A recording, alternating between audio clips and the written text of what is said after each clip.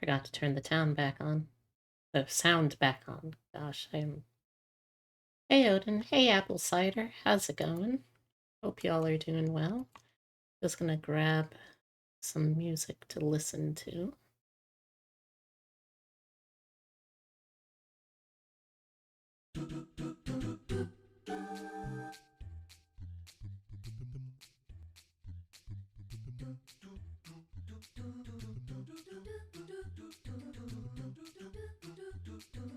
Alright, so tonight's gonna be a little here and there. I'm feeling a little scatterbrained, but we're going to be focusing... Whoa, the fuck?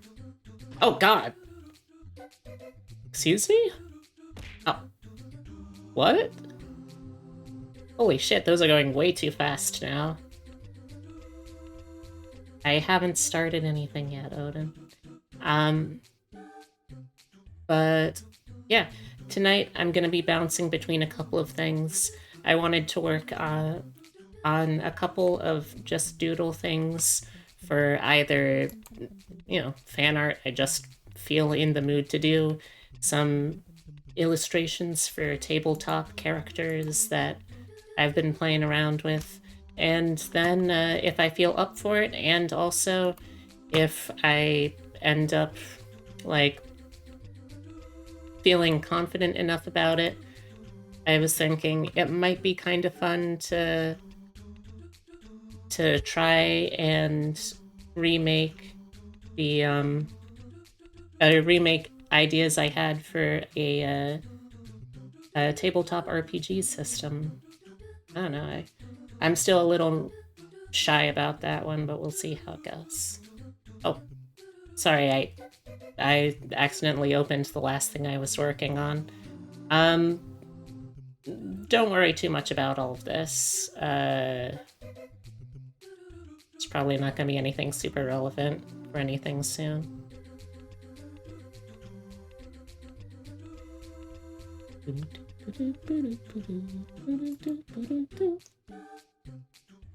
Oh, first thing I wanted to do was just draw a couple of portraits for some of the NPCs in my campaign, just to get a better sense of what I'm looking at and what the audience could be thinking of for these.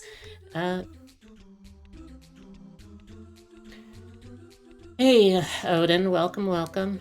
My name's Beatrix Bunny. I'm a taxidermy jackalope brought to life by the power of love and slightly mad science. I do variety streams with a focus on roguelikes, digital artwork, and tabletop RPG, so if you're interested in any of that, I hope you'll stick around.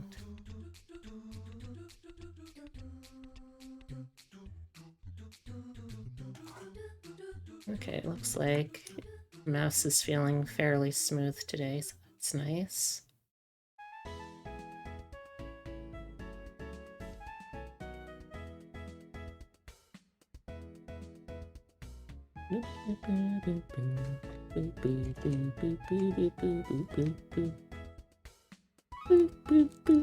Yeah, I do love me a ferret walk. Alright, I think I'll probably start with one of my... How can I follow? How can I follow squared? I don't know. I don't know how to answer that because I don't understand the question. And play this song on piano? That's pretty cool. Ow! I think I'm gonna start by sketching out some rough concepts for one of my personal favorite characters to play so far in the limited time I've had to play the Deadlands stuff. Charlotte Olmsted, the cousin of Zenobia Whatley.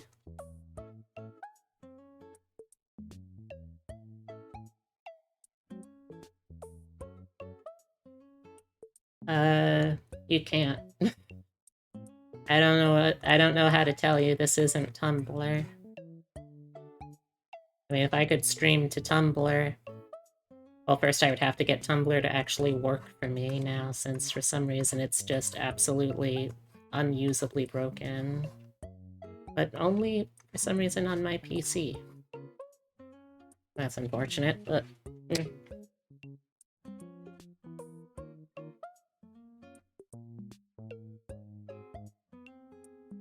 What is it, phone? You got something for me?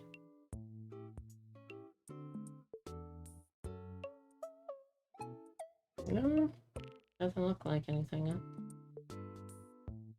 Weird.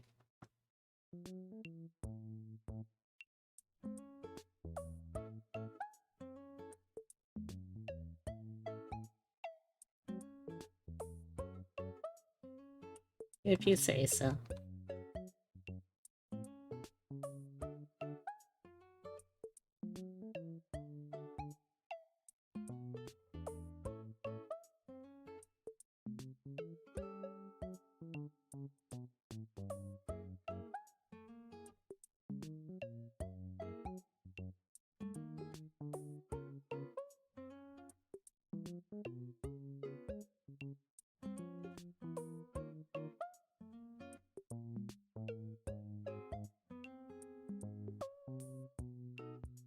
I mean,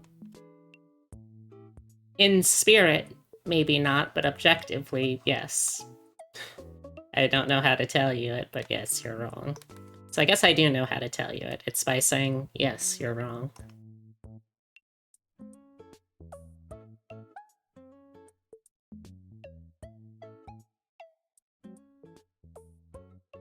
I hope everyone had an okay day. My day was actually pretty nice today. I didn't really have outstanding chores to do, so went exploring around the neighborhood. I found how to get to the public library, and it's a really nice library, too. Like, beautiful facility. I've never been to a library that had a, like, indoor fountain and sculpture, so that was really cool. Unfortunately, I wasn't able to get myself set up there today because I forgot that I hadn't updated my license for my new address. So that'll be for another day. Picked up a couple more groceries on the way home though, so I'll be able to cook a couple more things this week at least.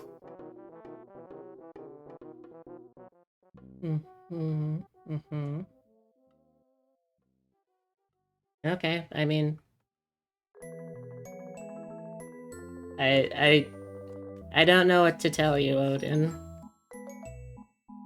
I don't feel like it's super worth it for me to just be negative about it because, like, that doesn't really do anything for me. If you want to be negative, sure, I'm not gonna be though. Because I already get enough depression on a day-to-day basis. I don't need to get myself stuck in, like, logic loops in my brain that will just get me more upset. Fuck that noise.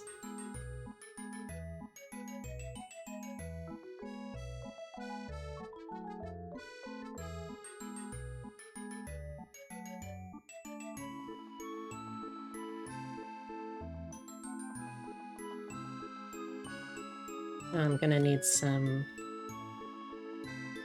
references for this.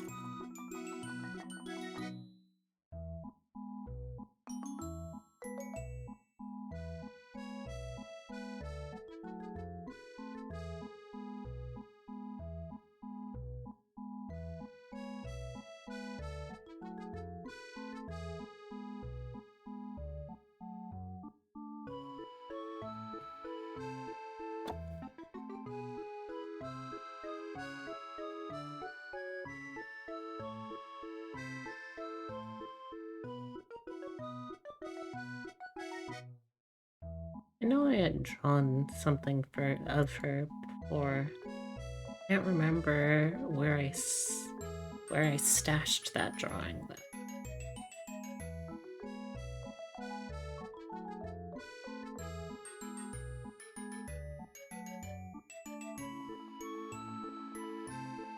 this is actually a pretty nice one, though. You probably use it.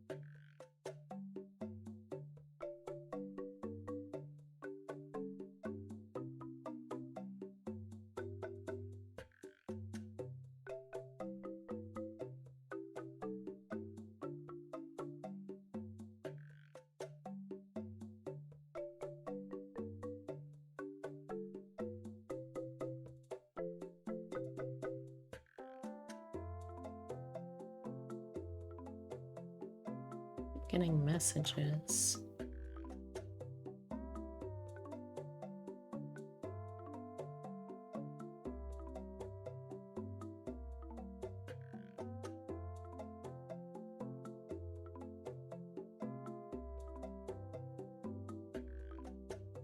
Well,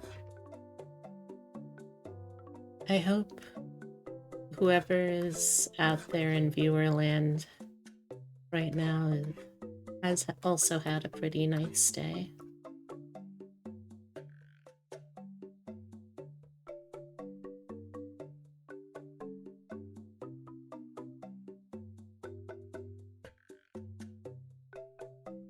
I'm gonna give her some big watery eyes that kind of look a little deep set. General vibe we're going for is Deep One's hybrid from the Cthulhu mythos. I refuse to call it the Lovecraft mythos because that dude barely did shit for it and was a terrible writer. So instead, I've elected to divorce him from the expanded universe that he was only partially responsible for at best.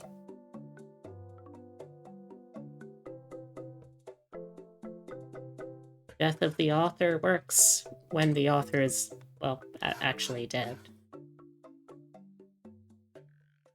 Hope today is... I also hope you have a good day. I have had a good day. I hope that today has been good for you too, Apple.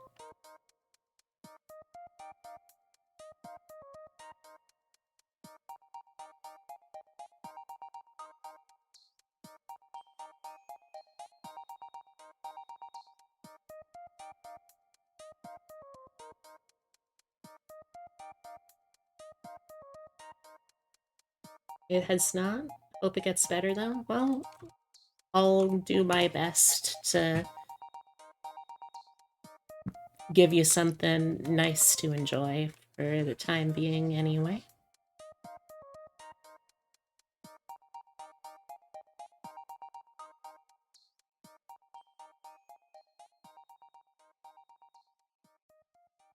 Nice big ol' fisheye.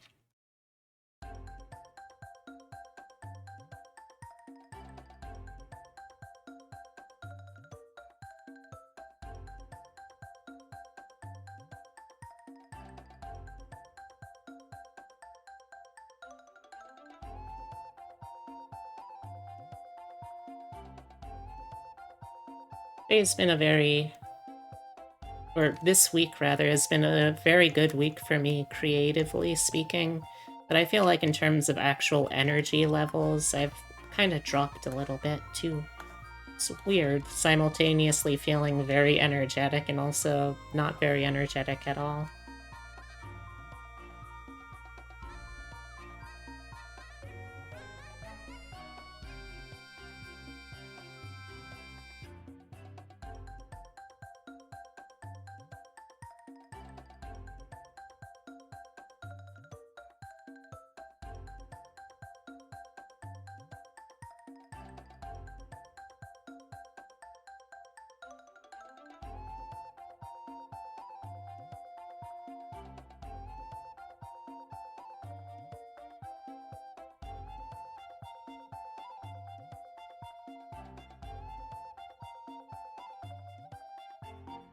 It does. I know that all too well, unfortunately. I had I had something of a episode last night that I'm still kind of recovering from a little bit. I'm feeling better, which is certainly nice.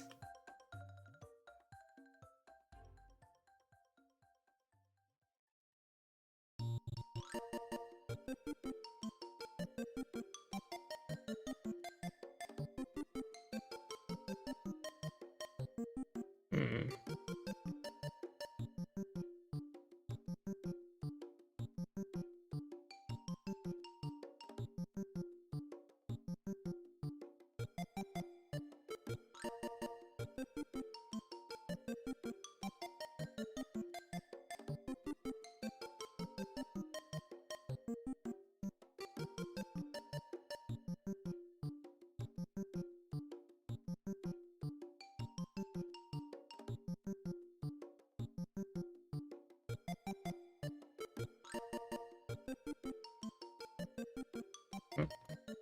No, get back up there.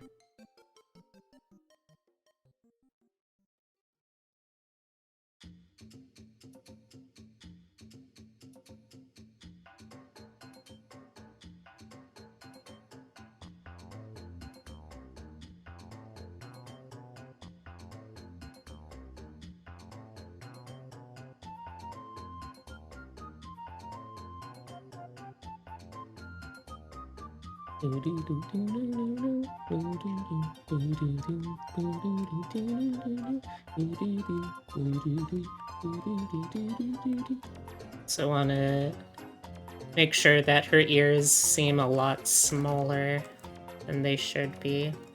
So we're probably not going to end up seeing too much of them once we get to her hair.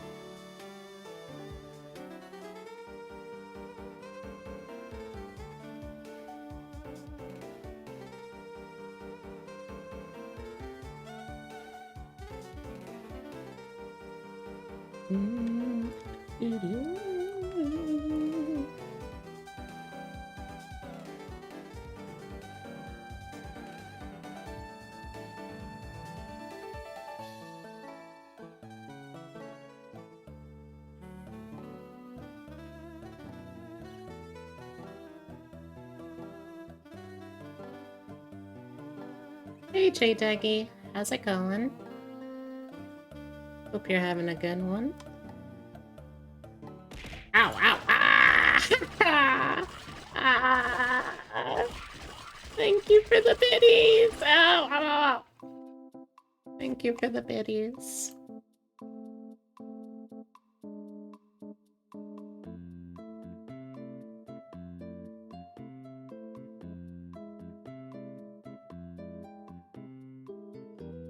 I'm glad to hear you're doing great. Honestly, I've been having a pretty good day too, I think.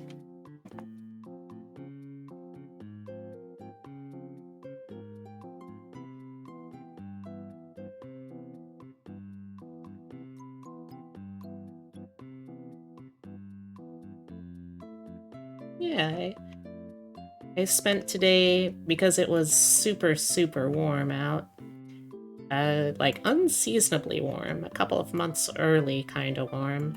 I spent today with a nice long walk outside, and I ended up going and found the public library near us. So I was at last able to check that out, and it's a really, really nice library. Unfortunately, I didn't have my updated ID for the local area, so I wasn't able to actually like join in and get a card or anything like that.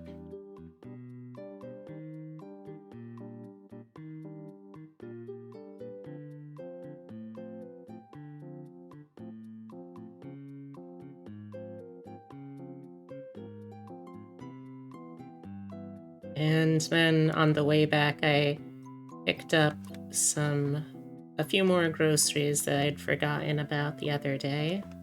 So I'm gonna be making some fried rice tomorrow.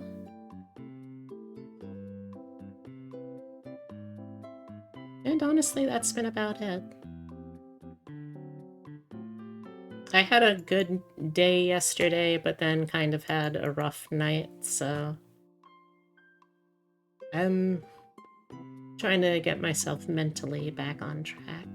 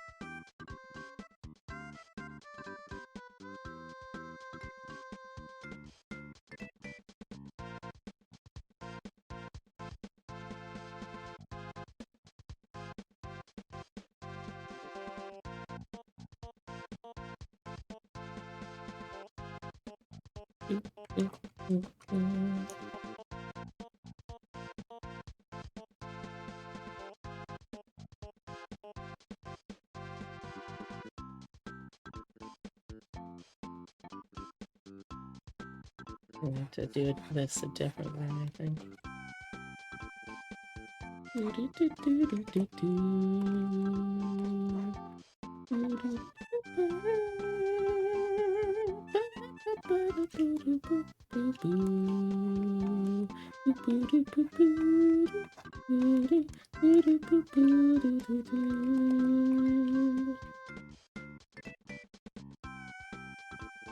Oh, the other thing I found out today is when I was coming back with my groceries, at first it looked like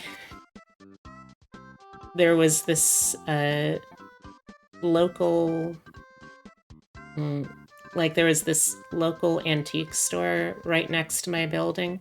Turns out it's not really an antique store, it's more of like an oddity store.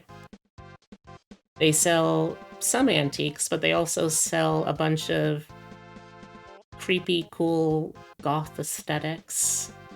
And it's really, really nice. It's very on brand, and I might even be able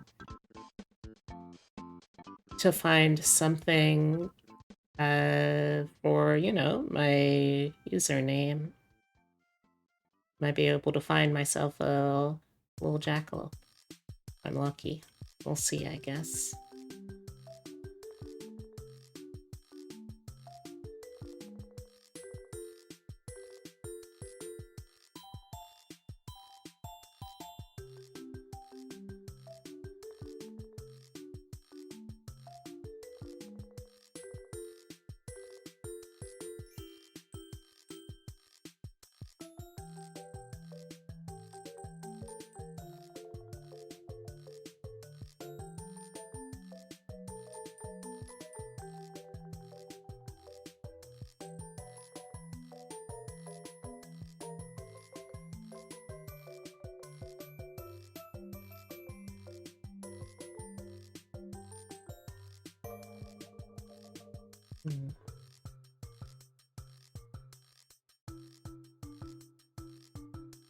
Welcome, readers. Sif, what are you doing here? I thought you were still working. Well, welcome, raiders. Come on in, make yourselves comfy. Gosh, you're doing short streams? Ah, understandable. If you're not already following Sif VTuber, what are you doing? Fix that right now, this instant. Finish the refined sketch of the Gyaru? Ooh.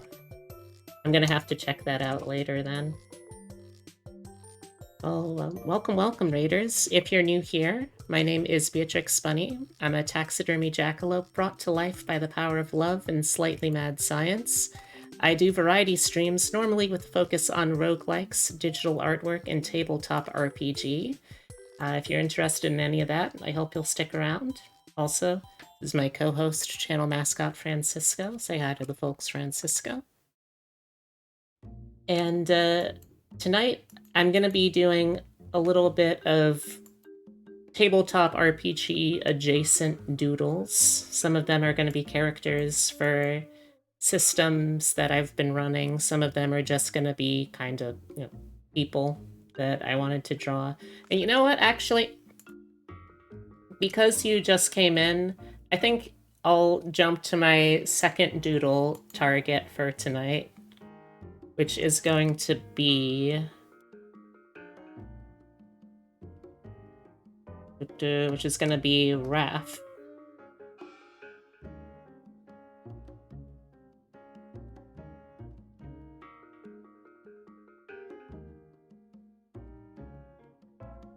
Well, I mean, first I have to conceptualize how I'm going to draw Raph, because you might have guessed from how I've drawn Sif before that it's not really going to be as a suit of armor. So I'm going to be working around that, I guess. I'm just gonna try and make a humanized design as best I can. Will I succeed? It's a possibility. We'll find out together, I guess. I've got the notes here from when I was asking Raph directly about what things would look like.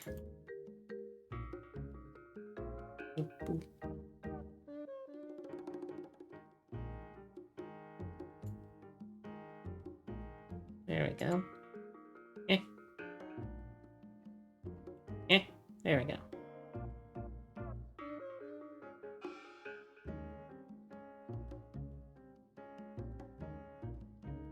Look, this is all... This is... Well, did my model suddenly stop? Looks like my model suddenly stopped. That's interesting. A fun new bug I've discovered. Oh, there we go. I'm alive again. Sorry about that. That was weird. But yeah. These are the notes I got straight from the armor's visor? Would that be the equivalent of the horse's mouth for a living suit of armor straight from the armor's visor? So I've got those to go on, and then we also have... Let's get Night Raff. So I know that he's posted some pics of himself in like a more serious art style before, so I'll be able to use some of those too.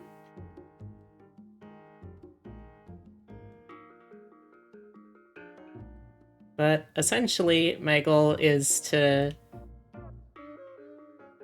come up with two femme-human designs of these two knights to recreate a meme that that Raph himself posted a couple months back. It's such a dumb, shitty joke at this point, but like, that's entirely what I'm doing. So, you know, need FemSif notes?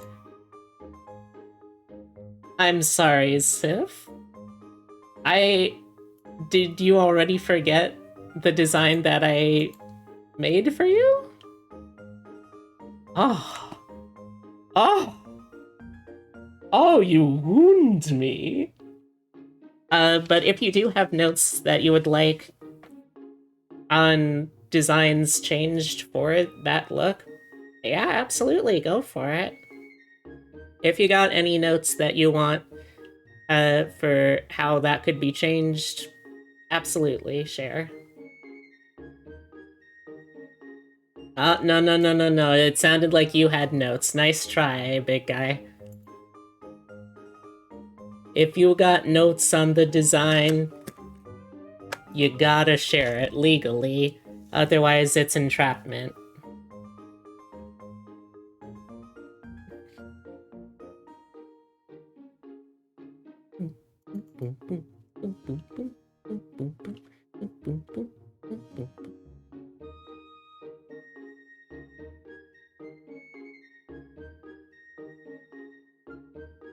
Alright.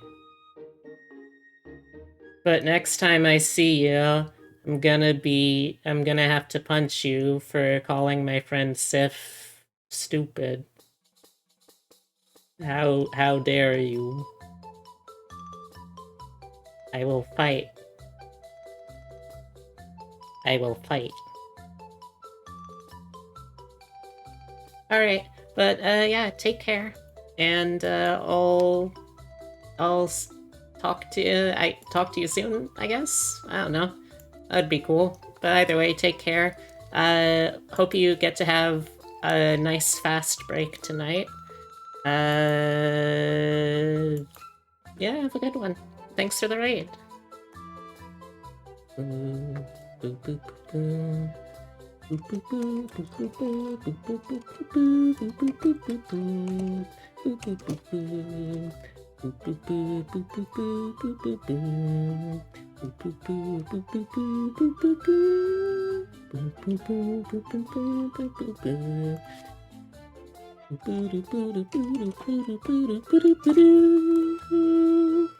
So, going from the description of the outfit he gave, I feel like there's a very specific model, like alt costume of Joan of Arc that he's drawing inspiration from.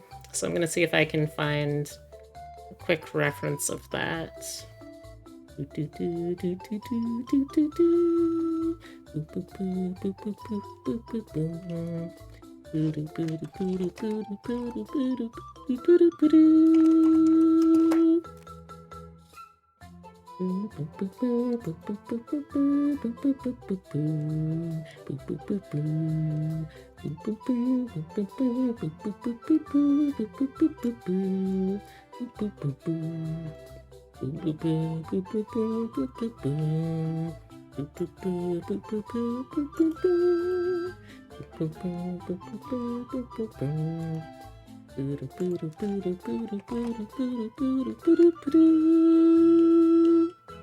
Specifically, this outfit is what I think of when I think of a jaune design to work off of, so.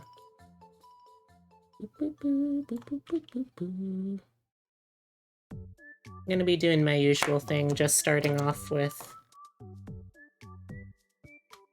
a rough sketch and maybe try and figure out like a general outfit too. But we'll see where it goes. We'll see where it goes. I usually never knows where it ends up goes-ing.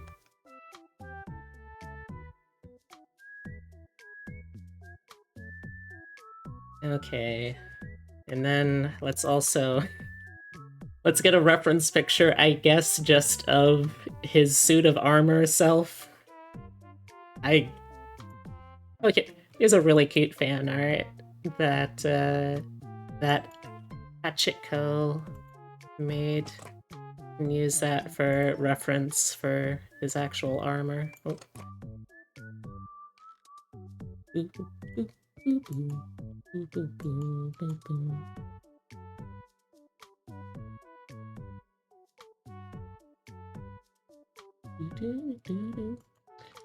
Okay, I guess I can kind of draw some shapes out of this. Like, at the very least, this gives me, okay, we're gonna be working with, like, a fairly... What's the name of this shape? It's not a square jaw, I think? Maybe it is a square jaw? It's definitely some kind of jaw.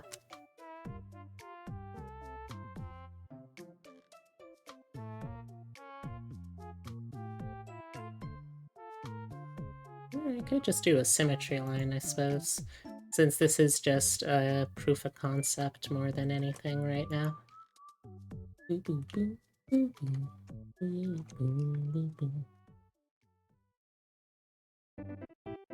Because clearly it has to be someone who will look good with a pixie cut.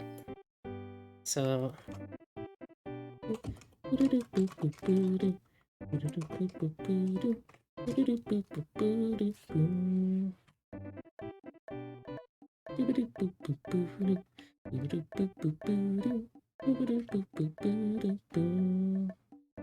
Hey Pika, how's it going? Hope you're having a good one.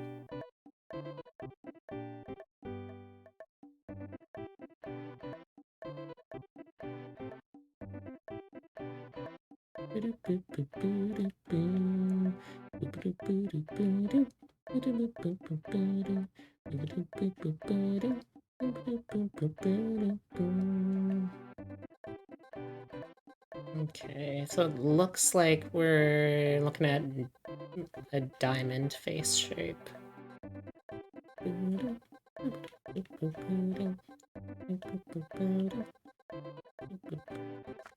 How you doing, Pika? A bit blah? Went through a move and was laptopless for a month? Ooh, that sounds very rough. I'm glad to hear that you're back, though. Was the move otherwise smooth?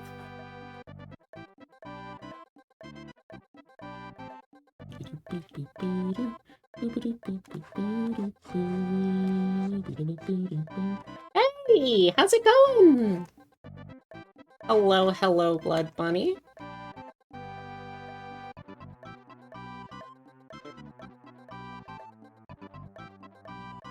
What you been up to, Blood Bun? I realize I haven't had a chance to actually, like, message you since the weekend with AB. But I hope that went well. Did you have a good time? Did anyone recognize you?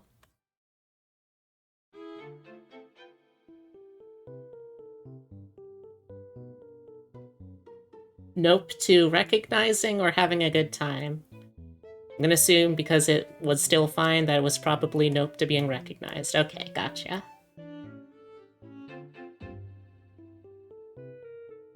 You know, I was actually thinking about you today because when I was coming back from from my trip out to the library and to groceries, I saw that we have this little, what we thought when we moved in was just like an antique shop. Turns out it's a cabinet of curiosities shop.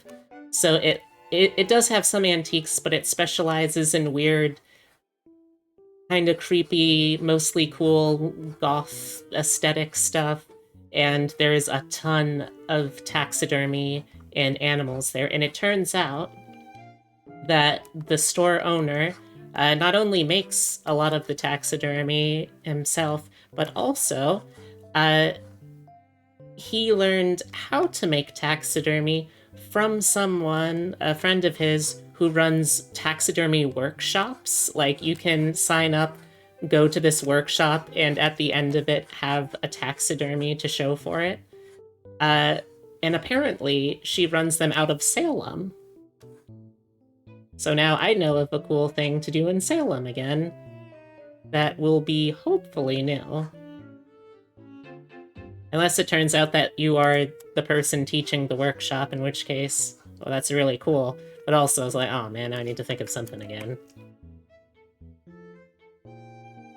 And I'm particularly excited because I've never actually been able to own a version of myself, you know, a taxidermy jackalope. And apparently that's one of the classes that she posts. I'm like, oh, okay. I could potentially get a little taxidermy jackalope bunny through this store, but I could also maybe try and check out this, like, taxidermy training program. That could be pretty cool. If only I was that cool. That's a mood. I also wish that you were that cool. No, I also wish I was that cool. Maybe someday. So what have you been up to?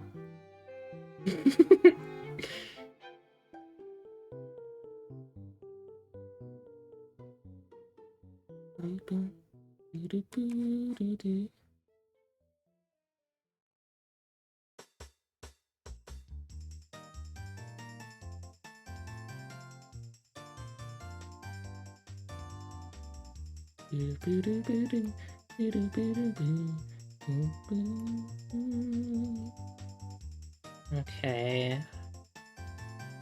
So, like, I guess if I were to try and abstract this into some kind of hairstyle, well, let's see. I guess that would be more of a page boy cut than a pixie cut, but, like, we got, like,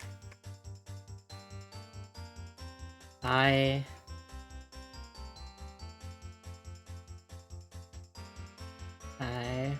rough positions. I need to do taxes, but my brain was hurting, so I took a break to work on a drawing I'm sending to a friend. Was gonna hit you up in DMs about live 2D model setup. Sure! I am absolutely down to try and help you out with that best I can. And then there's, like, plenty of other cool stuff. Now that I know your secret.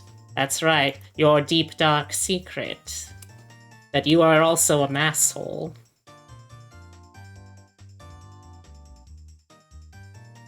Let's see, like, I guess the ears would be roughly here, right?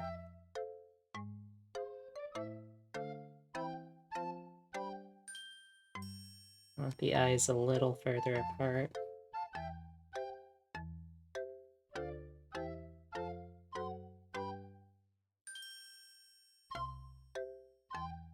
Finally, I can talk about Mary Lou's and someone knows.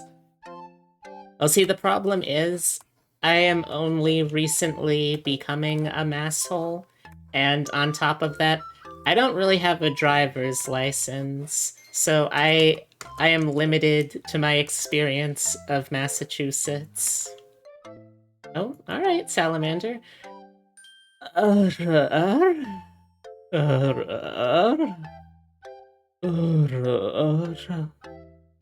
Ara, ara. Ara, ara. It's a good thing I can drive? Hmm? What do you mean? Are we bragging about things that we can do? Like, I mean, I can't drive, but I can technically legally operate a scissor lift or a boom crane. So, like, looks like we could maybe do something with kind of like blunt bangs, maybe? Well, I could, to be fair. I think the licensing expires like every 5 years, so I couldn't legally, but I would know how to. And it's more important to know how to, I feel, than to know how to know that legally you could, you know? But that also isn't an argument that would hold up in court, so don't worry about it. At least you know how to. I try. Okay, so I don't know what I'm even doing here. I'm just kind of like roughing out. Okay, what could work here and keep the basic shape of the RAF as a whole looking kind of like RAF. The pixie cut is definitely gonna throw me because I could easily do like a page boy look with this kind of design and it would be roughly shaped like the. Wait a second. Were you implying that you would drive over to where I am? That just clicked for me, like, wait a second. Why would they be talking about that? Unless oh my gosh. No, I should have asked I don't think Raph is one of well, maybe Raph came over with the raid? I don't know. Uh if he is here, I would have to check with him to see like if there's a face model he particularly would want to have like, you know, used for this. Since obviously I'm not gonna ask him, hey, my dude, give me your face pictures. That's just kind of weird. Yeah, or like a middle ground. Oh, okay, yeah, that could be pretty cool. Let's see.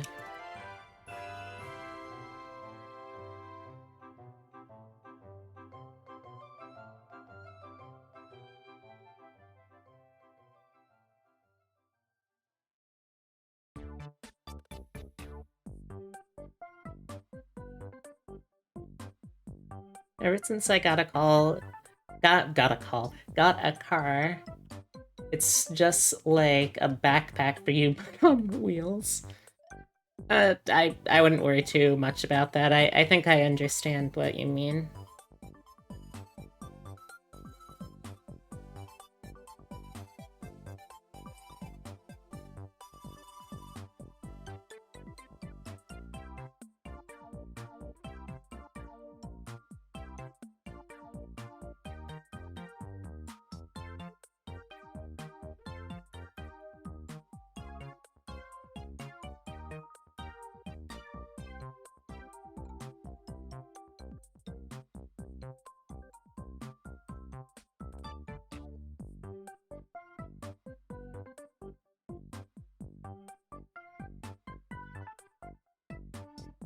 Because I used to take public transit and I would have to take note of times of trains and buses and how one would reach another. Yeah, it's a real pain in the butt.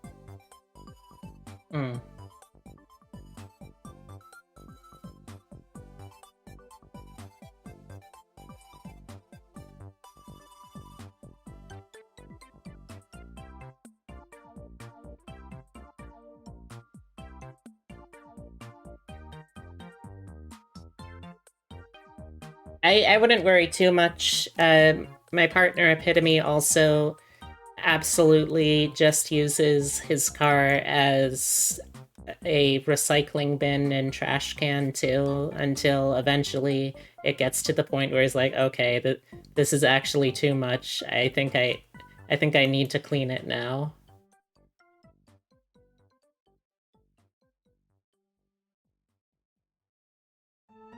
Hey Scarth, how's it going? And I mean, I also still carry a bag around with me everywhere I go that's filled with all kinds of random crap, so I think I get you. Still have problems with it, but I have a tiny bin for recycles in the bag. Wait, you keep a small recycling bin inside your bag?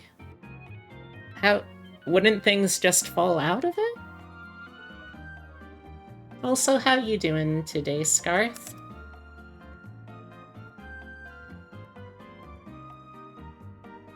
Oh, okay, that makes more sense. That makes way more sense.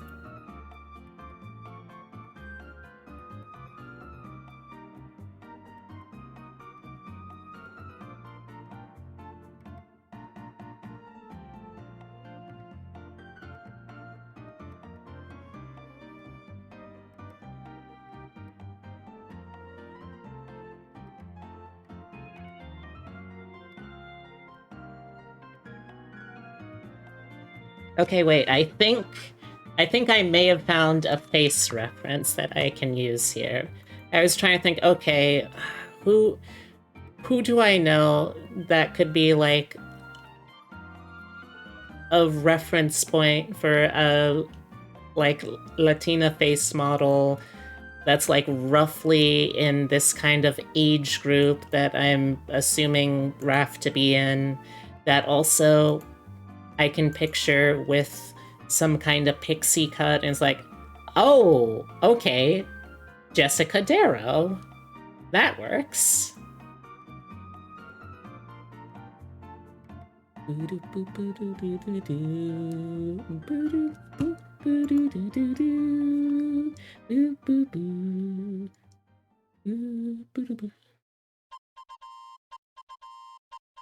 I always forget how freaking pretty people in the animation industry still are.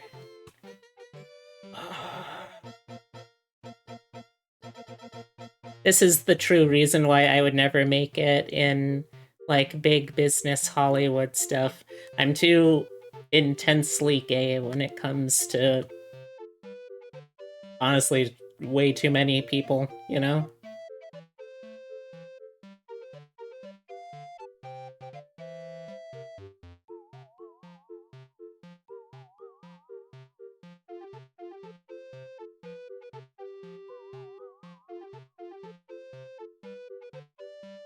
I am.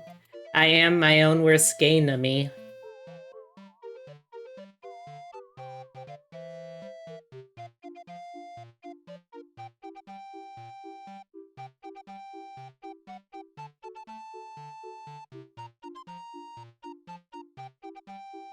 Okay, so now we've got a rough face. Like, not even. I don't want to do specific face because then it's just gonna be, ah, yes, here's my headcanon for Femme Raph. It's literally just this actress. No, I want to take like inspiration from it, but I don't want to just outright use it, you know? Because he did also describe the idea as like, what if Joan of Arc from the Fate series, but Latina? So we'll see what we can do with those instructions.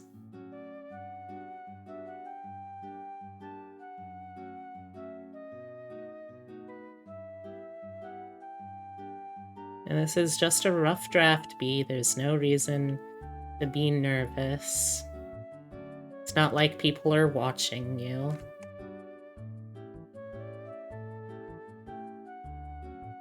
If you get nervous, B, all you gotta do is imagine your audience in their underwear.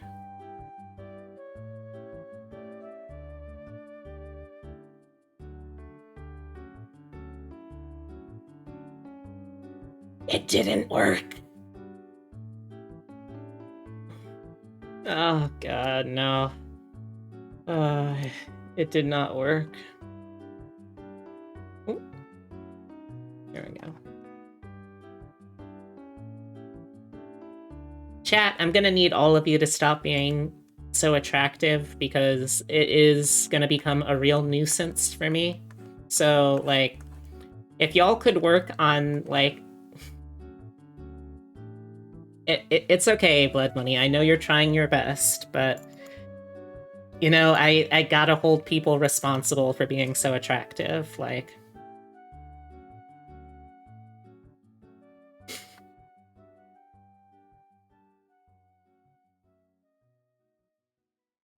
No, I can also bring up another pick that I did.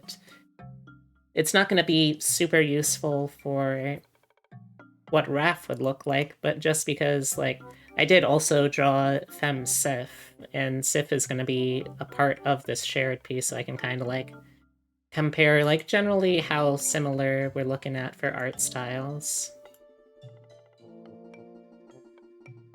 Yeah, Joan of Arc has a fairly straight-ish nose.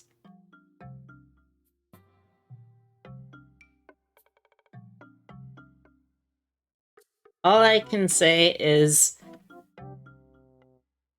Oh wait, no, that doesn't work anymore, shit. I was going to say all I can say is I'm lucky that, like, only one of your personas particularly fits into my type, but then I remembered Harley's lore, and it's like, oh, no, actually, I am kind of into someone who is actually just a shape-shifting monster person trapped inside a mask and cursed to take over other people's bodies. Like, no, that unfortunately is also my thing. Well, fuck.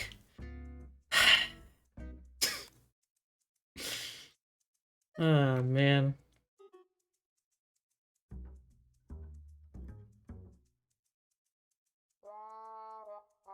Look. Look. I may or may not have found my gender awakening and sexuality awakening through transformation fetish stories. So sue me.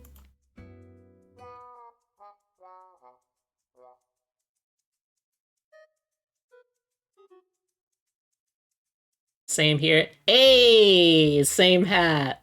We'll have to cross-reference who, like, our artists of choices. And now let's just bring all of this down because that's way too high. Same-ish here. Hell yeah.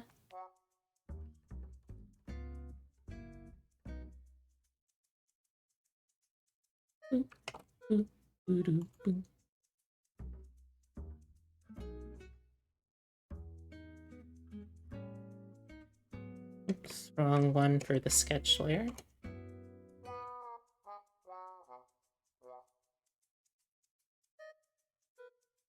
Sort of like this kind of like partially closed eye to contrast with the like more open shape I did with Sifs. Anyway, Lego guns are fun to make. Are they like a pre-existing kit, or are you just making Legos into vaguely gun-shaped things? Because either way, that sounds like a good time to me. It's been ages since I actually... Ah, nice, nice, nice. It's been ages since I actually played with Legos.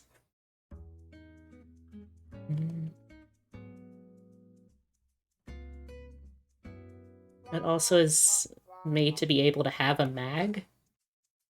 How functional is this Lego gun that you're creating?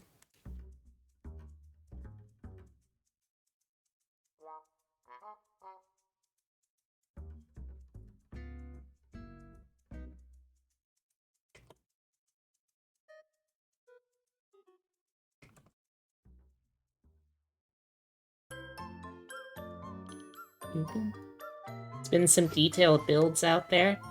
True, but like that seems like sort of a like really specific thing, you know? Maybe I'm just overthinking it. I tend to do that a lot, unfortunately.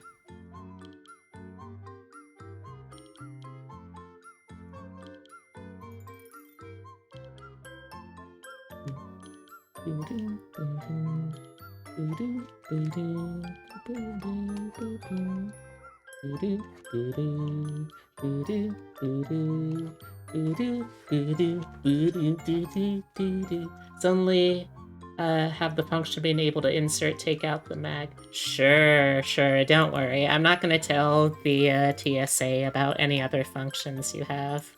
Don't worry about it, bud. Your secret's safe.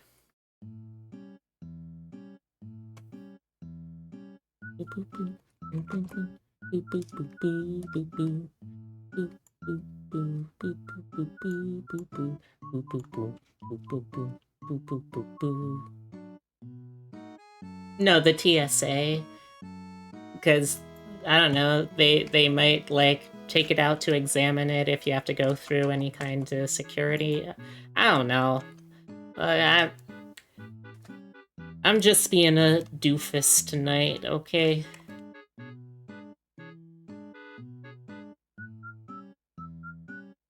Like, literally, I do not have enough Legos to do anything else with it. Oh. That's not very many Legos then, is it? Dang. My condolences on your lack of Legos.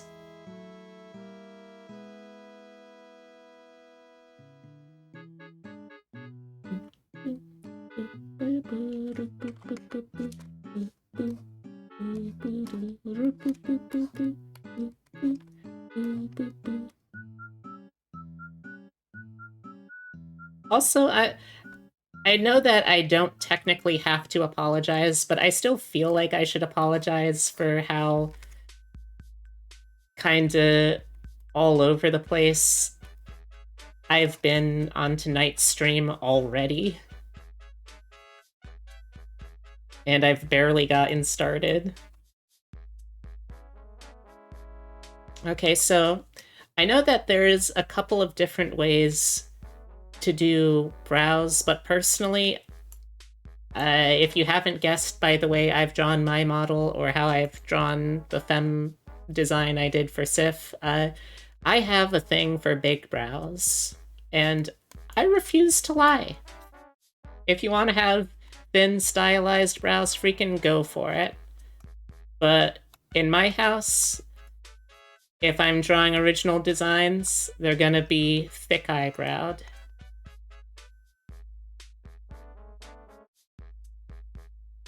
Take that apology back. Make me.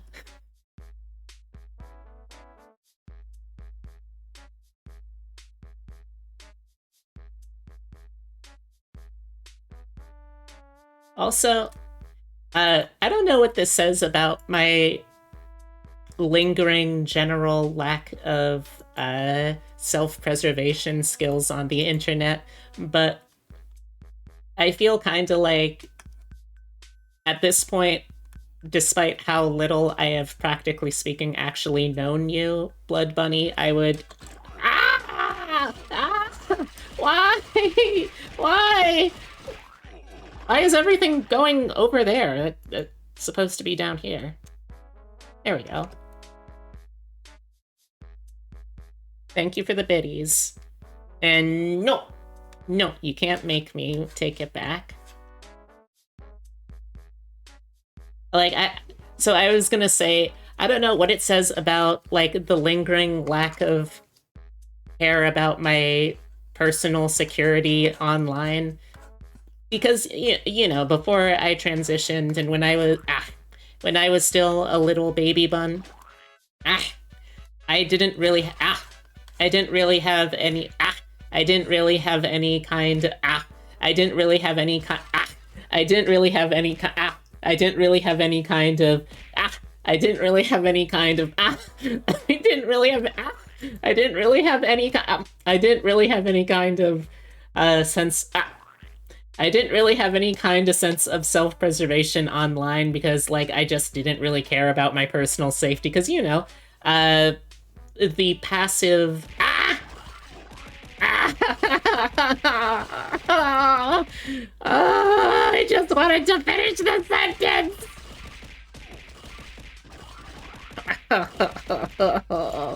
Ah!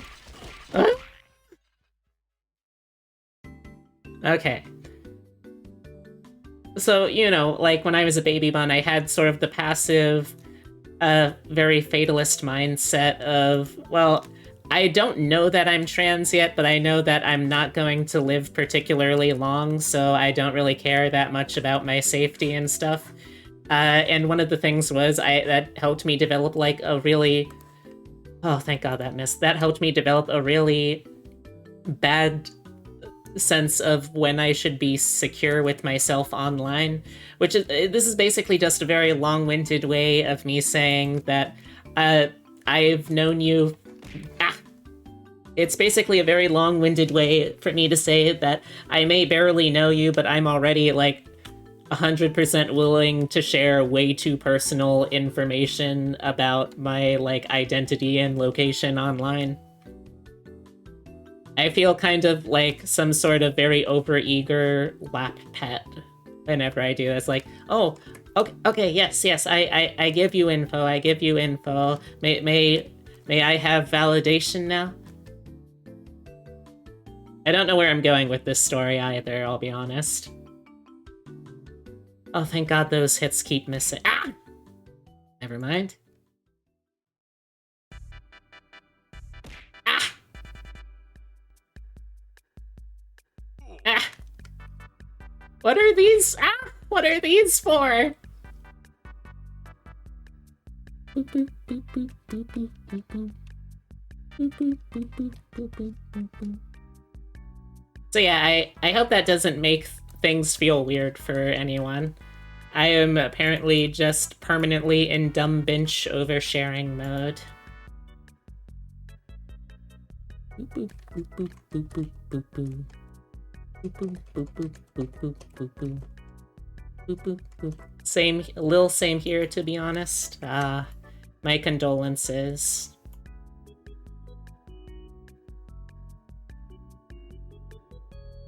Oh my God, B. What?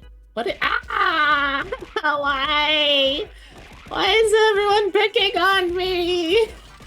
Ah! What? I'm on TV. What are you talking about? Ow, ow, ow, ow, ow. What are you talking about? I'm on TV.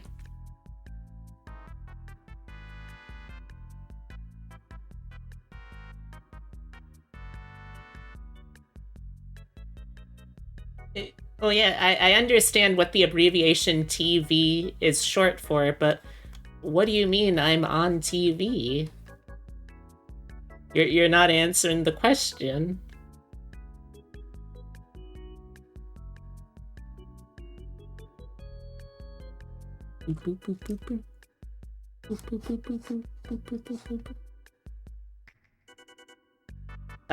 You mean like you have Twitch on your Roku device and you're using it to watch my Twitch stream on TV?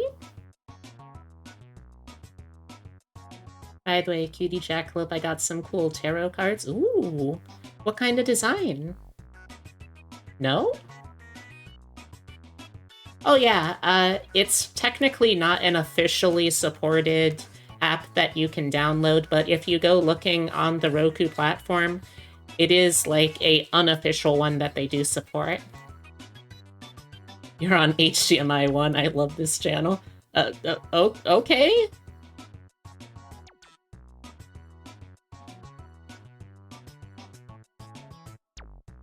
Tiny Tina's Wonderland?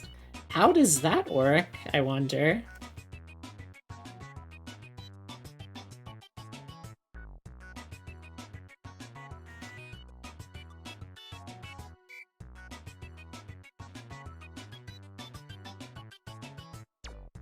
Okay.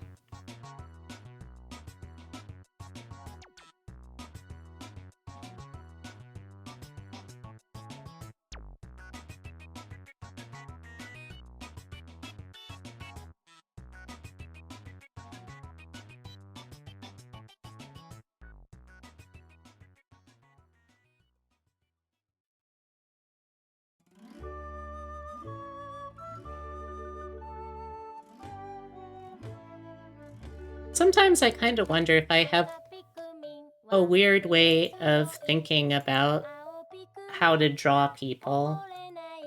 I don't know, I feel like sometimes I get mentally started in weird parts of where I draw people. Like when I was a little baby bun, my Papa dear said, or always said that like you should maintain eye contact with someone. So that's naturally what I always tried to do. And then because I didn't really understand normal social cues, I started staring at people's eyes too much. So then ADHD brain took over and was like, okay, I don't know, look at something else that's nearby. And the thing that was nearby ended up being like, okay, let's look at people's hair instead then. So now whenever I think about drawing someone, it's always like at one of three places. Either I start drawing them at their chin because I think about looking at their mouth because I have problems processing what people say when I hear it, or I start at their eyes, or I start at their hair. But those are the only three places whenever I'm drawing a face that I can start. Anywhere else, I don't know how to do that. Hmm? Yeah, sure, you can send a pic if you want. I don't know specifically how to do it, Blood Bunny. I think that my part, like, I think, you know how you can get additional apps in the Roku start screen? I think that's where he started, and he's just like, okay, how can I watch Twitch on this? And it's something called Twoku, which is really fun. But yeah, the Twoku unofficial app is how you can watch it's how you can watch Twitch on Roku. I know, it's such a great name. It's such a simple name, but it's such a good one. Twoku. And I think let's make the neck a little thicker. Yeah, the thinner neck. With how wide I made the head, the thinner neck does... Thinner neck? Who's thinner neck? The thinner neck doesn't quite look right. I guess I could also try and just, like, narrow the head a little more. Alright, let's take a look at this.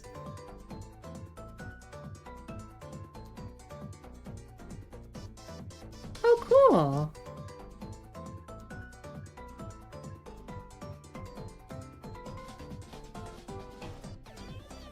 Oh, nice! I recognize these, well, most of these characters at least.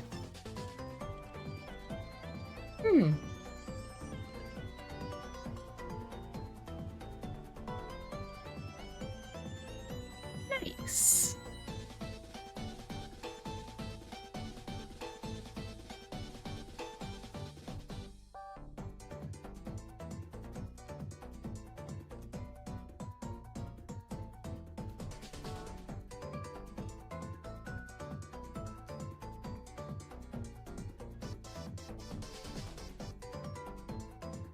Oh, yeah, that sounds about right.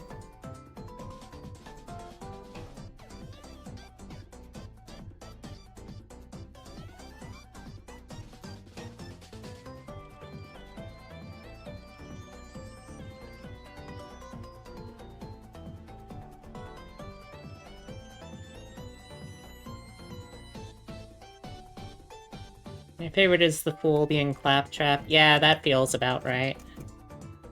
That feels about right.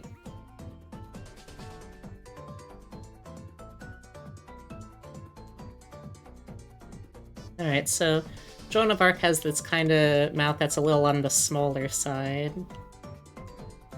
But I think it's more fun if we have some lips that have a little more of vavoom, you know? So we can stick with the basic expression of kind of like this sort of, not quite a grimace, not quite a pure smile.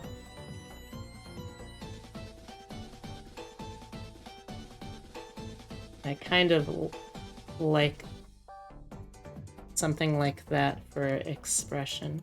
Oh, by the way, I don't personally celebrate it, but happy Homestuck Day to anyone in chat who had the fortune or misfortune to be a part of the fandom. I know my partner Epitome would like to probably forget about his time in it, but I know to some people it's still a very special day.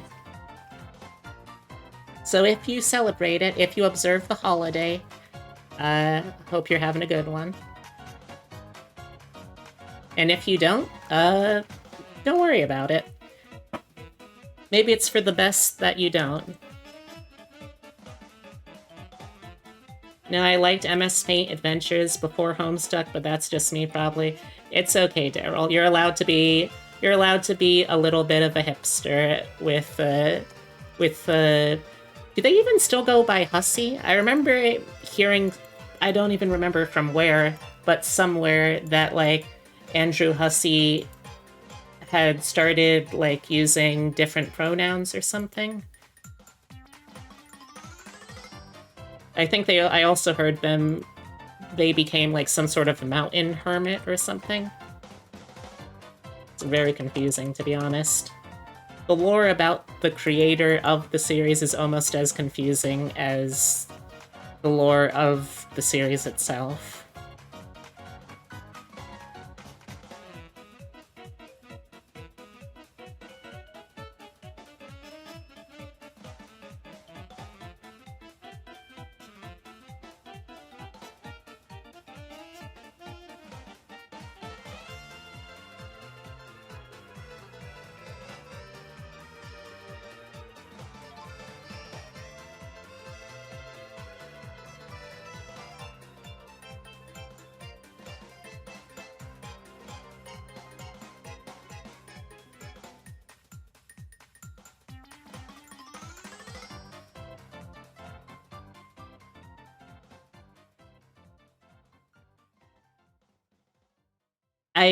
I looked them up on Twitter, and apparently they have a Twitter profile that they have not posted anything with. They've only liked things.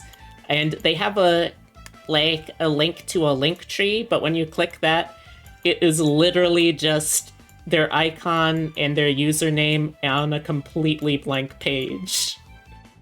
I don't know if this is performing art, but I know that they're doing it, I guess.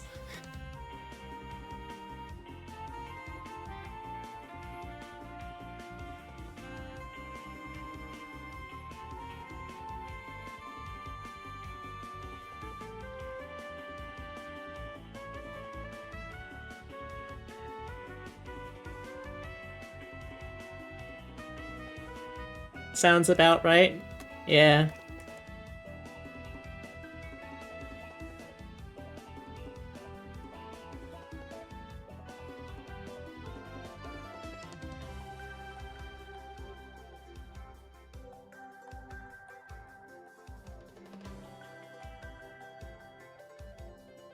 I think I started... Yeah, I definitely started with the actual mouth itself being too big here, so let's shrinkify that a little more.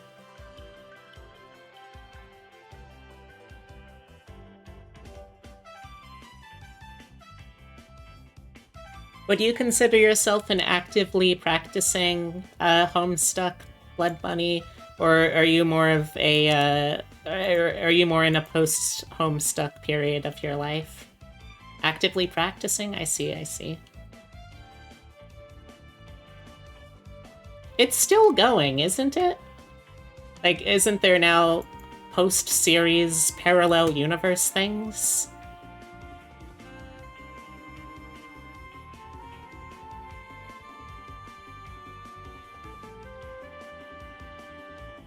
Yeah, but I haven't read it. You know, I don't want to disparage things that people love, because clearly it means a lot to a lot of people. But I feel like at some point, you've got to know when to cut your to cut your investment in something that absolutely massive.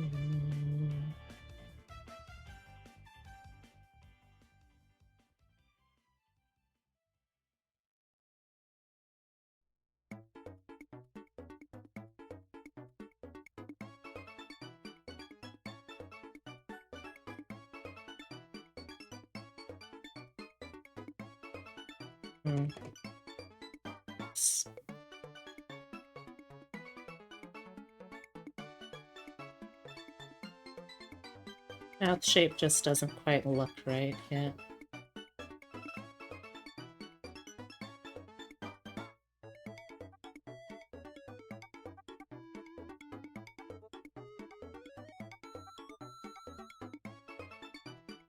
That's a little closer. I mean, obviously, my goal whenever I draw a, whenever I draw an alt-gender version of someone, my goal is to make them look in one way or another like a 10 out of 10 smoke show baddie. So, like, obviously, this is going to be me also trying to draw an attractive character, but, you know, on top of that, I also want to draw one that feels, like, authentic. I've kind of been toying around with the idea of offering to do, like, free fan art sketches of other VTubers, with the, like, appendix on that offer being, I will draw them as different genders. I think that could be fun, but it's the kind of thing that I would want to make sure I have people in the bag for, so to speak.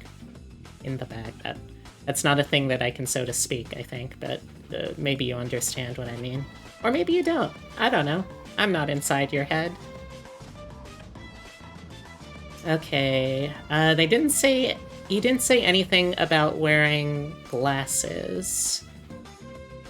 And unlike Sif, I don't know what Ref actually really looks like, so... Gonna be doing some guesswork, I guess. I kind of like the idea of maybe to contrast with Sif, who has more, like, in the way of upper eyelashes, doing something with a little more downwardly eyelashes.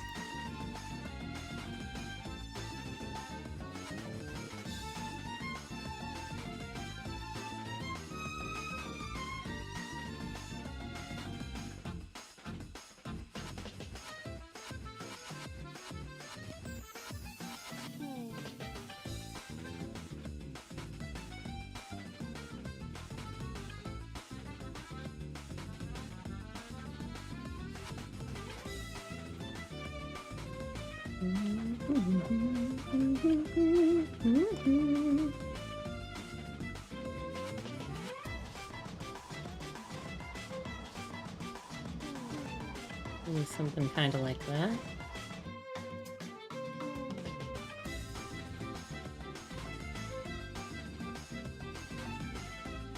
Lashes are always kind of hard for me to draw. I don't know why.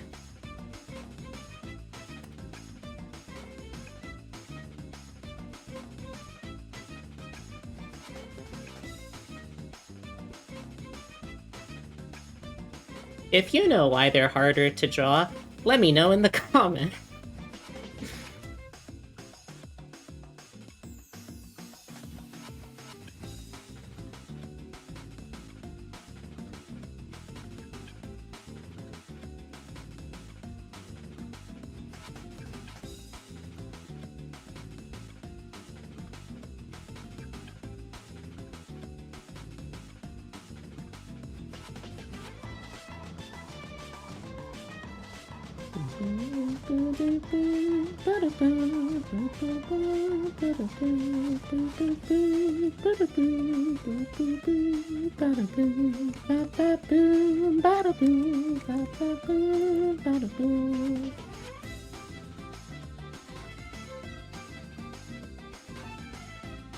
Now let's widen it out a little more.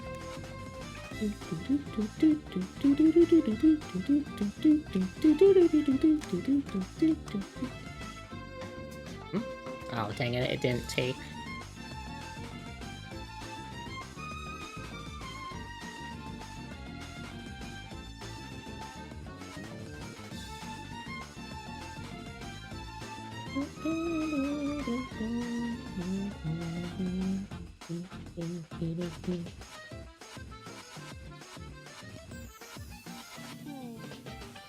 Draw them as the opposite gender, but what if they don't have gender?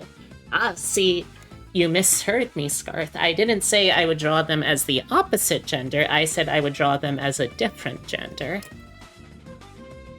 Nice try, but I've read up on my gender theory too much to fall for that.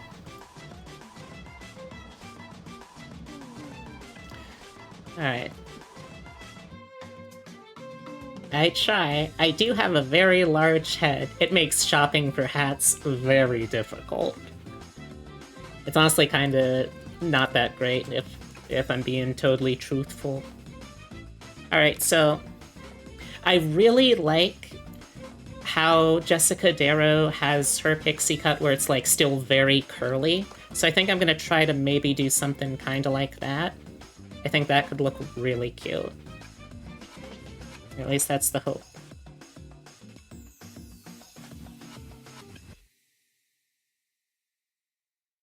Might even still... Nah, I could do this with, like, curl brushes, but I think let's try to do it without first.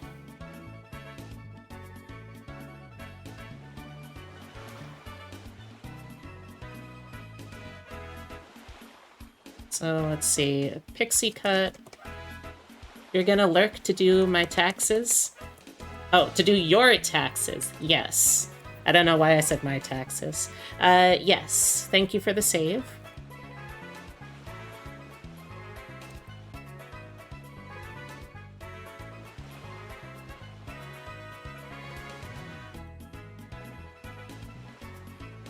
Well, as your reward, Blood Bunny, if you swing by later on, you can... I'll tell you what, if you swing by later on, you'll get to see a original, completely new concept for a tabletop RPG that I have had in the background working on here and there for years that I would still really love to make into an actual RPG. It's about... I'll say this much without spoiling anything. It's about surviving in a fantastical post-apocalypse as a household pet. So if you've ever wanted to be a little creature, a little puppy, a little dog, a little cat, little rabbit, little rat, anything like that, but also surviving in a kind of magical post-apocalypse, well, first off, oddly specific, but second off, ho, have I got something for you. At least in theory, if I ever end up finishing the system, it will be. Anyway.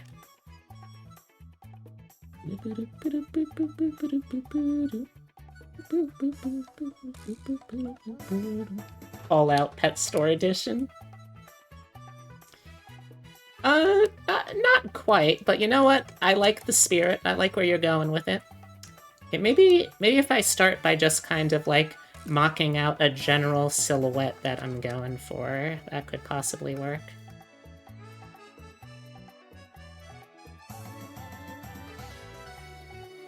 I like doing something with a lot of...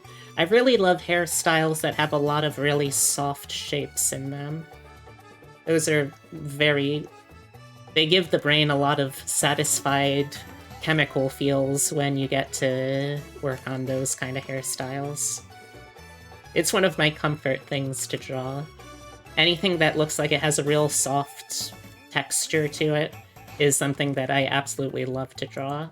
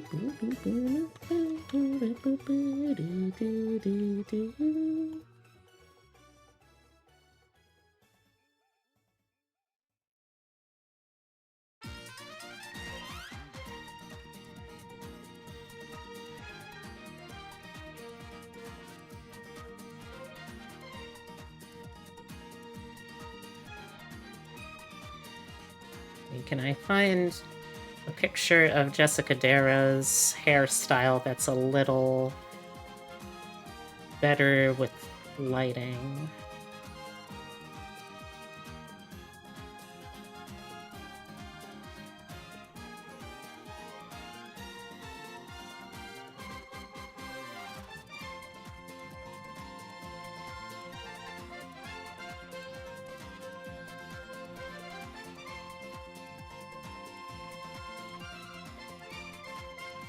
It looks like it's kept pretty close to the scalp.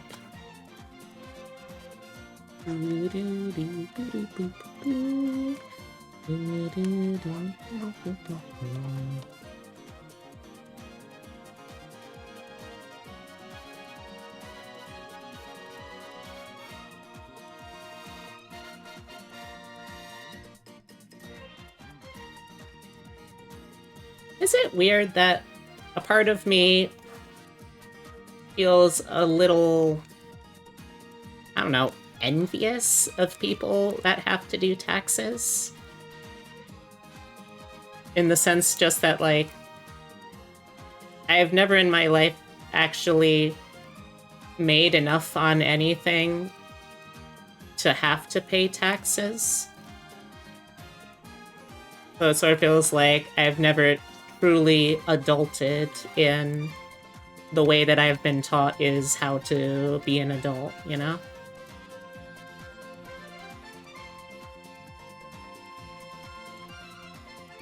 It's a terrible way to look at it, though, I feel like.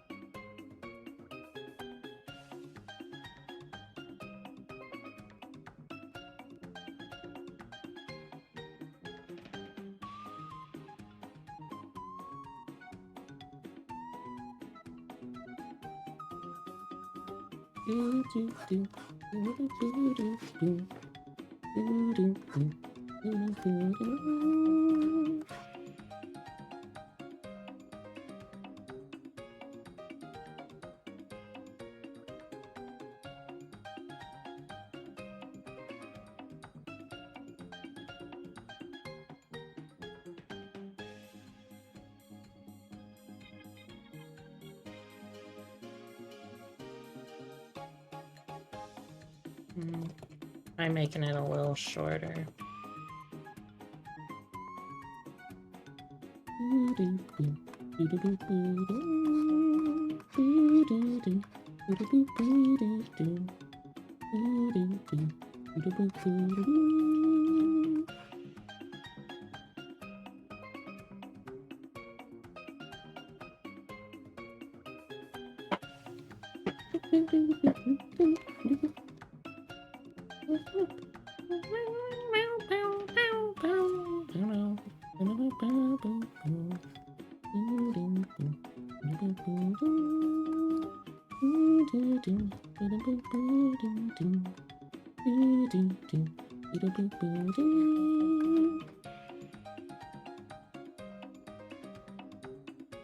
I want to work in all of these little curls as the hair goes up.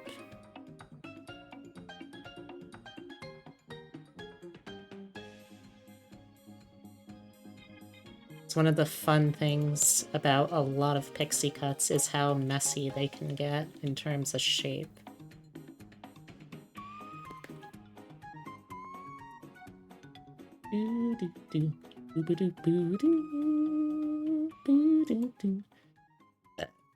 Excuse me.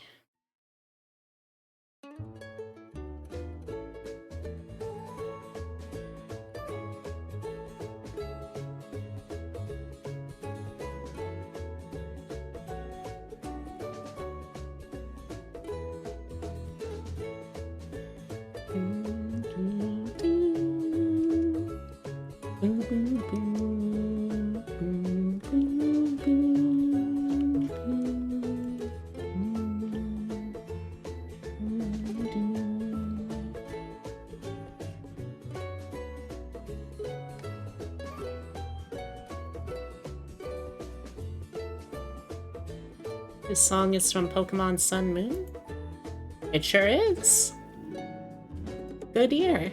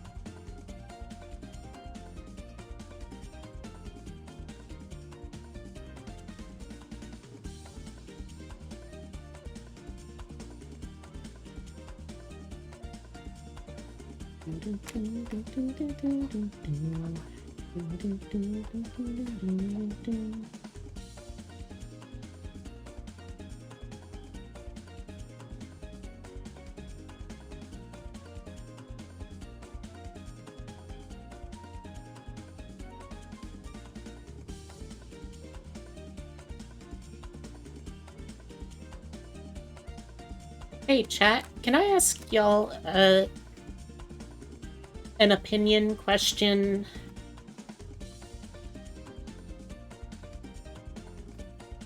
Because this is something I've been trying to conceptualize myself. Because I don't really have a good internal metric for like what would be considered weird or cringe or whatever. So the reason that I am drawing this in the first place is it's going to be kind of an inversion of a meme that Raph drew himself.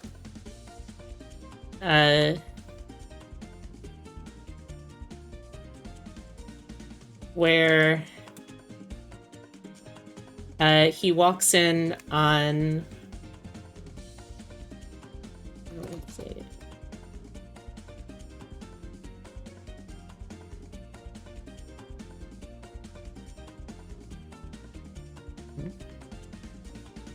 Where he walks in on Sif doing cat girl things, and that's like the embarrassing, awkward and that's like the embarrassing, awkward moment. And I'm trying to think, okay, so what would be like the gender inverted thing of that awkward moment when you walk in on your bro slash roommate making cat girl noises for the people on their Discord call. Like, what would be the inverted equivalent of that? I've been trying to figure that out. Admittedly, I probably should have figured out that part first, since that's like a huge part of the conceit of the joke.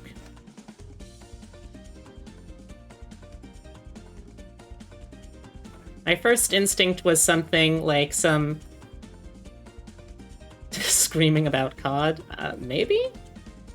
My first instinct was to keep it like relatively close to anime kind of culture and have it be like doing a yare yare daze or that kind of like anime tough guy noise effect. Or maybe acting like a real, I don't know, like a real otome game love route kind of target or something like that. Dead silence, samurai stare down? Yeah, but that isn't really quite like a good auditory thing.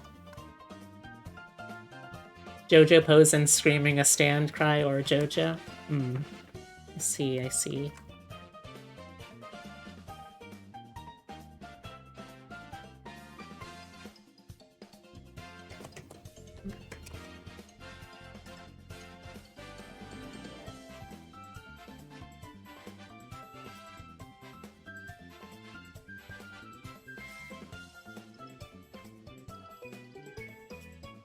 DBZ scream.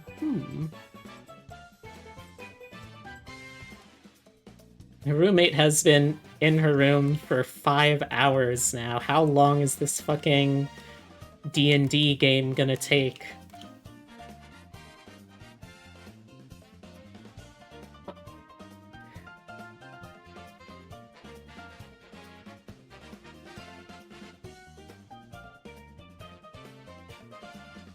Like, JoJo itself isn't cringe, but like posing and going or out loud is kind of cringe.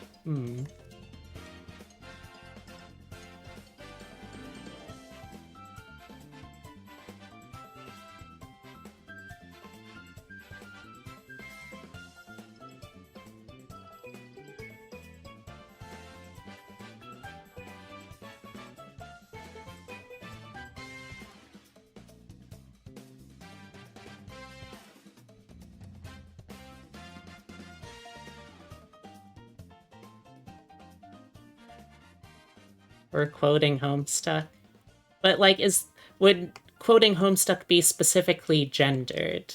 Like, the gag of the original meme is that like he's reacting reflexively to, you know what, hold on, let me just share the original meme that I'm working off of.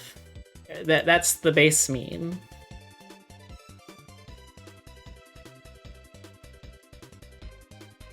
So it doesn't have to be the exact same thing beat per beat, because, like, well, for one, they're not going to be knights, so it wouldn't make sense for her to just like have an arming sword still. So that part's already like kind of out.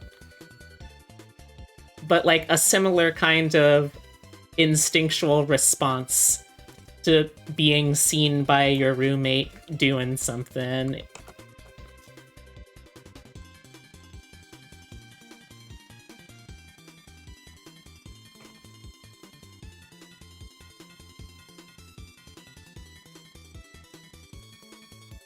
Like, I gotta come up with the joke because I can't let the reason I'm doing this just be because I like drawing gender-bent versions of VTubers. Because I'm okay with that, but I want to have more than just that be part of my content.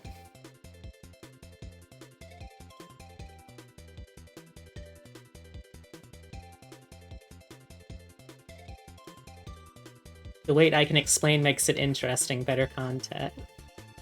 See, that's what I thought too. Like the implied wait, no of the moment is a big part of the humor landing.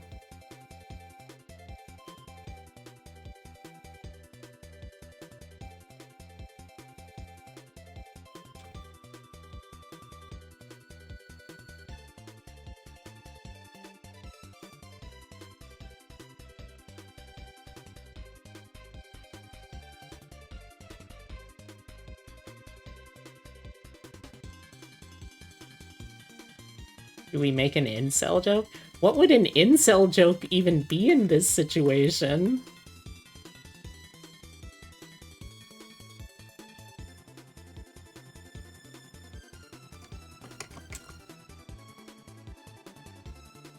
But in like in my version of the concept, they're both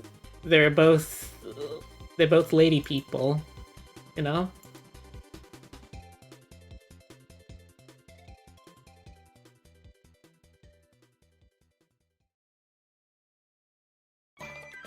Oh, you're saying like for... Oh, I see what you mean.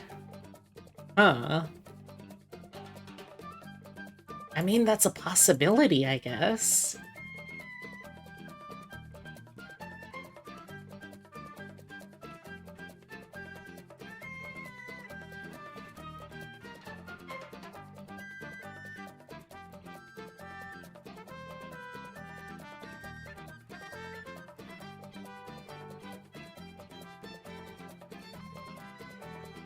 I don't know if it would be my first choice, because that still feels a little weird to say, even in this kind of like purposeful, jokey way. Yeah.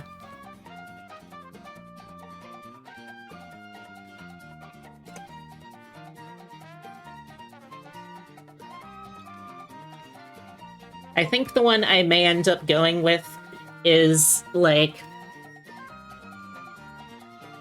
Oh, God, I'm gonna have to consult with Sith about this, but I think the way that I may end up going is something where sort of the implication is like FemSif is playing like their ideal kind of dude, so the awkwardness is that they are playing out their own fantasies instead. Does that make sense?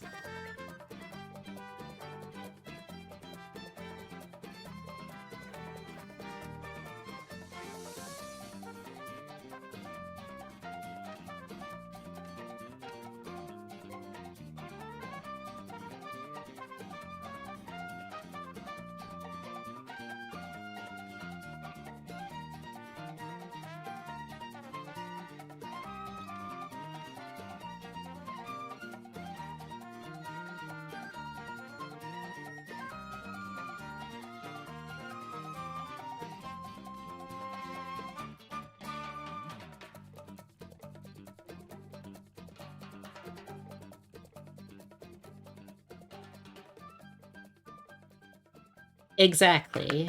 Yeah, that's what I'm kind of thinking.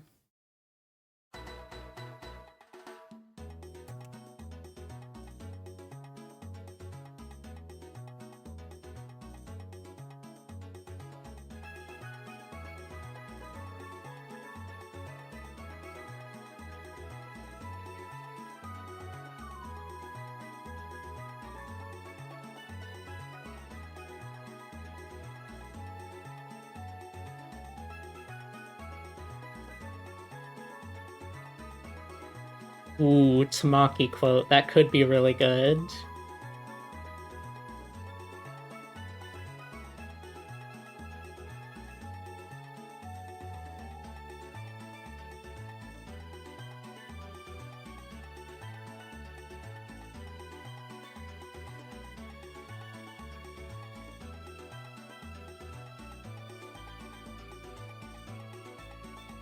I do kind of really like that, yeah.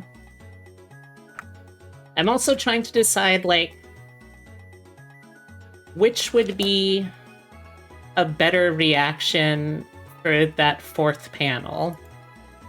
Like, what would be the equivalent, or what would be either an equivalent or something as entertaining as the pulling out a sword? My first thought, like, the first thought I go to would be something like a chancla, but that also has, like, very specific meanings, I feel like.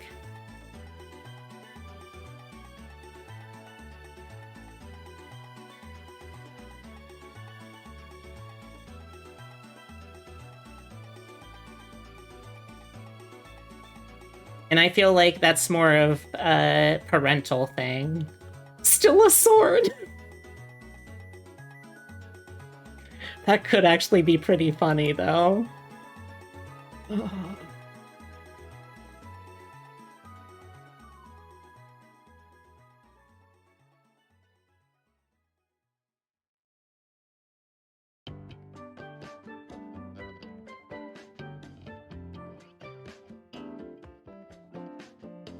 What if it's just like she takes out her phone and starts recording? I feel like that would elicit a similar kind of response from me.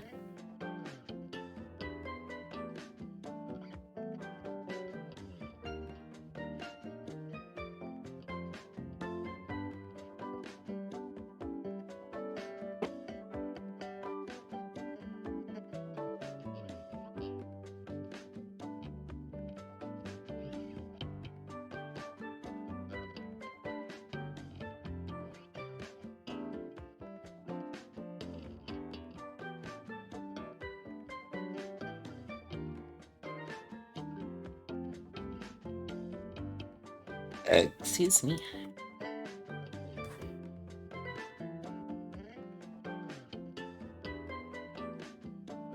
Maybe pulling up Discord on phone to text post. Maybe.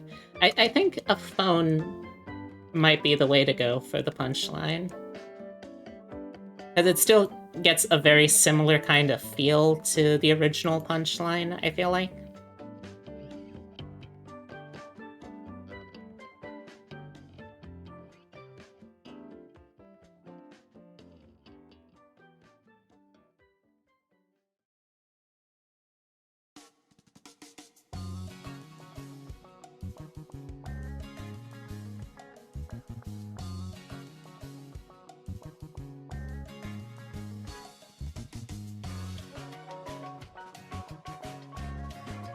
Is this a writer's roundtable? I mean, basically, yeah.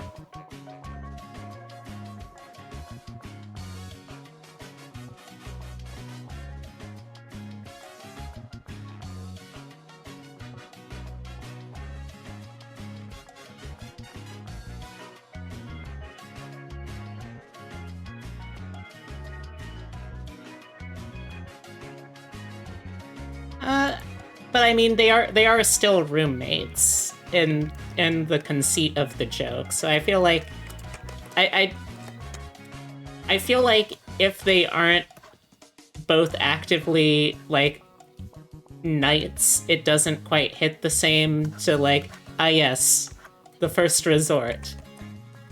Violence.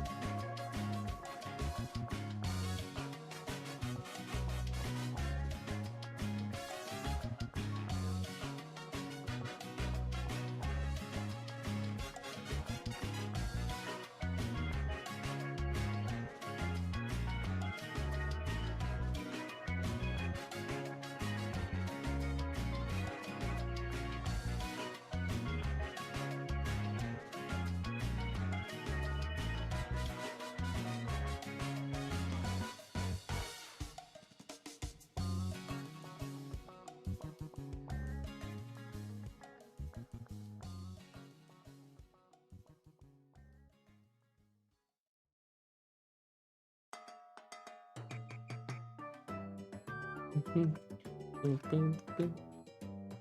Boom, boom, boom, boom, boom, boom, boom. Hmm.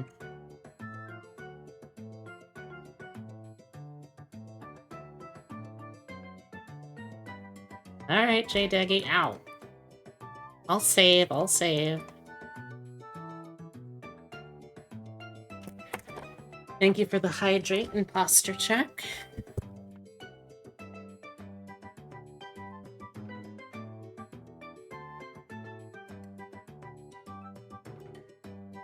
Alright.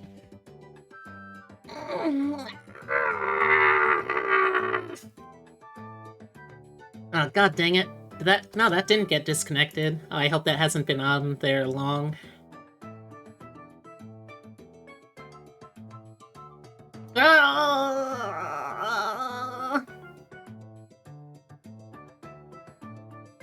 Abracadabra, you are a little creature.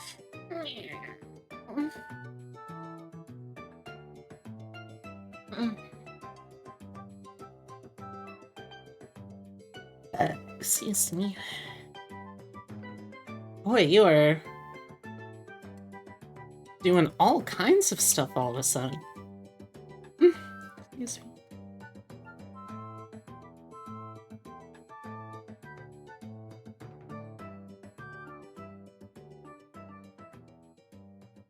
You are pushing the buttons.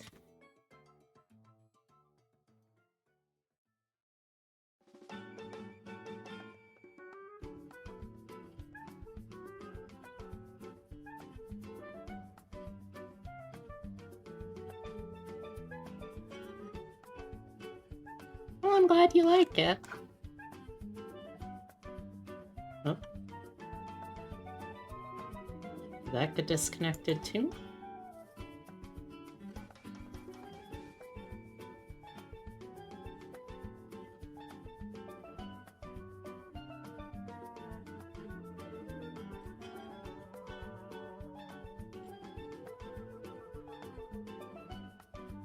Let's see.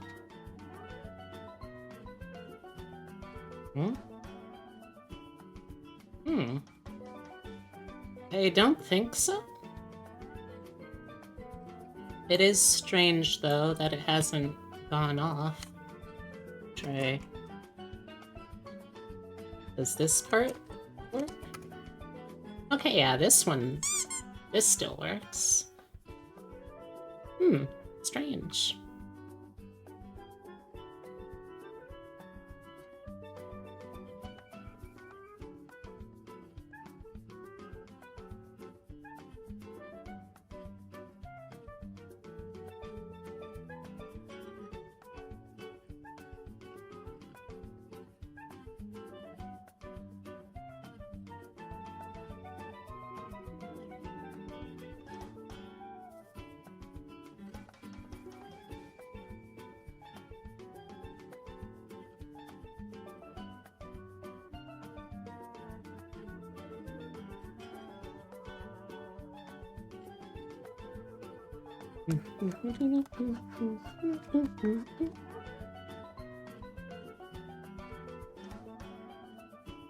I found, I'm finding that I really like using the pencil brush as a sketch layer. I don't know what it is, but there's something about seeing these big old chunky lines that really it activates the happy thought functions of my brain.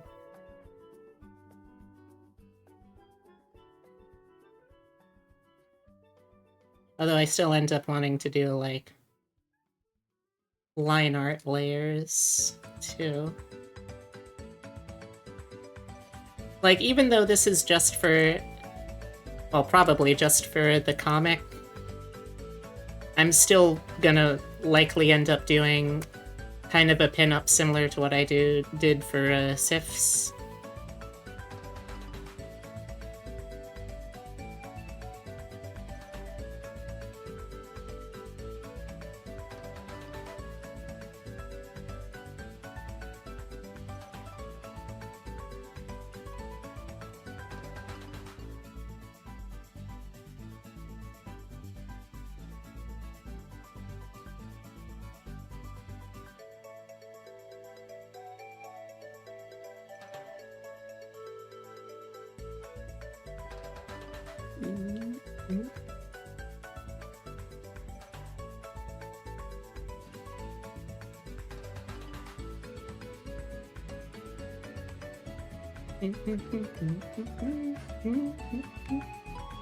Did you redeem to give yourself head pats?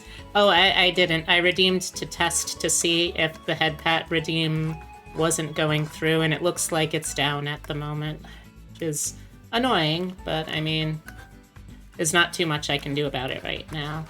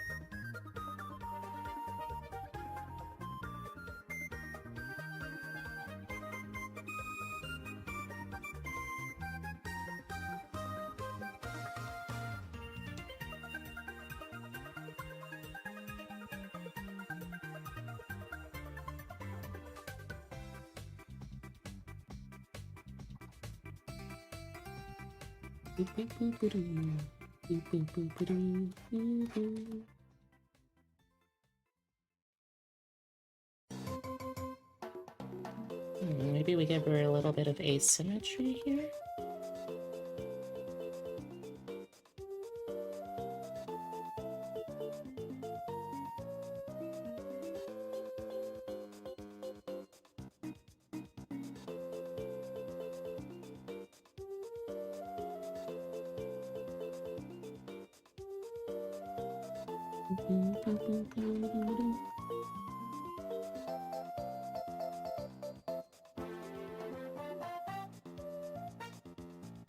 A little bit of asymmetry as a treat.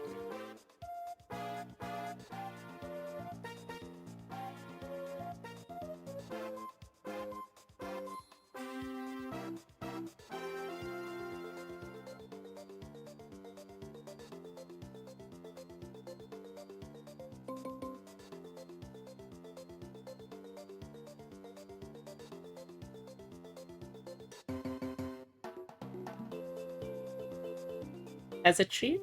As a treat. You know what? I think I've earned a little artistic asymmetry. I'm gonna treat myself. Do it.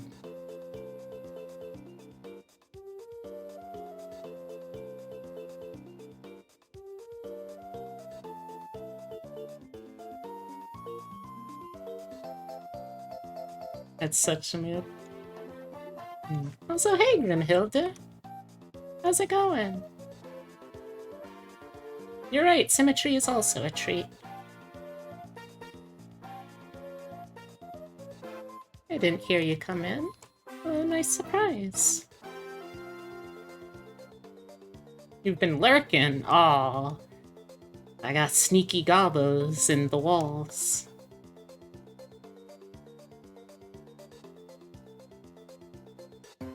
Your streams are very comfy. You like hanging out? Oh, well, thank you. That's legitimately very, very flattering.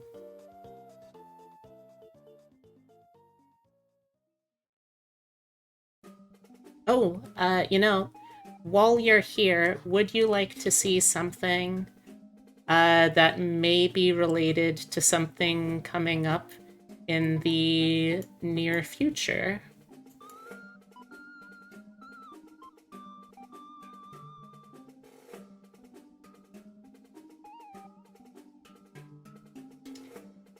I'm getting very close to actually having the slideshow presentation ready for her.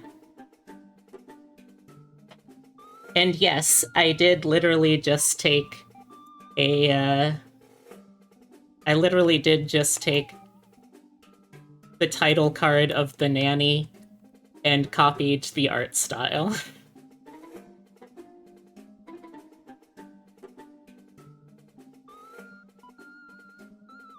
And honestly, I'm pretty proud of how it turned out. I might go back into color like some of the letters, maybe give like the G, the A, the N, that kind of same yellowy tint to go along with it. But as is, I'm still pretty proud of it too.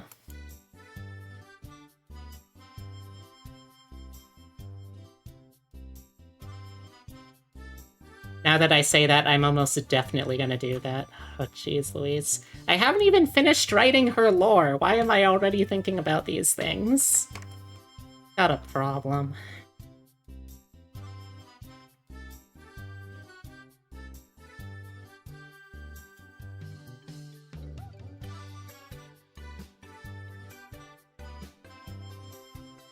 So what have you been up to lately?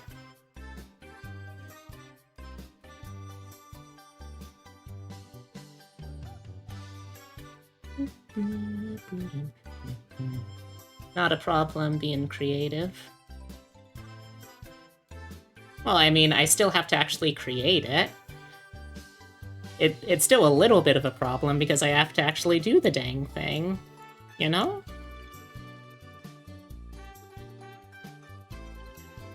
You've made a new commission website and also new forums? It's awful, but it's finally done. Oh my gosh. Look, I need to get myself to have what you're having, because that sounds, it may not be pleasant, but it sounds very professional, and honestly, I need to look more professional. I got people that might actually be considering to hire me now, so I gotta start actually, like, looking like I got something going on in the tank. Yeah, sure, that would be nice.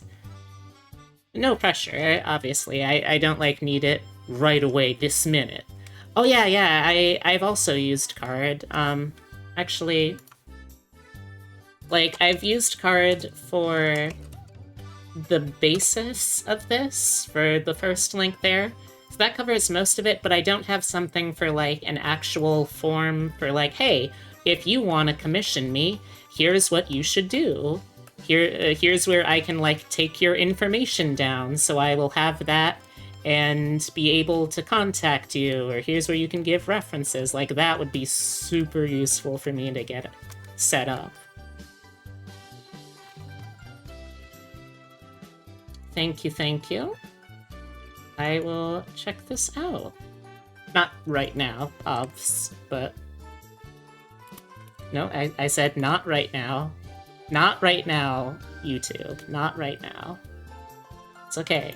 I'll watch it later, just... Gotta stay cool for me, YouTube.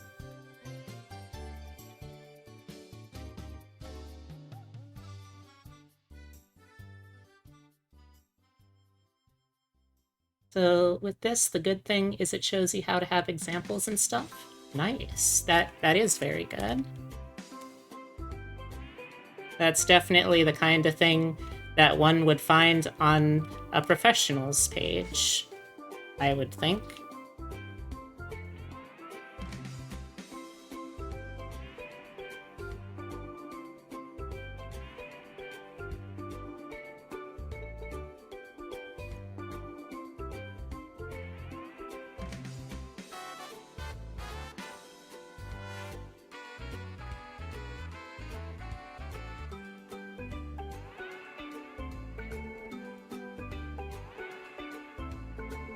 And for forms, you used to use Google Forms, which works fine, but you've moved to Jotform.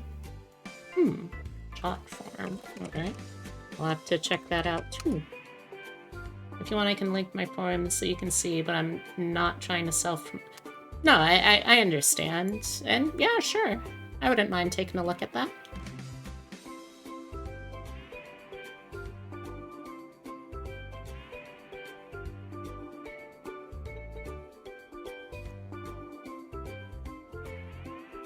Thank you, thank you.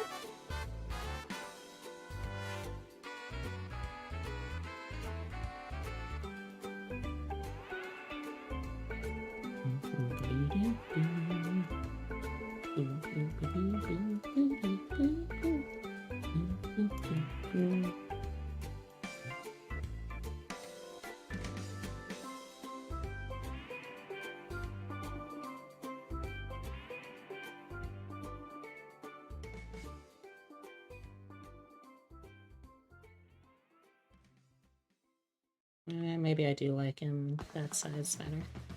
Alright, I think we might have a decent base design going here. I want to incorporate some element of the armor itself into this. Maybe I could turn, like, part of the visor into an earring? That might look kind of cool.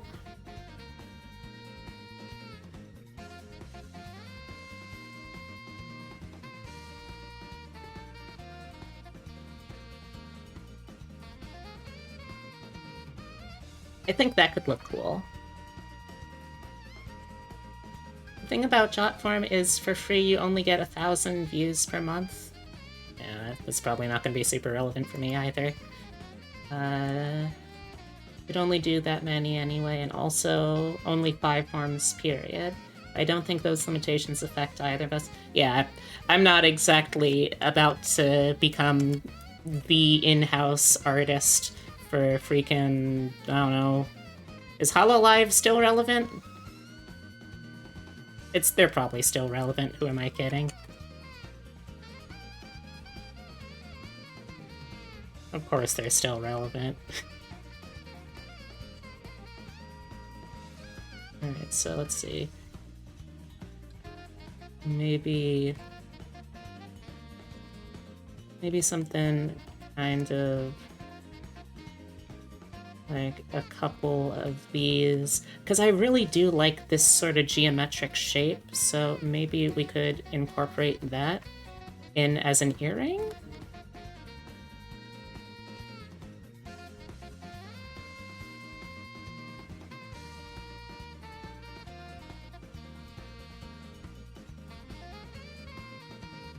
You're relevant, just not in a good way? Oh dear. Jay Daggy, why you gotta keep making me fail the generator checks? Give me a little bit of credit at least. I probably wouldn't fail that many times. Probably. Hopefully.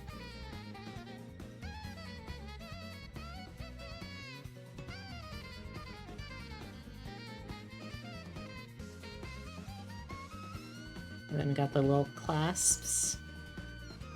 So I was thinking, like, keeping this sort of cool fin shape that the visor has.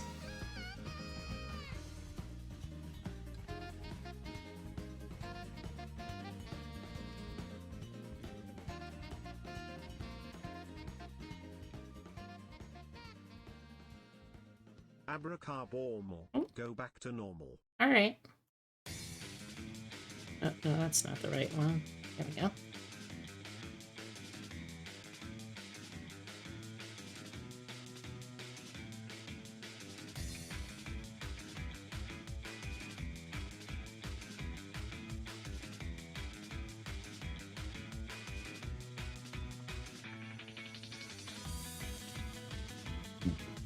Excuse me. Okay,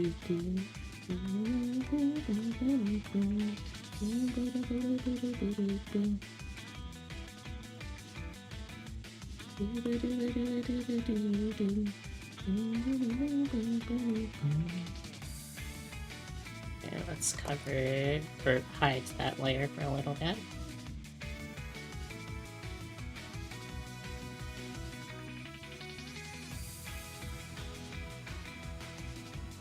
Yeah? What is it, Shadeggy?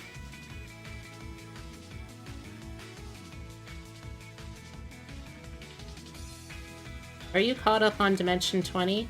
Okay, so I've watched up to part of episode 19, which I know it's a 20 episode series, so I'm not fully caught up. I don't know what happens in episode 20, but I've watched enough and have picked enough up through osmosis that I kind of know what happens in episode 19, some parts of it anyway. But no, I have not seen the finale yet.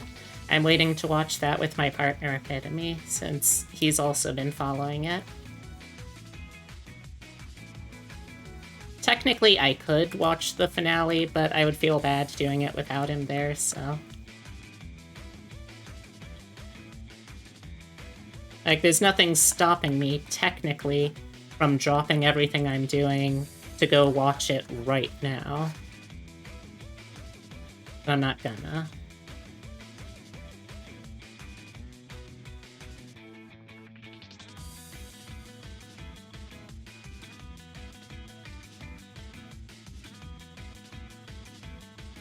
You're also on 19? Hell of a ride, ain't it? I gotta say though, I really admire the absolute unhinged energy that Baba Yaga is bringing to the finale.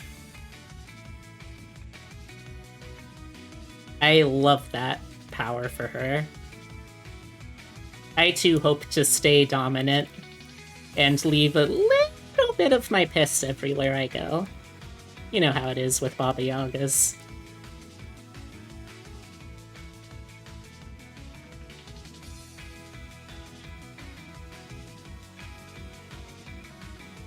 And if you haven't followed this series, I'm so sorry that you had to hear me say that.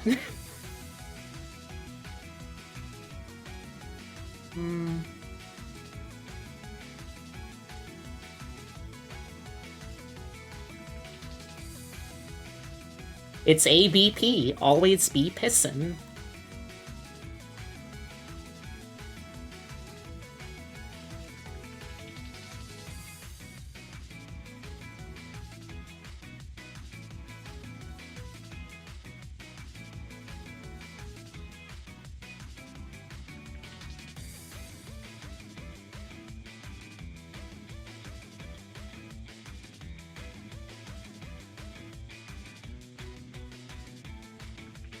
What do you think, chat? Do these look good as earrings? Or should I maybe cut that part?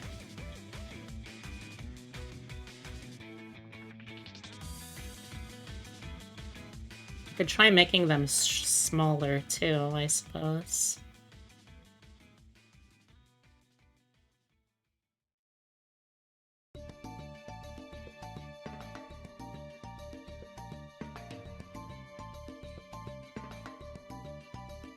No, they're meant to be like evocative of Raph's armor's helmet. I guess I could make them like more specific by like adding more to them. Like maybe adding the bottom part of the visor too.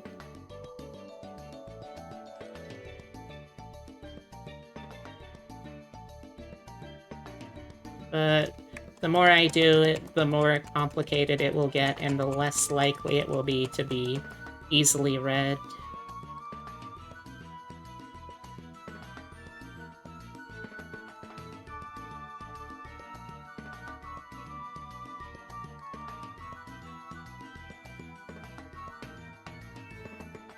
Could maybe make smaller generic helmet earrings. Yeah, that could work.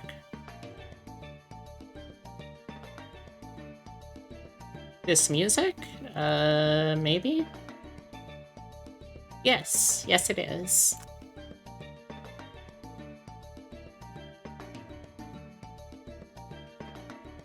Oh, cool. Small world.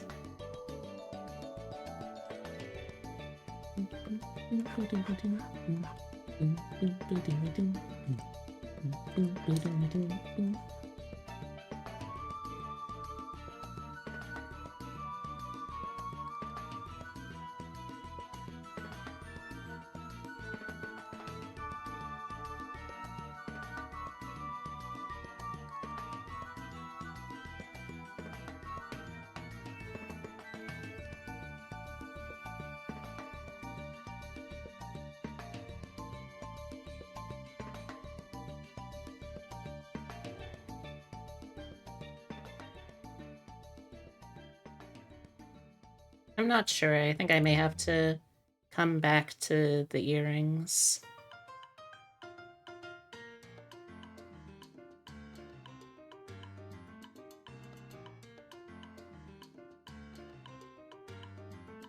Maybe if I do even less with the earrings and leave it just at this kind of arrowhead sort of center shape.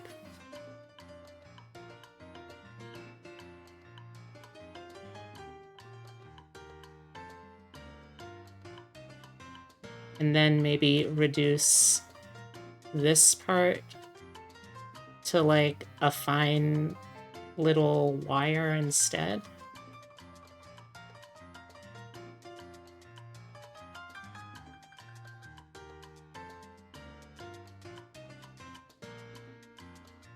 Nintendo makes the good musics.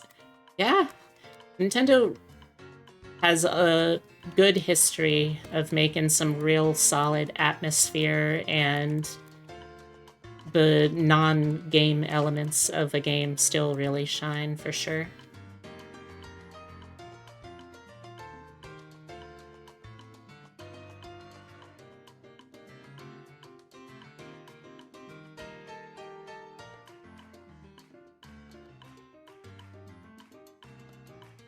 Something kind of like that for the earrings, maybe?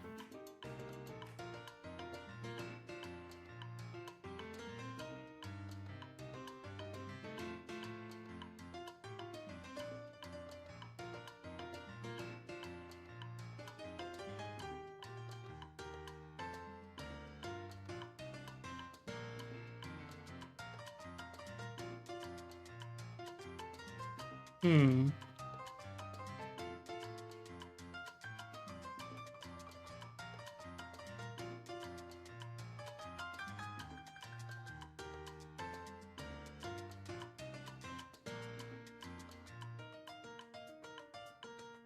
Thank you for the hydrate, Grim.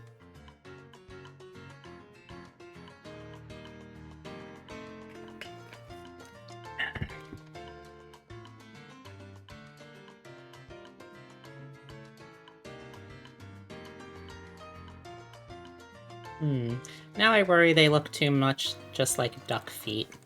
Maybe I'll cut the earrings for now, and possibly come back to them.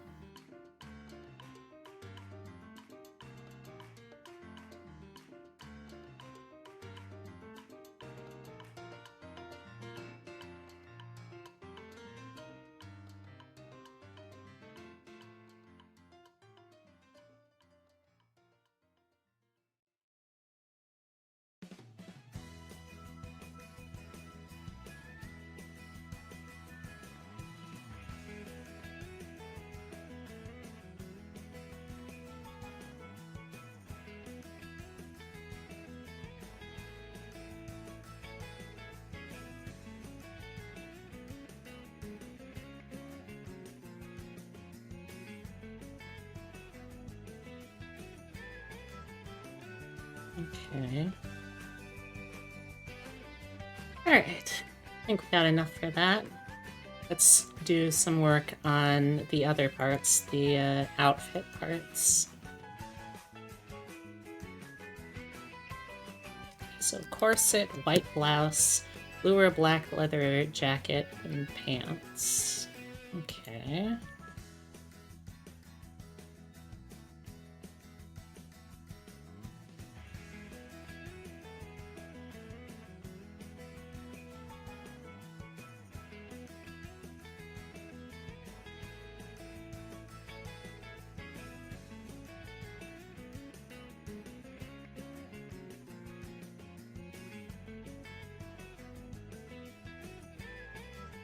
Okay, so a corset, but like make it casual wear.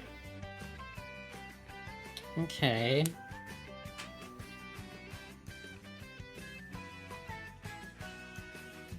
Strictly speaking, I only technically really need to be doing a waist up for the sake of this.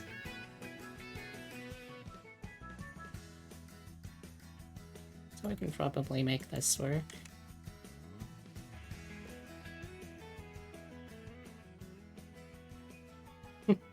I could give her a jorset.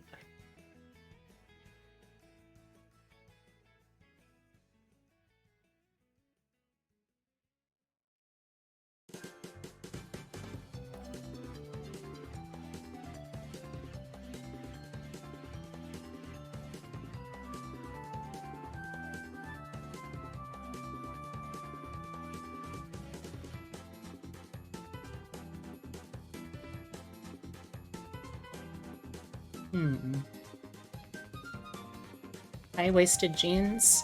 Well, we've got the directions for, like, blue or black leather or similar kind of jacket and pants.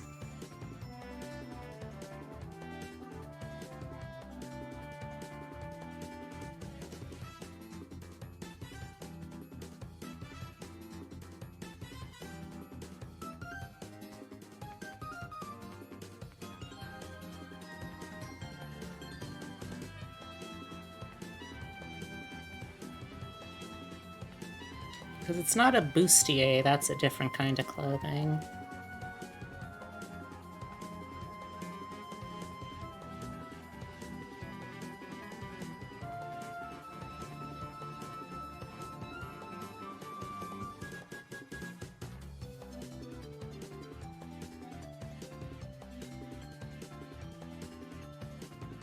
Okay, so first blouse. We might be able to use this kind of like pattern for the...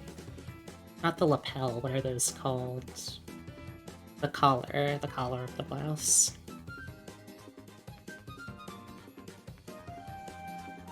Probably have it like start roughly there or so.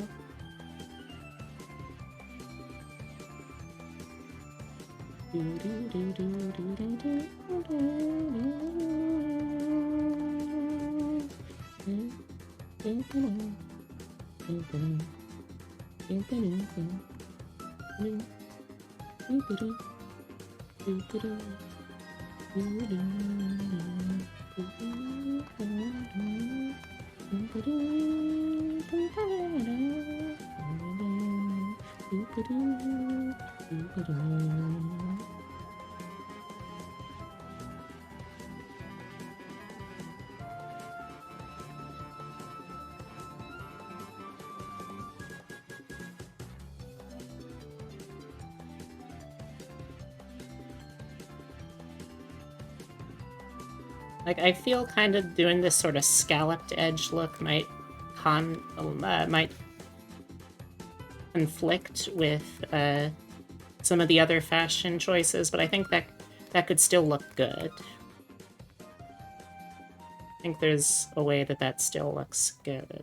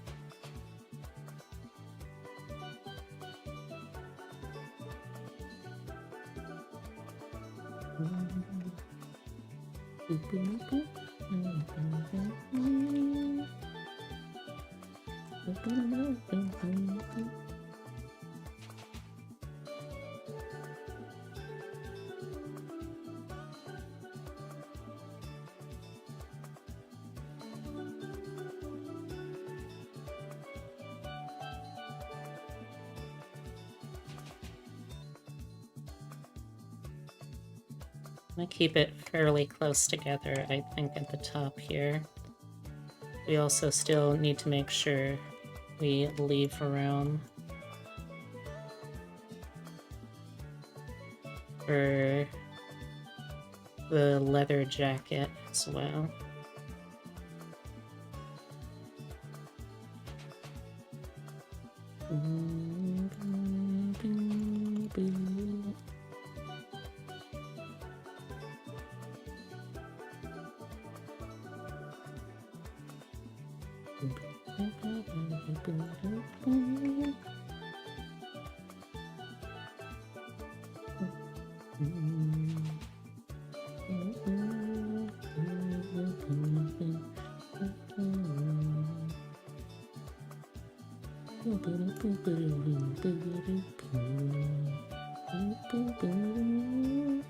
I'm so out of tune with the music. Sheesh. Sheesh.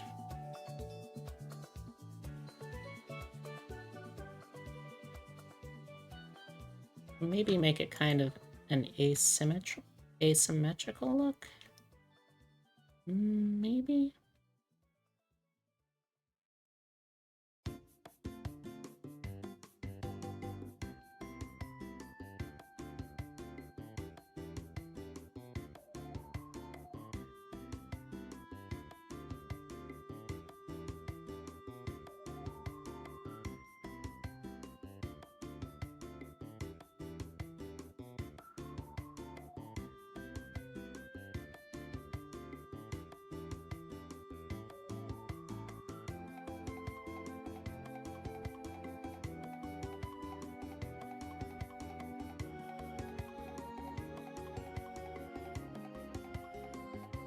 I'll widen this out a bit more.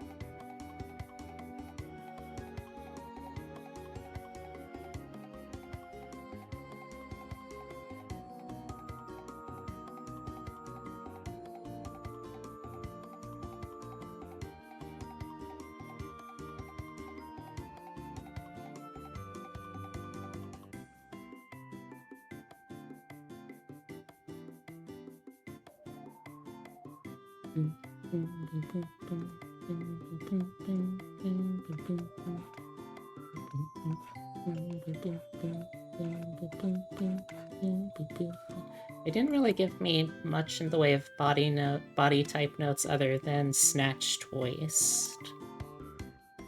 So, I mean, I know how corsets work though.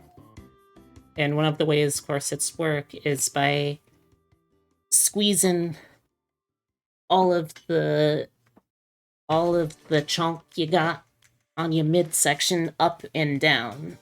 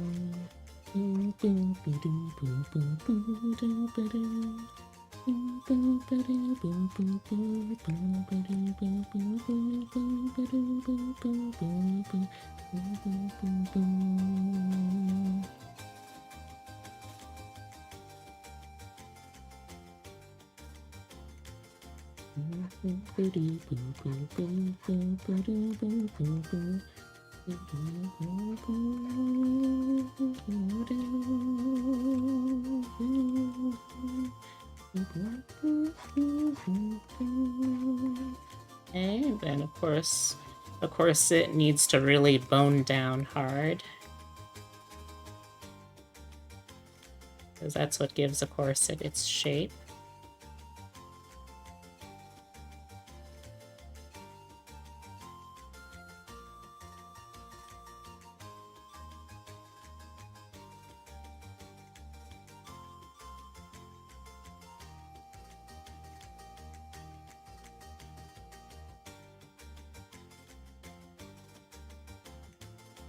Don't worry, I'm DMing my rep sheet on Twitter. Okay, I'll check it out. But are there any other body, like, notes on the body or anything else that you want to give Raf? Also, hey Raf, I assume you came in with the raid from Sif's channel. Hope you're having a good one. This is what we got so far. I didn't really have any kind of solid lead on what to go for like face and general appearance vibes, so I took some inspiration from Jessica Darrow, because I was like, what's a Latina celebrity that I can think of that has a pixie cut and is like in this general oh, Jessica.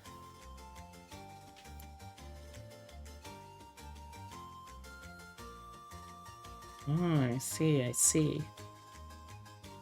Give me a surprise? Okay, if you say so. I don't know how long you've been listening in, so I don't know what details of the plan you've been hearing or not. Ah, you just tuned in. Okay, well, how much of the surrounding art project for this do you want to know?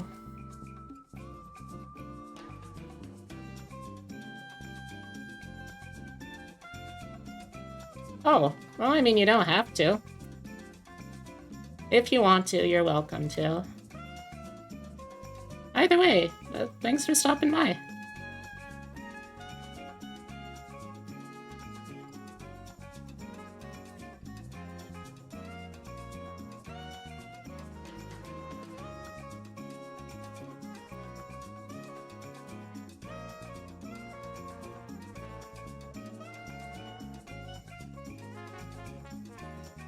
Oh, you seemed pretty chill.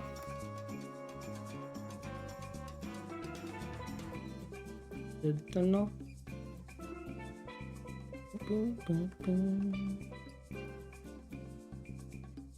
We lost power? Oh no! I hope you find it.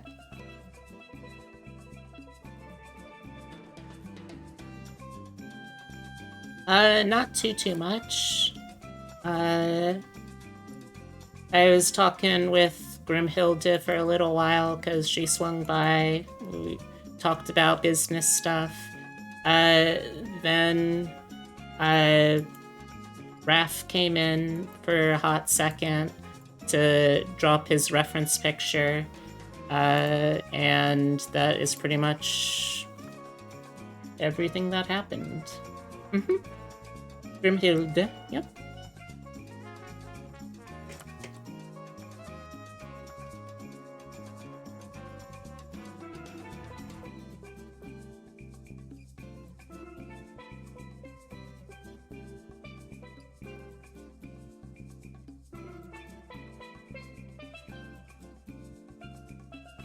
Yeah, it was both cool and nice, I agree.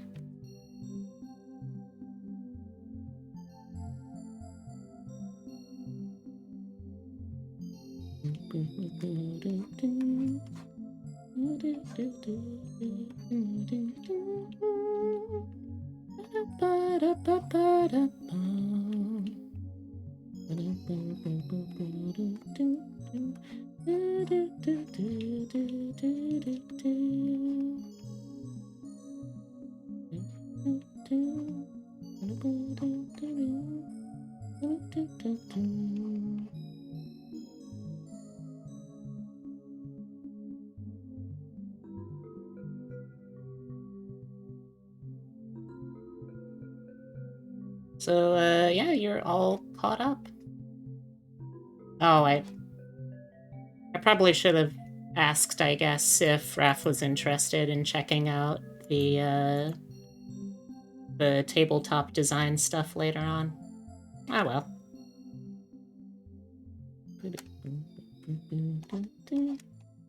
I don't actually know how interested in tabletop stuff he is, so it's no big loss.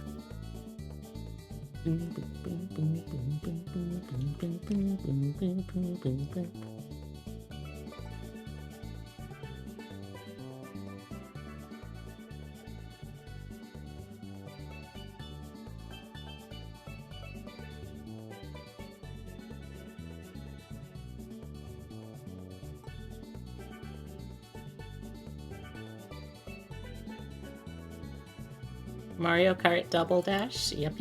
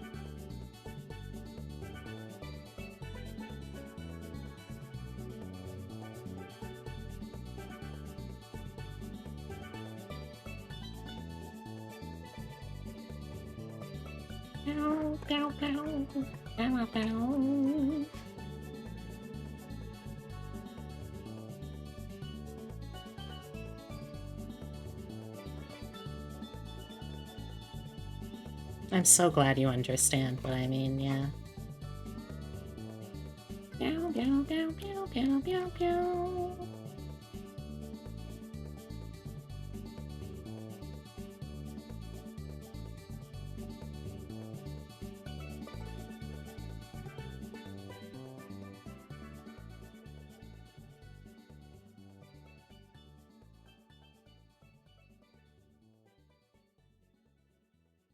Surprise! Blue shell. Whoa, blue shell be upon ye.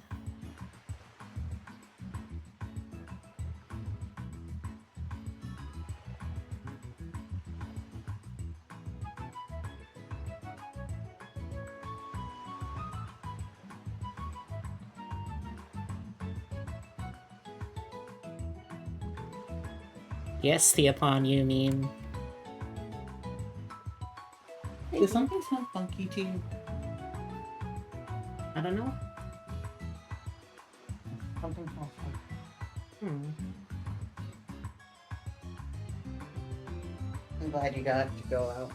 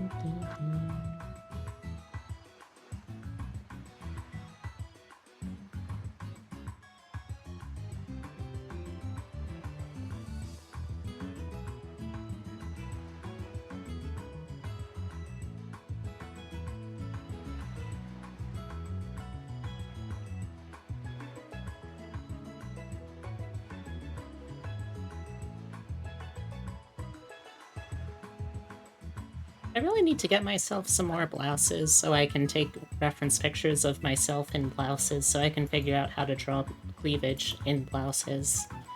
Yes, Chayteki? What's up?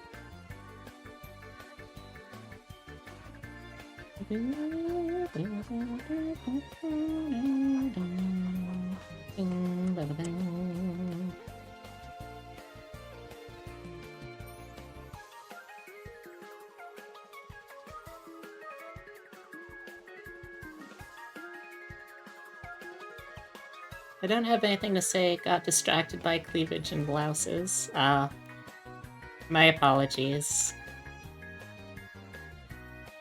I'll try to draw worse, so you don't get distracted.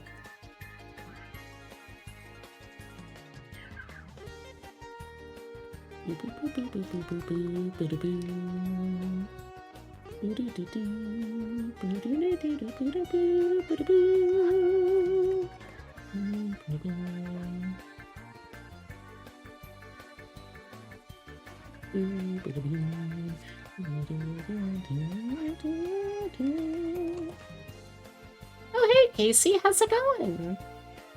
Welcome, welcome. Come on in. And how's your day going? It's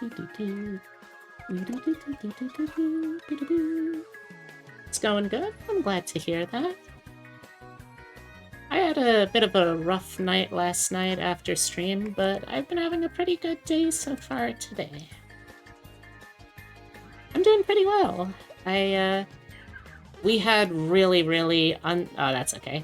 We had really unseasonably warm weather today all of a sudden. Like, yesterday, after having, like, kind of reasonable New England temperatures for spring, it suddenly shot up to the 60s, and then today it shot up to the 80s. So I was like, okay, well, I mean, it would be absolutely stupid of me not to go out and get some fresh air like this, right? So that's what I did. I took a walk. I ended up discovering where the local library is, and it's a really nice facility they've got there. I'm looking forward to actually, like, getting to use it once I have a card, but that'll be a challenge for another day. So yeah, it's... Oh, and then after that, I picked up a couple of things from a grocery store that I'll be using to make some fried rice. Excuse me. That I'll be using to make some fried rice later on. Probably tomorrow. And then I also... So I remember hearing from Epitome early on when we moved in, and it was still, like, really cold and miserable out, that there was this... like, antique store nearby. I was like, oh, well, I like going to antique stores. I'll have to try and find that. I finally found it today. Turns out it was, like, right next door to the apartment building, so I was like, oh, well, probably should have figured this out beforehand, but okay. And it turns out also that it's not really just an antique store so much as it is like a very specific kind of aesthetic store. That aesthetic being cool, goth, chic, modern design stuff. So, like, you could go there and get bottles from old-fashioned medicine, you could get advertising signs, you could get handmade taxidermy and, like, goth iron-on patches. It's all really, really cool stuff. And apparently, they regularly stock jackalopes, so I might be able to finally own a taxidermy jackalope, too. You know, other than myself. Obviously, I own myself. And apparently, the resident taxidermist learned how to do it from a friend of his that teaches classes not too far away from here. So you can, like, sign up for one of those classes, and within that one workshop, you'll be taught how to make something like, for instance, a taxidermy jackalope. So now I'm really, really tempted to try and sign up for one of those workshops so I can just have a taxidermy jackalope that I made with these, my 2 taxidermy jackalope hands. I think that would be really cool. What about you, Casey? What you been up to?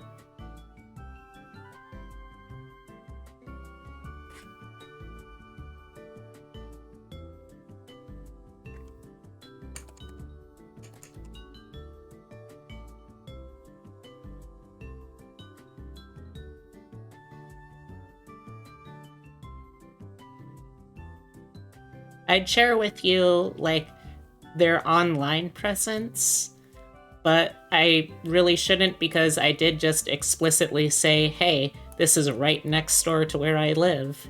And, I probably shouldn't be saying that on stream, you know?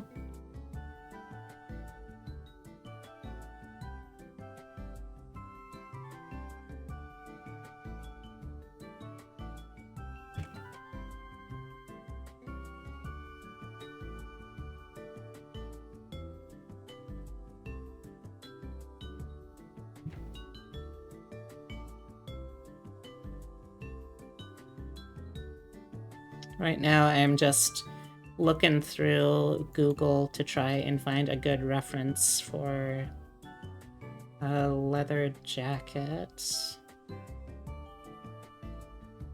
This might do. Though it kind of still covers a lot, and I want it to be visible that she's got the blouse and the corset on underneath.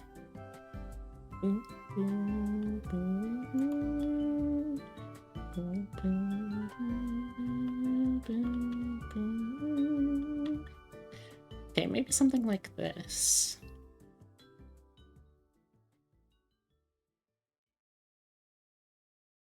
This might work.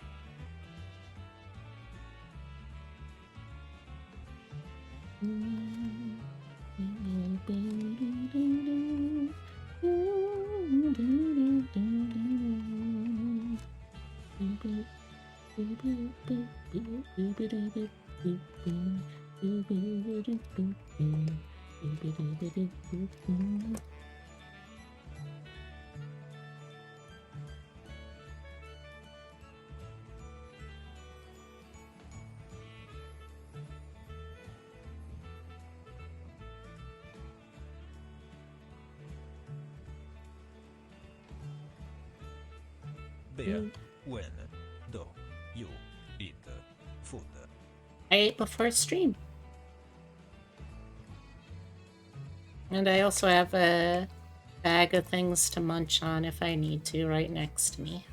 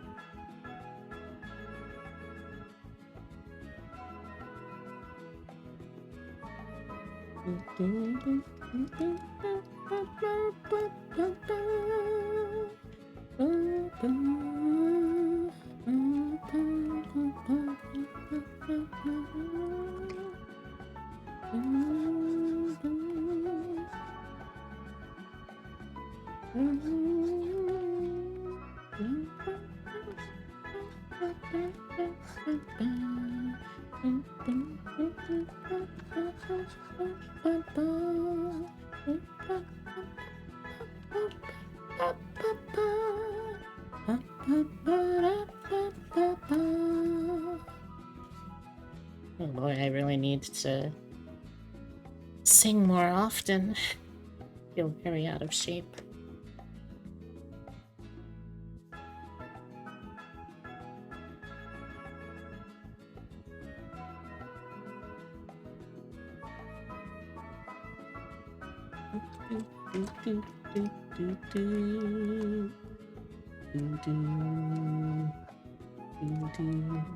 I'm doing great. Well, thank you. I try.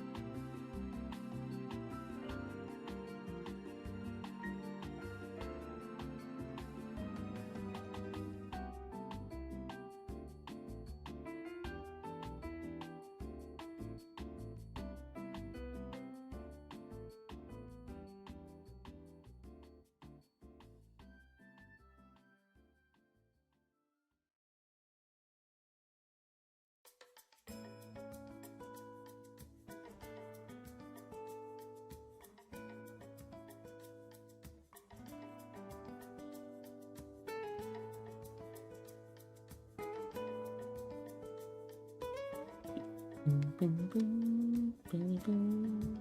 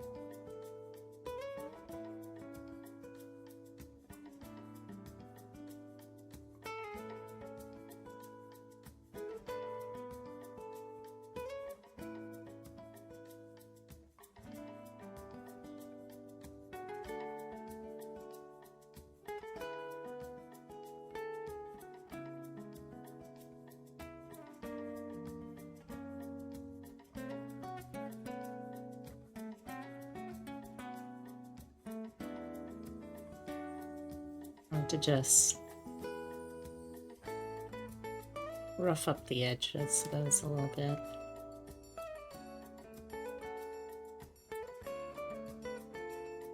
Not change the shape itself too much, though. Yeah.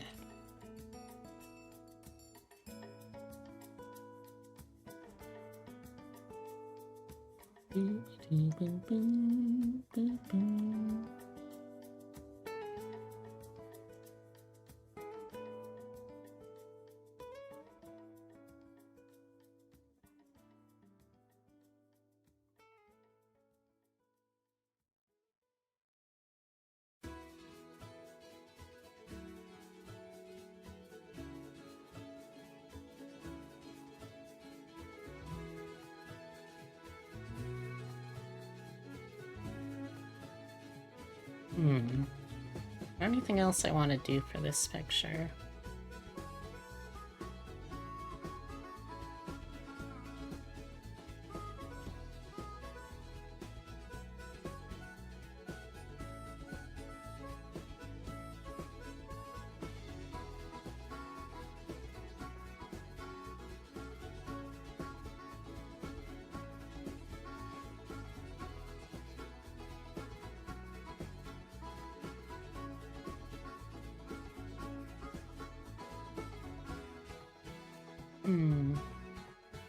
Nothing else I can really think of for this one right now. I feel like it's in a good spot for this point, since I haven't really started actually drawing the specific comic that it's gonna be featured in.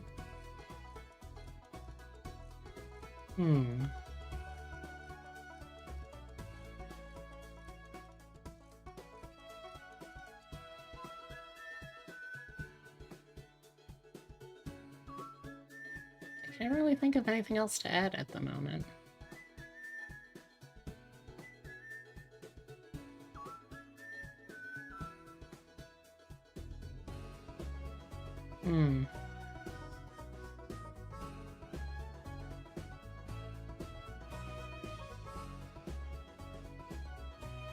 It might be good here?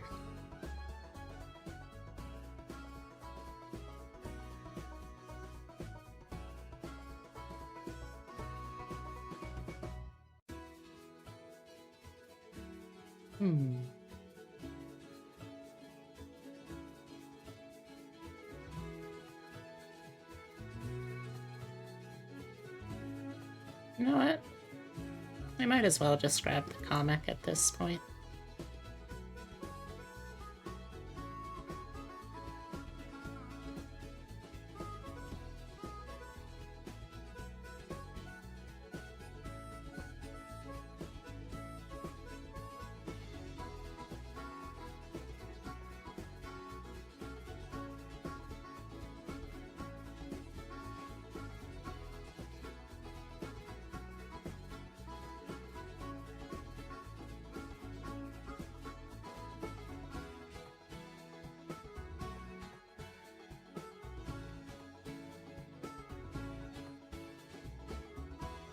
Oh,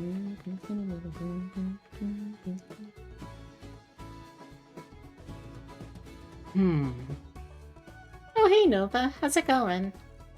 Hope you're having a good one today.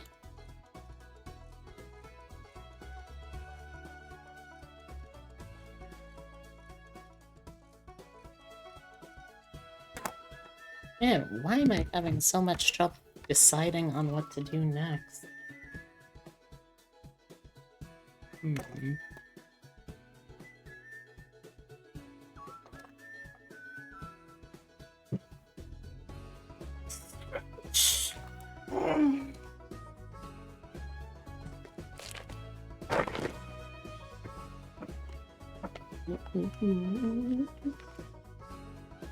How have you been, though, Nova? Huh?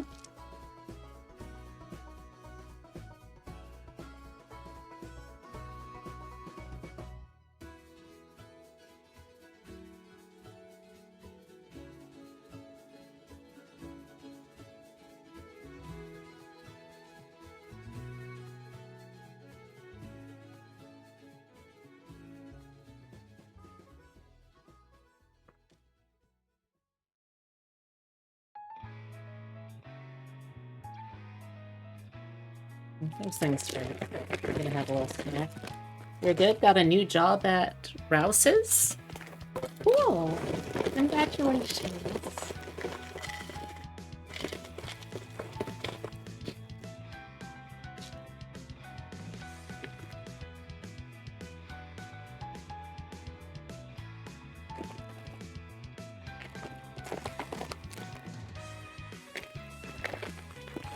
What's Rouse's?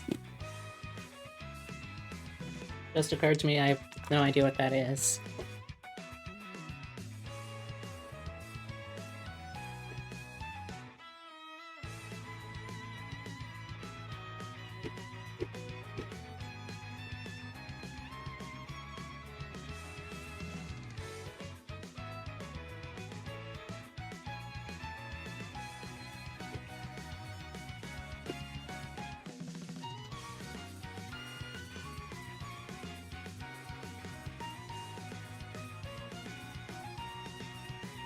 Food markets? Oh.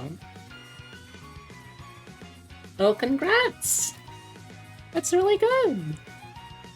I'm very proud of you.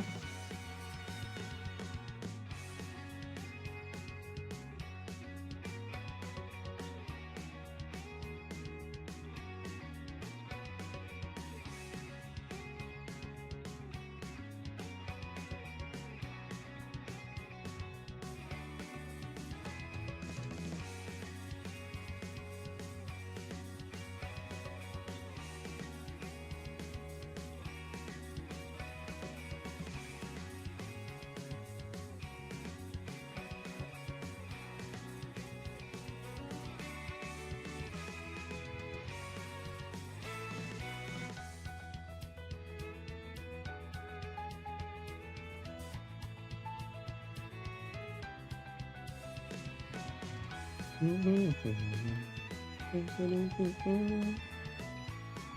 glad to hear you've been doing well. I've also been doing pretty well today.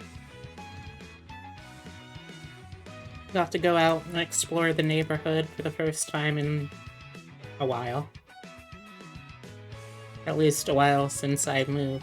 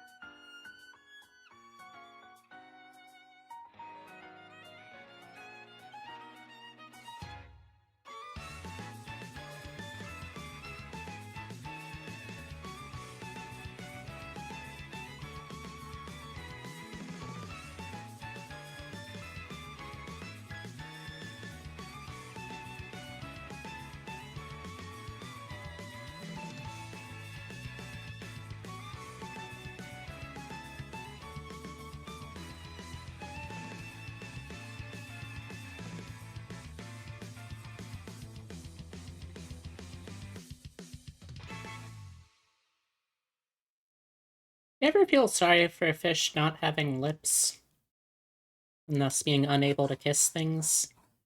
I sometimes do. Usually just when I'm drawing fish people, though. I don't really think about fish too often outside of that.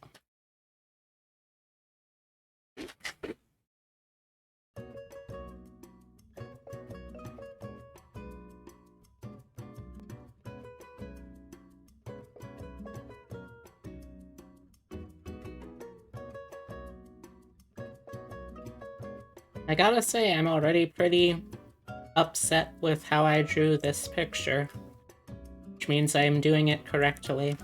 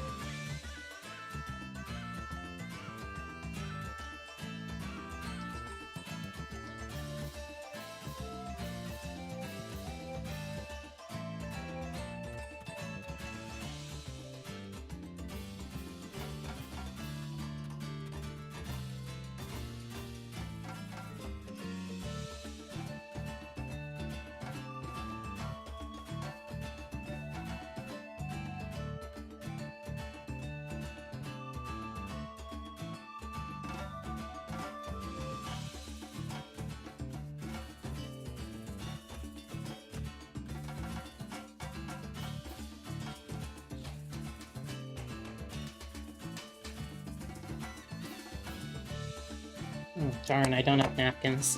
Be right back.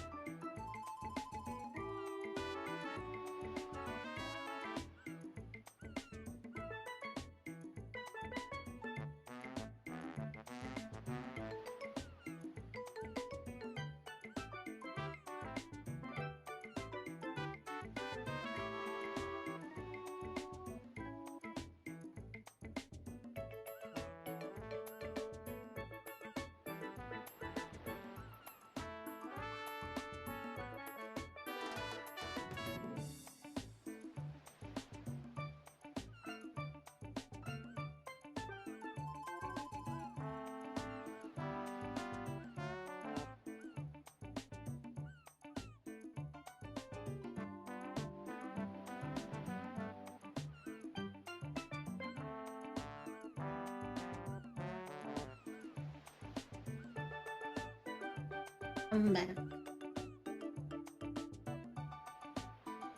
You're just playing Genshin Impact a lot? Okay, nothing wrong with that. As long as you're not, like, spending a huge amount of money or something. Oh, and also, as long as you're having fun.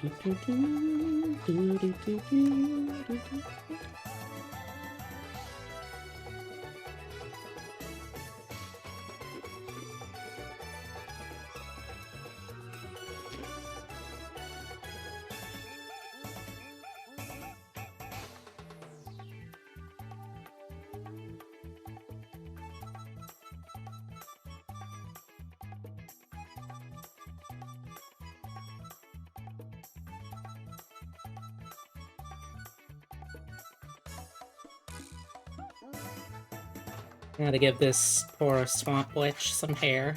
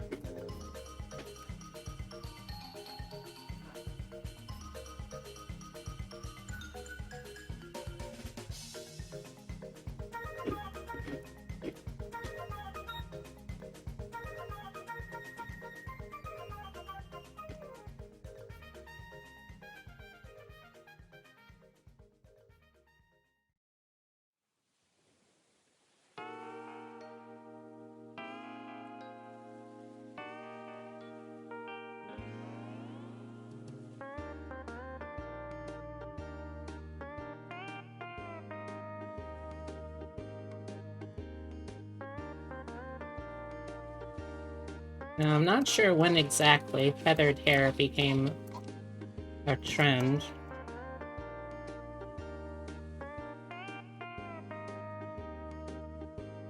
But I think for not so secretly part fish people, it might have always been a look.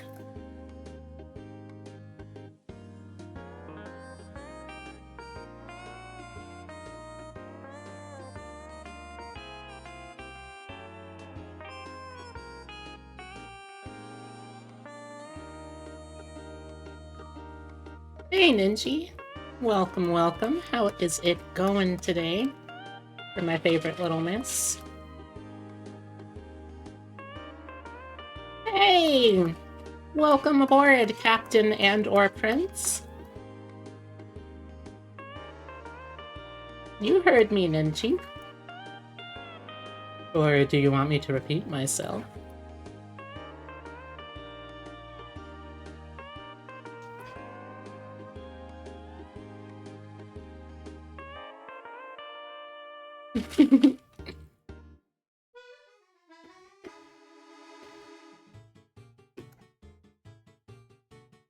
You're kind of miserable. You caught a cold. Aw. Well, I'd offer to help nurse you back to health, but unfortunately, that's just not a thing I can do. Not from this distance.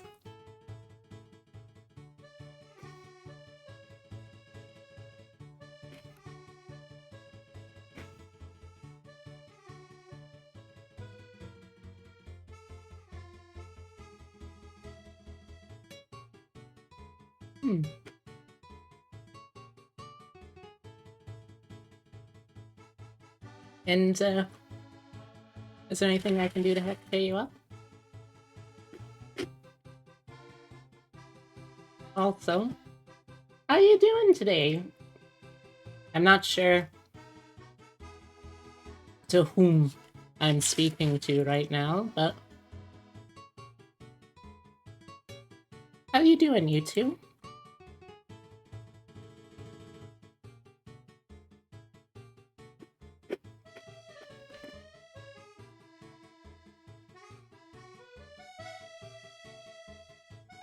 Ah. Well, welcome, welcome, Matt. And how are you doing today, Matt?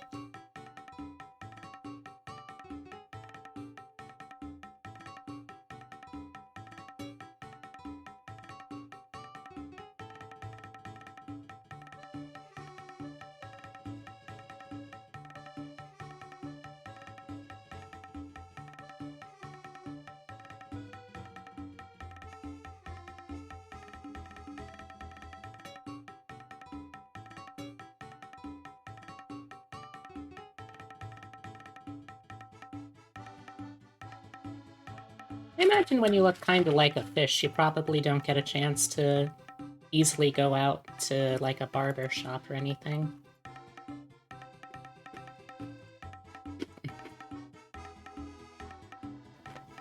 It's been an... excuse me.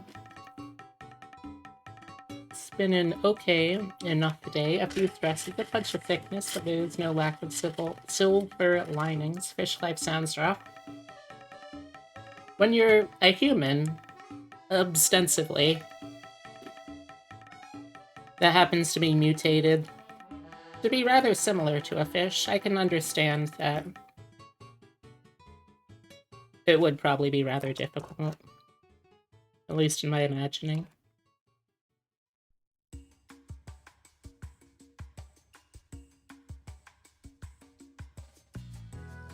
Welcome, readers. Oh my gosh, hello! Notice is raiding with a flaffle of 13 jackalopes. Welcome, welcome, come on in. Make yourselves comfy.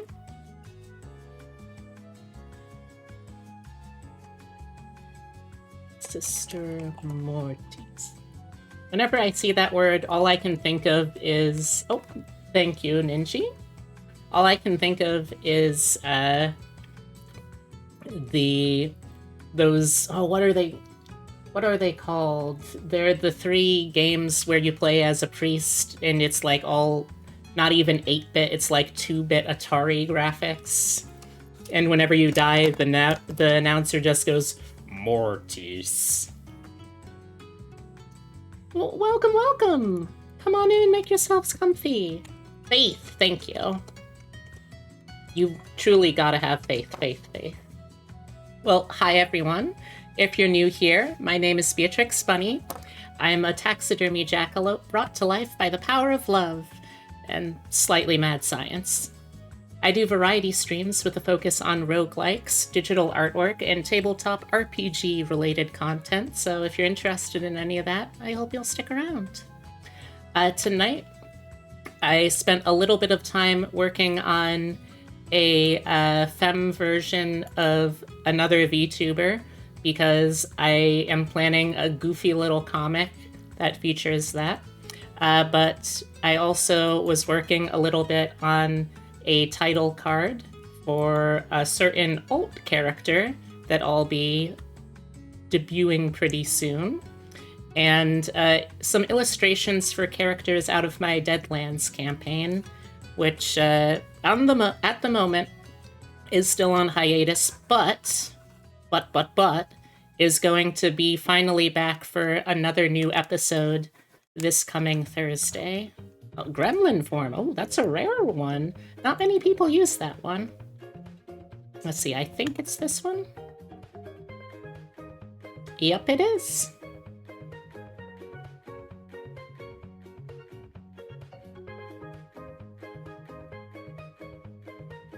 This model was made by my very good friend, Hemlock VT. Yeah, Hemlock does a great job. If you're in need of model artwork or rigging, and you don't want to use my stuff, which, that's fair, I would highly, highly suggest checking out Hemlock.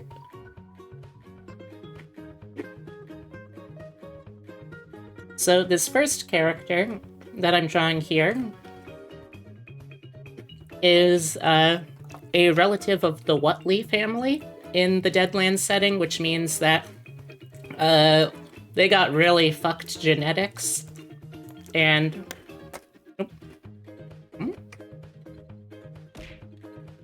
there we go.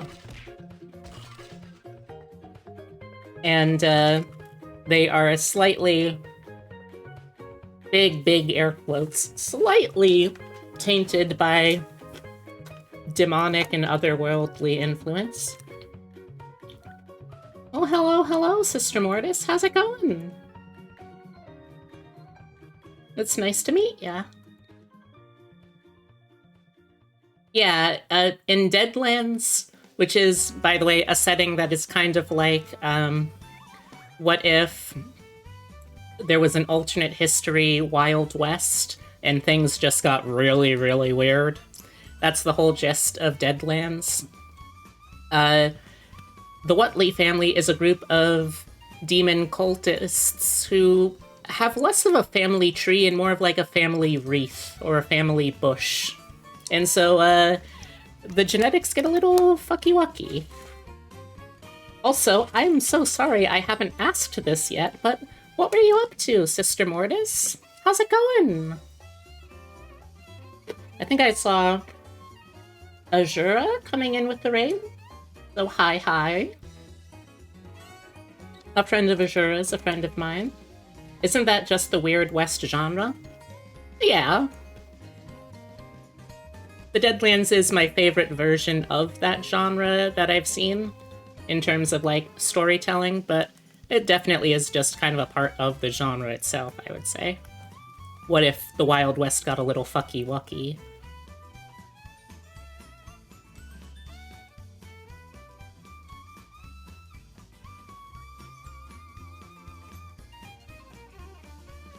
Oh, by the way, also, oh, well, I already actually kind of showed you it, but I'm going to be debuting an alternate character model pretty soon.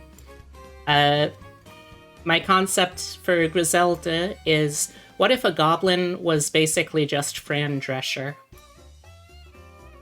So if that sounds fun to you, which hopefully it does, maybe consider checking it out. Oh, or keeping an eye at least on the channel to maybe see for yourself.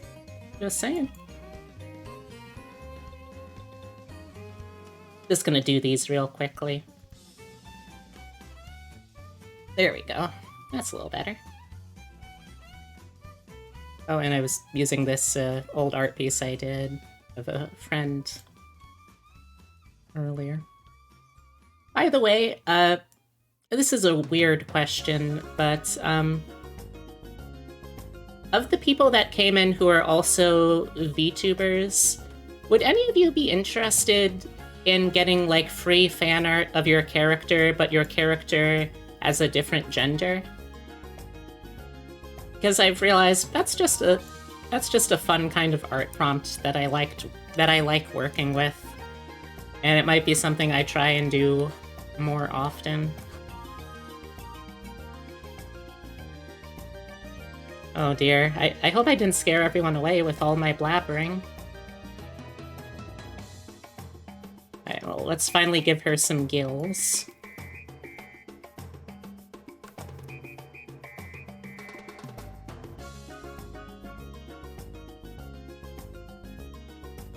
Well, yeah, but you were also here already, Zara. I mean, I hope I didn't scare away any of the new folks coming in with the raid. By the way, if you do need to raid and run, I totally understand. You can find anything that I do through these links if you're interested. If you're not interested, fair enough. Thanks for stopping by, and I hope you have a wonderful rest of your night. Alright, so we can't have a self-respecting half-fish monster person Hush, without... It's time to whisper. Alright, fine. Like I was saying, we can't have a self-respecting half-fish monster person without giving her some gills, so that's what we're doing now.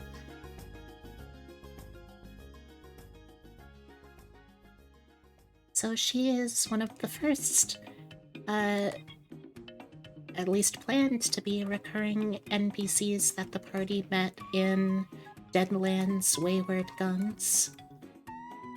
And so far she's definitely one of my favorites, I think. I really like portraying fish out of water type of characters, and it's hard to get more fish out of water than a human that is literally living in a cursed limited form of amphibiousness.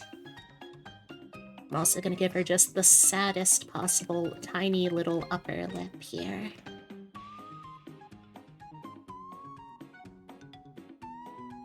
This is the second time I've drawn concept art for Charlotte Olmsted here, and I gotta say, I think she manages to get more sad and more weird looking every time I draw her, so that's cool, I guess.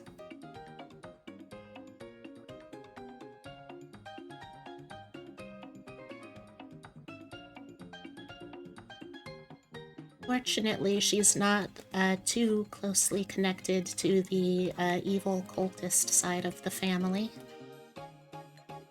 But she does still have a lot to deal with in her own right already, what with, you know, being cursed by birth to being a weird-looking fish person, and needing to sometimes breathe water. You know how genetics are, you can't choose your family, but sometimes you can choose whether or not to follow your family into a damnable, soul-destroying blood pact. And I think that's what really matters. It's not the family that you're born with, it's whether you choose to follow said family into demon worship.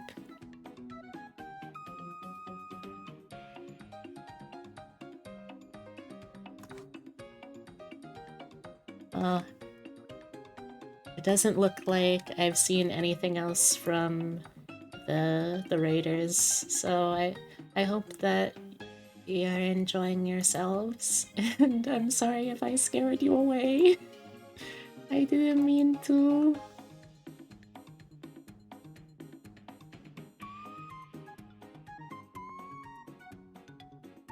I shall do a penance spin.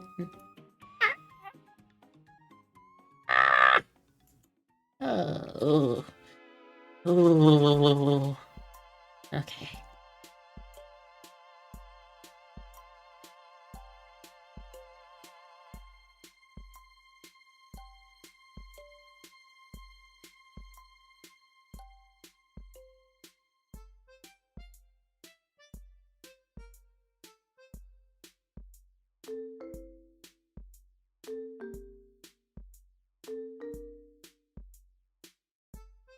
Need to do a quick snack run? Alright, I'll be here. By the way, if people want to stick around after I do this and one other NPC for the game, I'm going to... I think I'll have finally built up the confidence to start sharing the completely homemade tabletop RPG system that I have been secretly working on off and on for a few years. So if you want to help me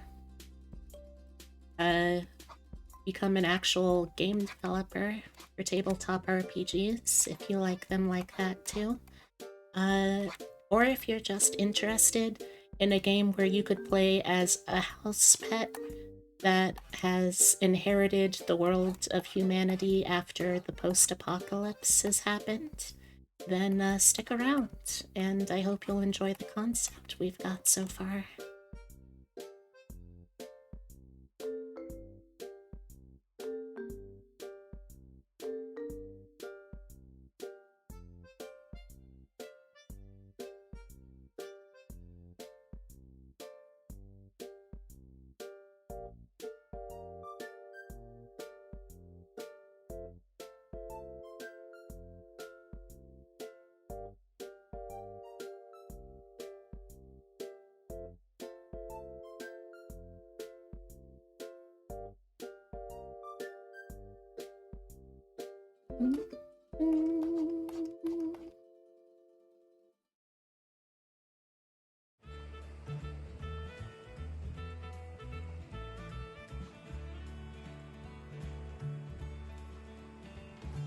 Well, maybe the raid got eaten up by ads. That's been happening sometimes.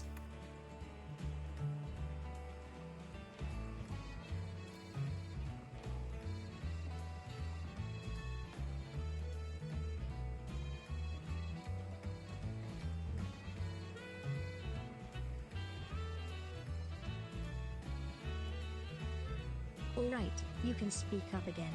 Alright, I guess I'm speaking up again.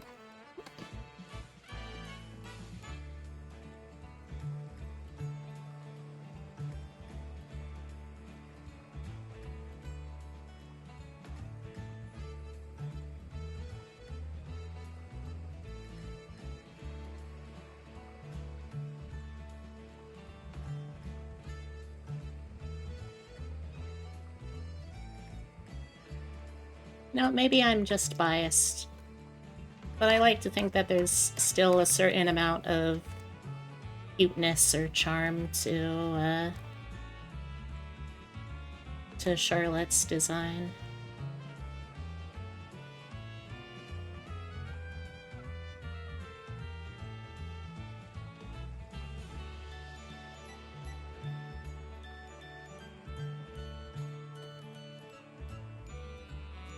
Would you smooch a fish, chat? I think I would.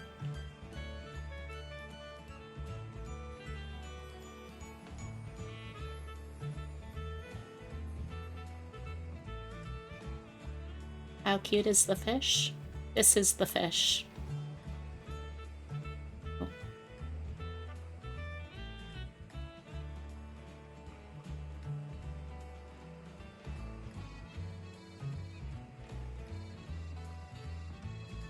Okay. That's nice.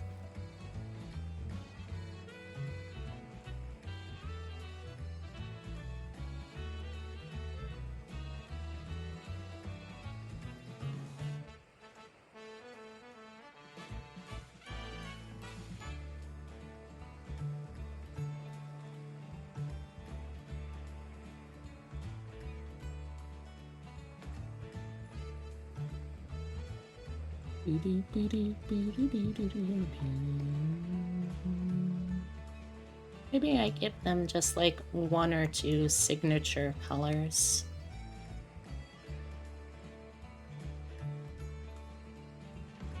I think for her it might be nice to have like kind of a sickly yellow.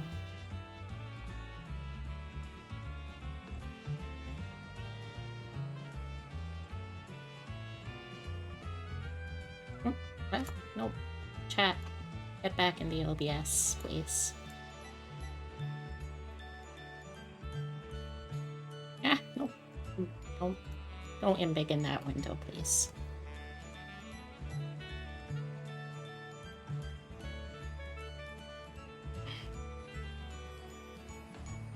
Oh, of course, actually.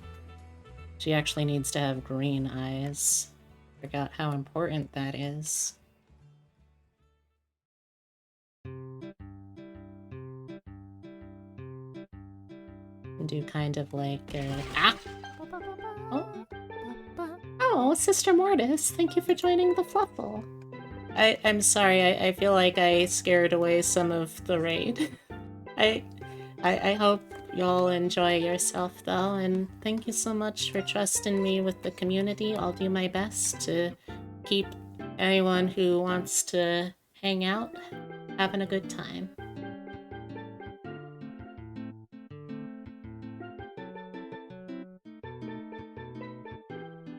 Welcome back. Welcome back.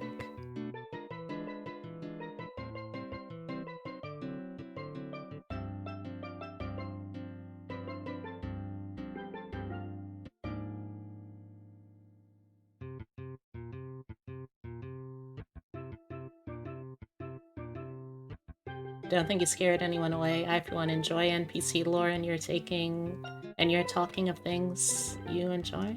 Well, thank y'all. I appreciate that.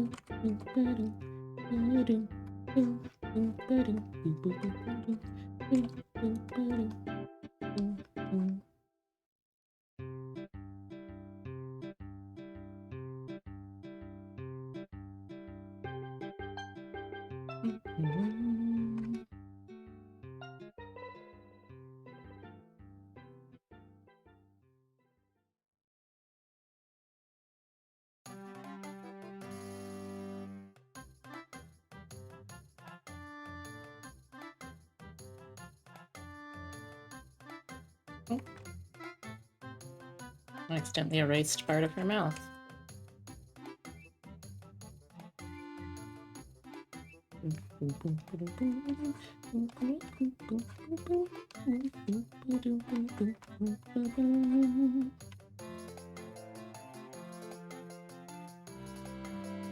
No, I'm still honestly not sure what exactly it was they were doing over at Sister Mortis's channel.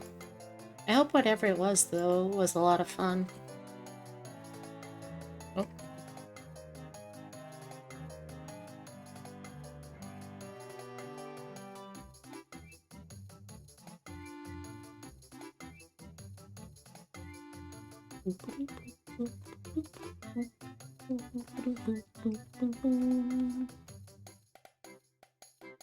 You've never seen a sad smirk before? Well, I'm glad I could give you something new to learn, I guess?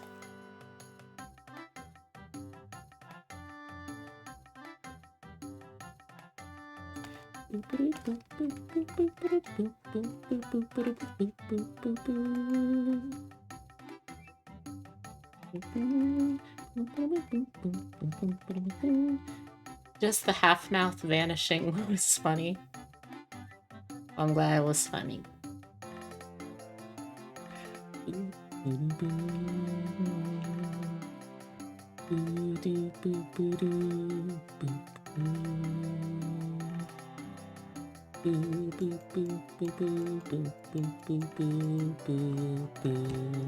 Seems Sister Mortis was doing a podcast of sorts. Ooh, that sounds cool.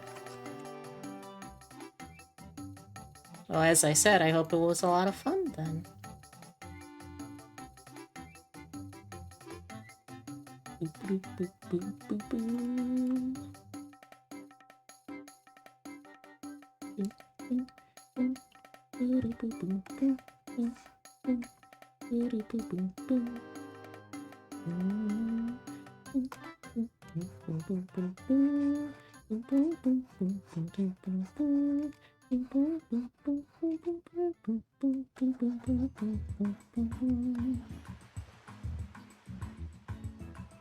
Let's give her a little bit of green behind the gills.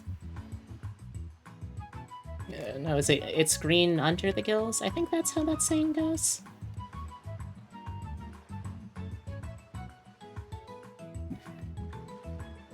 Yeah, green under the gills, I think.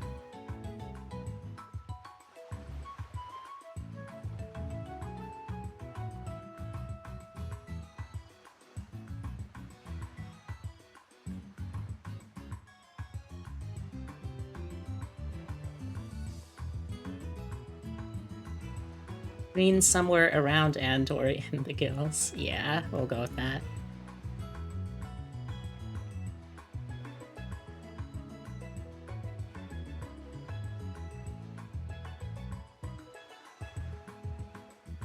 Another fun fact about Charlotte, she is only, like, I believe in her 20s. But being part fish apparently gives you wrinkles pretty dang fast.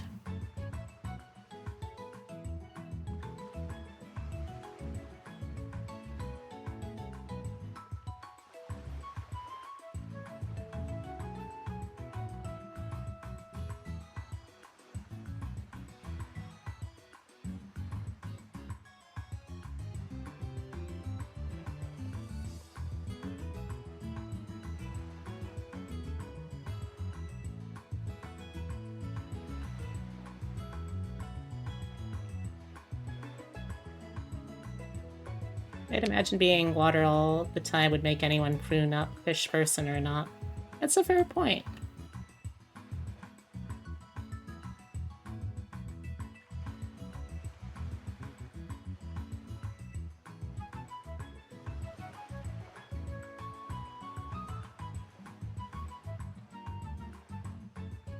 Alright, I think I'll do one other character for tonight.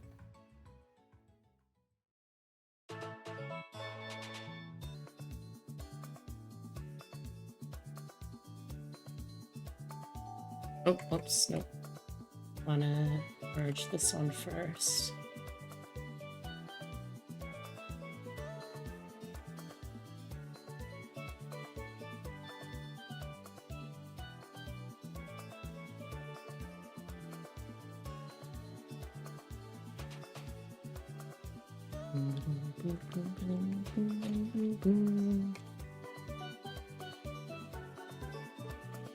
Alright, so for the second one, I'm gonna do the farm boy with a heart of gold and a brain of straw. Victor Tim.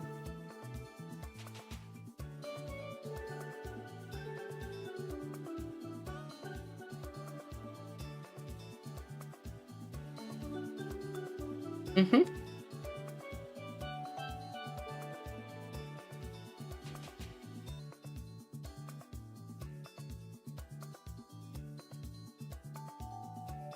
Fun fact about Victor Tim.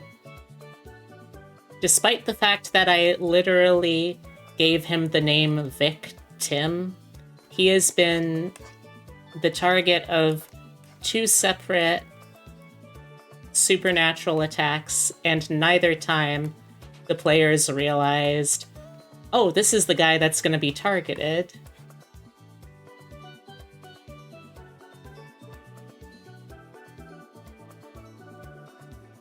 He has a special homebrew disadvantage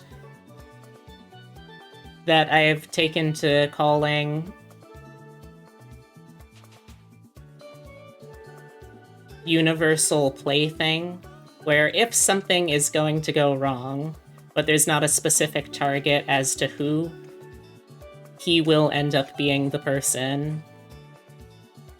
He also has another homebrew hindrance, where he is just a very naive guy. He has disadvantage well, he has a strong penalty, because disadvantage and advantage isn't really a thing in Deadlands. He has a strong penalty whenever he's trying to make a roll to deduce what someone's motivations or thoughts are. Should have a family member named Murphy. Murphy Tim?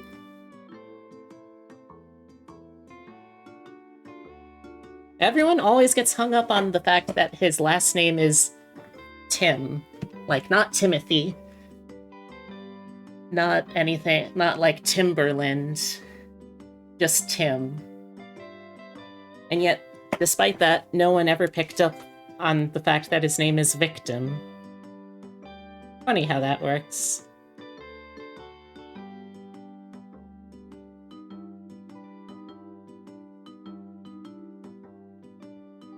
He is actually a character from the last Deadlands campaign before Wayward Guns that I ran, that I have decided to migrate over.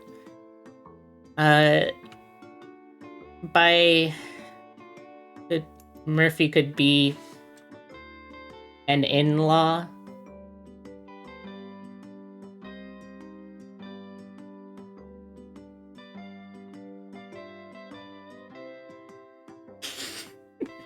Yeah, that's pretty good.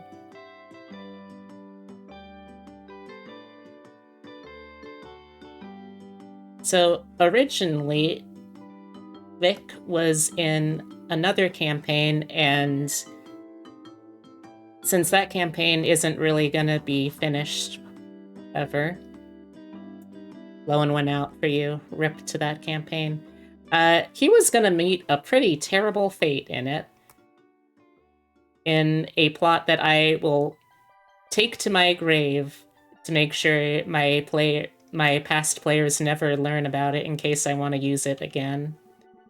But I plan on him having a very similar fate in this game if the players decide not to care about things, or to be reckless or selfish or what have you.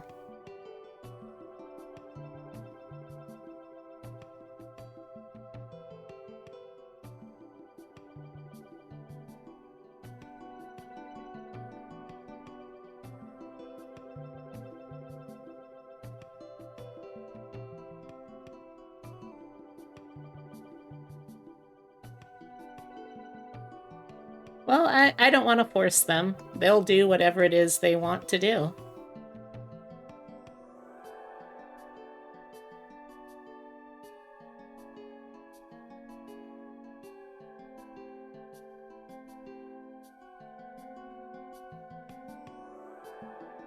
No, I have not heard of Coleslaw before, Zara. He survived a whole other campaign, my boy. Well, I mean, he only survived that campaign, technically, because the campaign never finished. So I can neither confirm nor deny if he still would have survived if they had actually completed it. He outlived it. Okay, you got that one at least, I suppose. Oh, you got me with that one. All right, I'll give you that one, Sarah.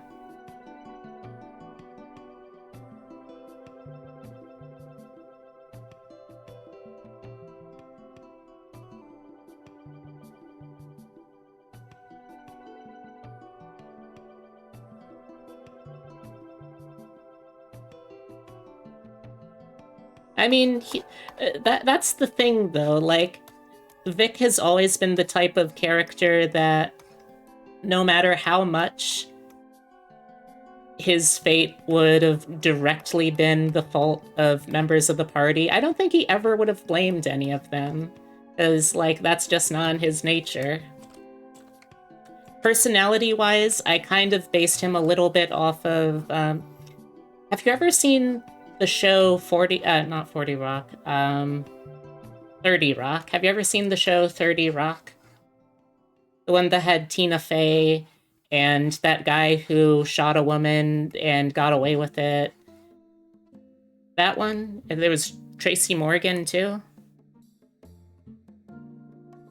I based his personality initially kind of off of the, like, the tour guide slash personal assistant or whatever he was in that show. That's fair.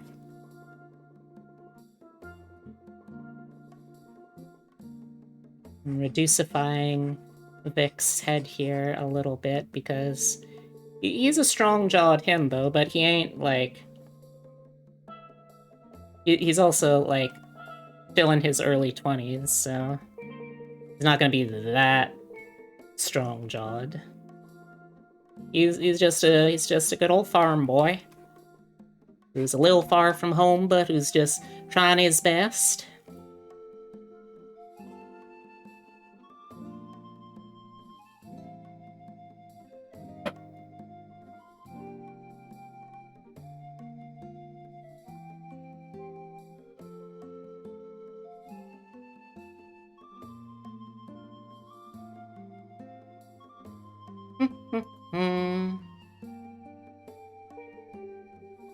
Ba-ba-ba-ba.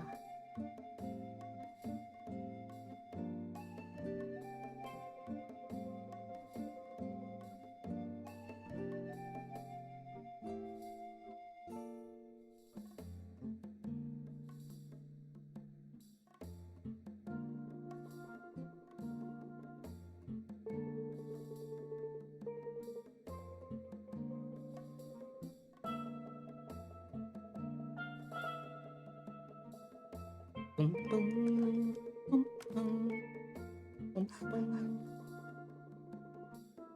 boom, boom, boom.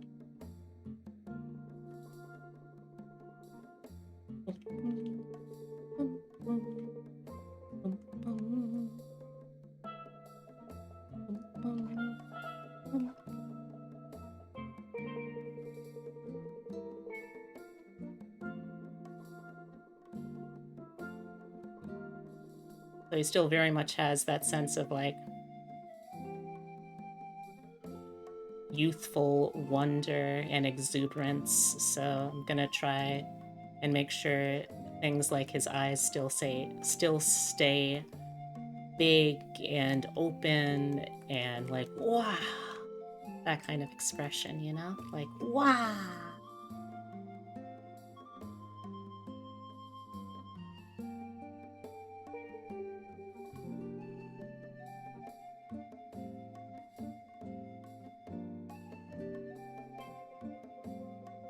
Can't wait for the NPC named Enormous Stitz. Enormous Stitz. What's the E stand for?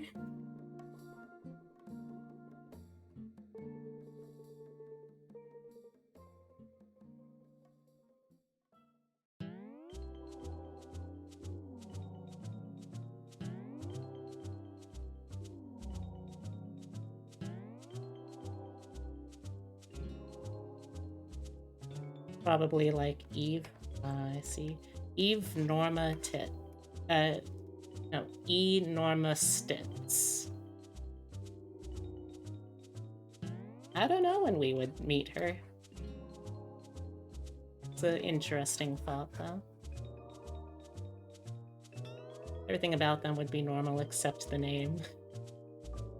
That's probably a way better way to execute that kind of joke, for sure.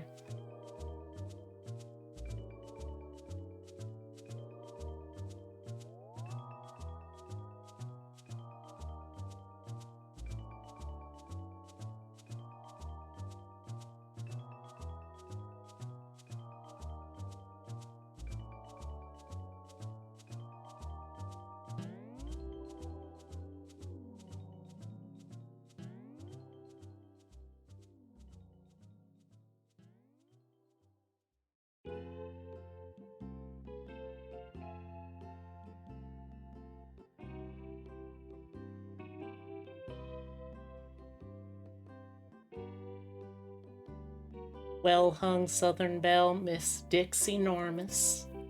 Oh, Miss Normus! Goodness, what an honor! Can't believe we have a celebrity like Dixie Normus in my chat.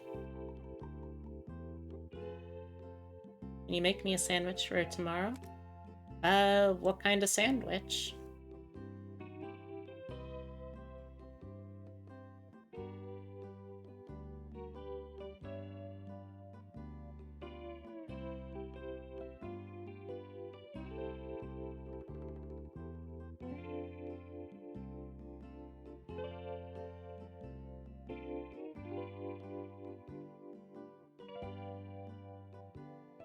PB&J with strawberry jam? Okay.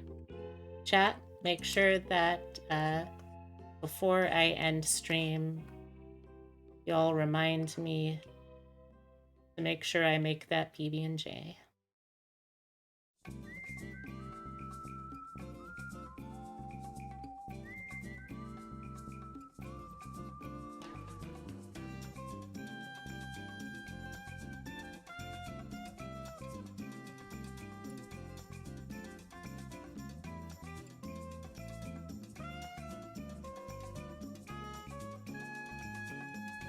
Does Dixie know Connie the translator?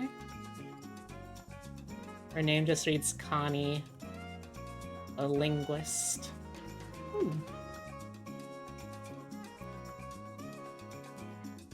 I suppose that could be... Like, is that a job title that people really use very much, though? Like, I get what you're going for. But somehow that's the one that strains the credulity of my belief.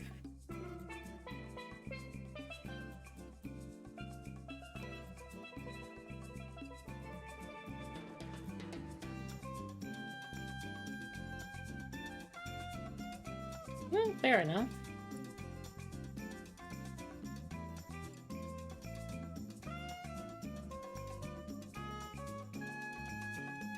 I was kind of thinking of maybe giving him some sort of missing tooth.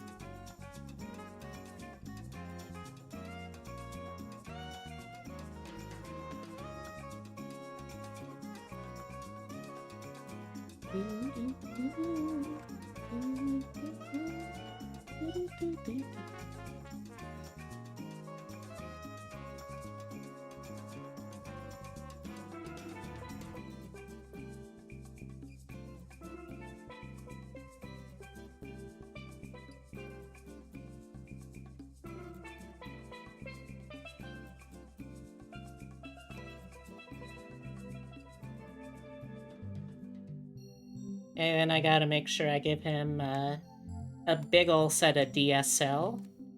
DSL, of course, standing for Dixie Singing Lips.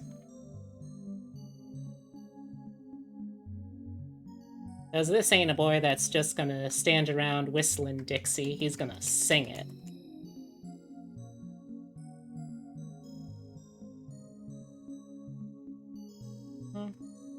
Might not go with the top lip, but I do like bottom lip.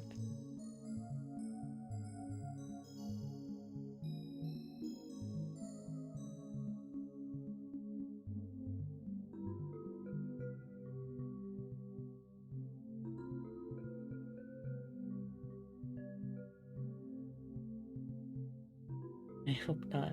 Dixie needs a lot of whistling.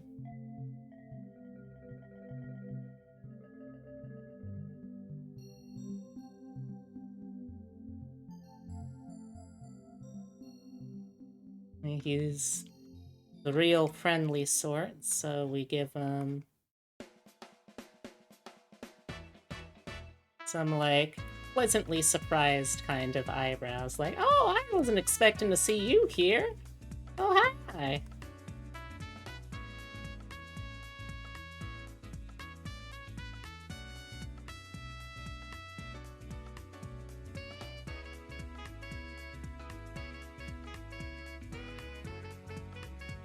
Can't believe they all knew Amanda Hug and Kiss. I wish I still had Amanda Hug and Kiss around. It's been ages since I got in touch with Amanda Hug and Kiss. That's a lie. I got Amanda Hug and Kiss sleeping in the room next door.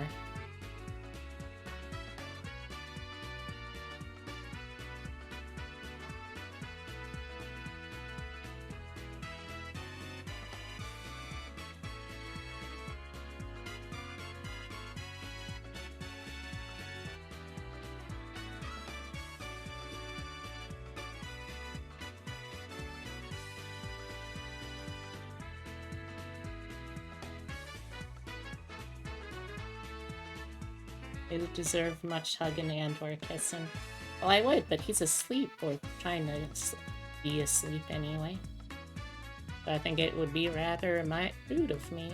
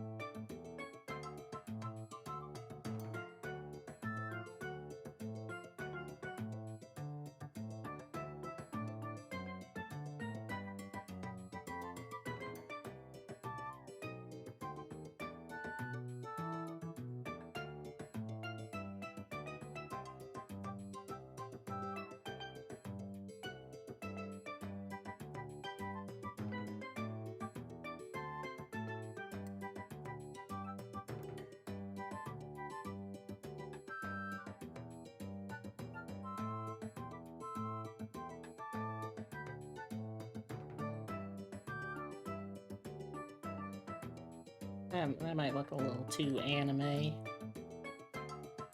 Good old Annie Mae.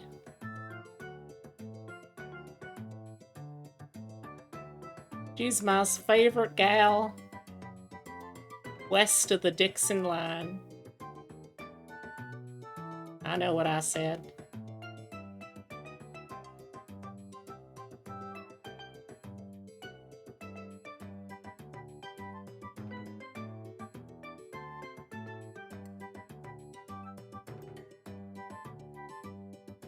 Entirely off topic, but Matt Mercer voicing Ganon in the new Breath of the Wild was not on my bingo list.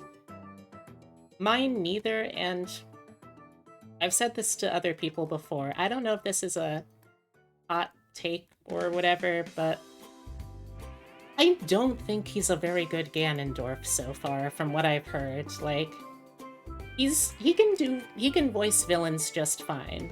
I don't think he can voice Ganondorf though, because he just doesn't have the bass range for it. He's a guy that's like very solidly speaking in a tenor to mid to high baritone range normally. He's not really a guy that dips into bass. And Ganondorf to me always just reads way too much as this is a guy that has to have a like deep booming voice to him. Matt is just too mid in his range, you know?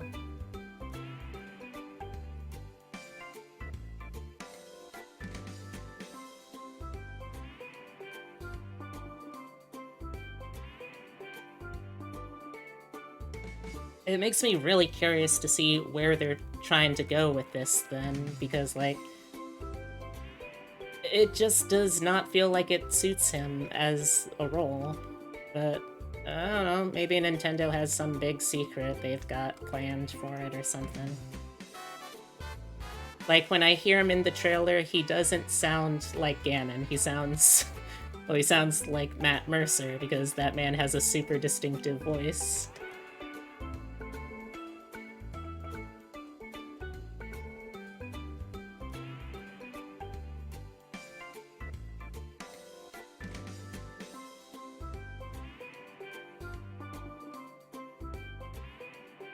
Danny DeVito, Ganon! Crystal Bots could certainly work.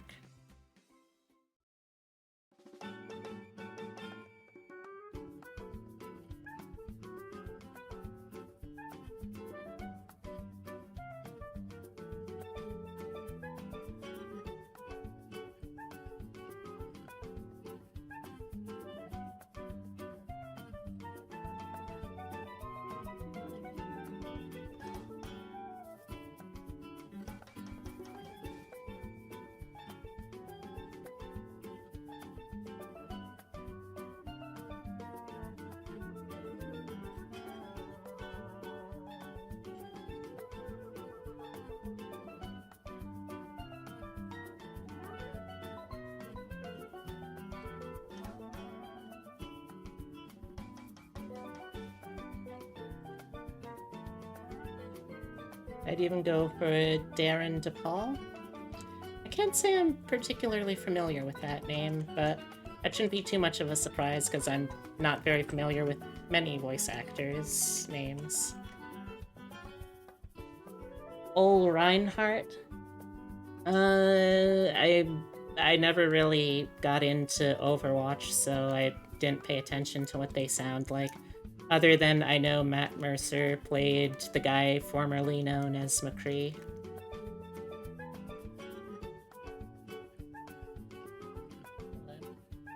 Hey! Hello. Welcome, welcome. Okay. Still dying.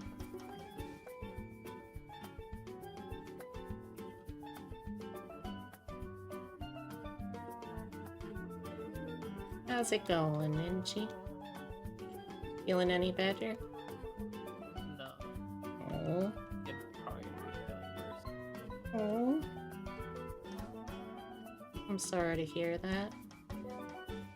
It's okay. Sometimes you just gotta die a little bit. Well, hopefully the vibes will help distract you and it won't turn into a situation where the vibes uber fucked. Your vibes are immaculate, stream. Well, thank you. I appreciate that. Ninji's very quiet. It's 'cause I'm dying. Yeah, she's unfortunately feeling a little sick. Big sick even. Big sick, even.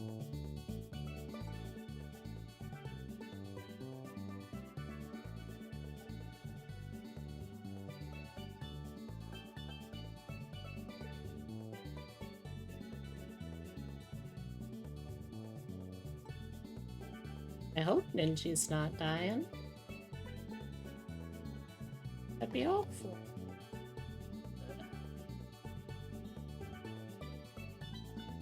Separate me from my pain. Hmm? What was that? Separate me from my pain. I'm sorry, I can't hear you. I said separate me from my pain. No, no. Do not. Just take the pain and put it somewhere else. We'll work on that.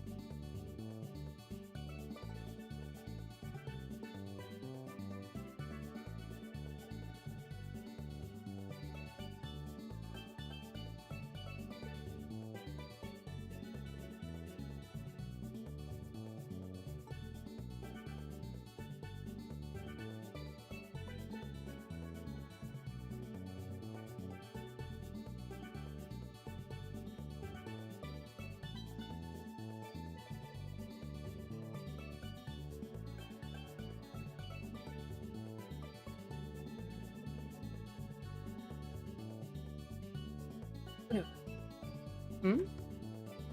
That's just a cough.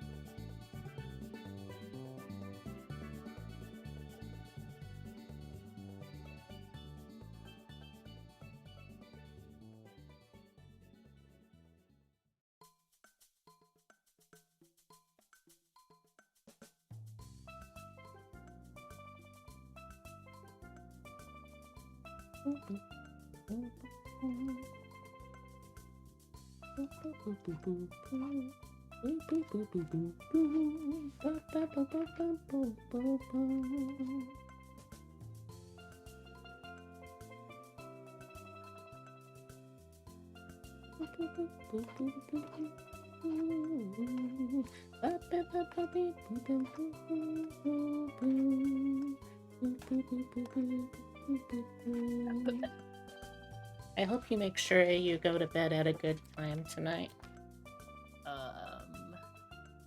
But it's my first day off in like 4 days. But how are you gonna get better if you don't get rest? Resting. Okay. Just while like still awake. Okay, if you say so. Yeah.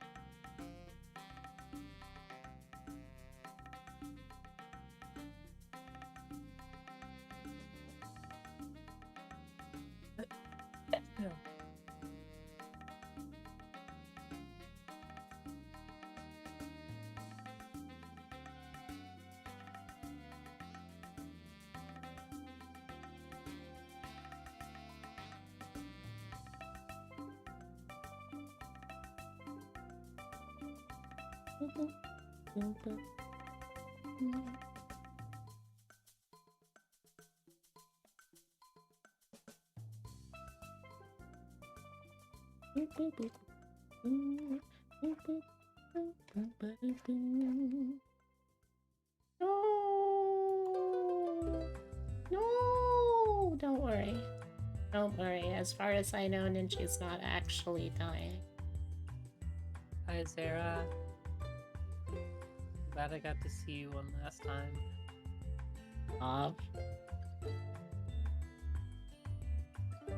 Don't give me that dying silliness.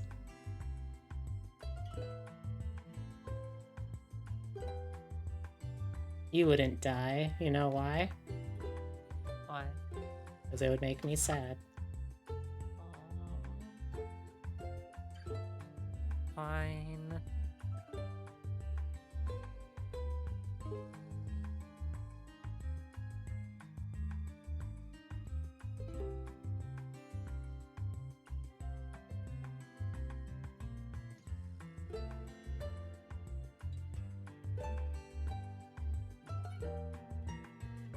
No, Ninji hasn't died.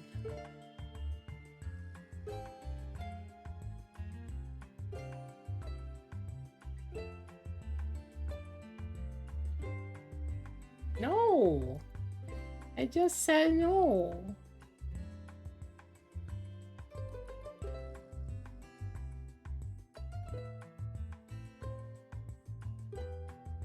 Can't believe I'm being framed by my own chat. No, streamer takes care of me. They do the opposite of die me.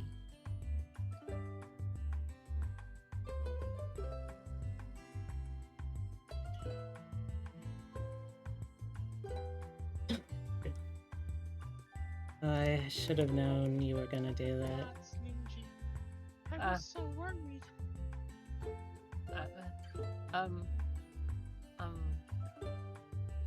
By order of streamer, I'm okay.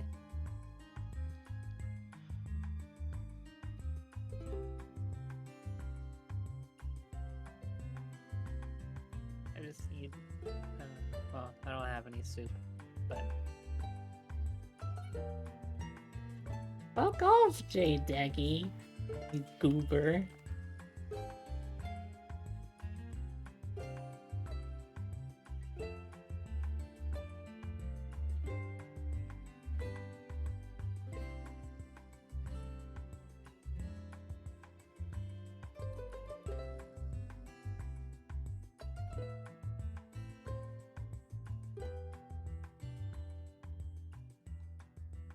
Yes, I attack you now. Jail for J Deggy. Jail for 200 years. Jail for Mazel. Jail for 1,000 years. Oh, oh, you kick me, man? You punter like Fruity the Ball? Oh, oh, jail for mother.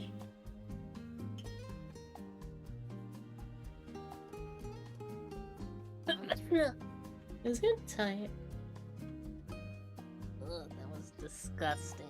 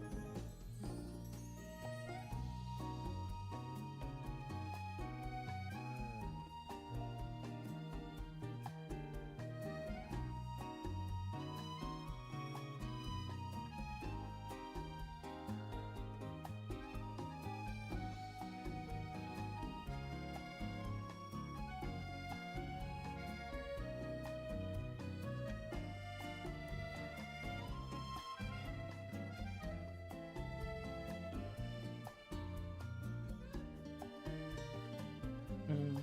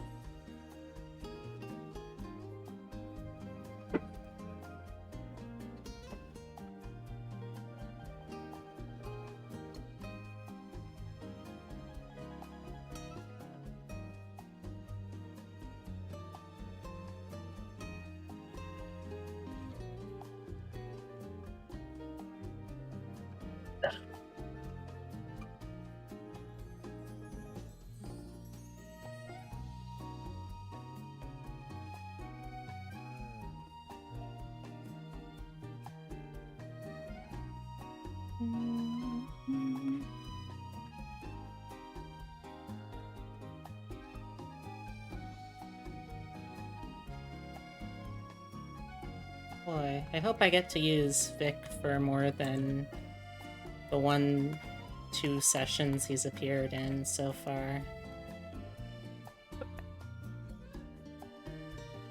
Hope so too. But yeah, that's not really something I get to control. That's if the players are able to save him from the meat. Ow! What was that? Ow! What was that for? Ah! Ah! Ah! Shanty, what you I don't know. I don't know. Ow! Ow! I don't know what they're up. Ow! What they're up in arms about.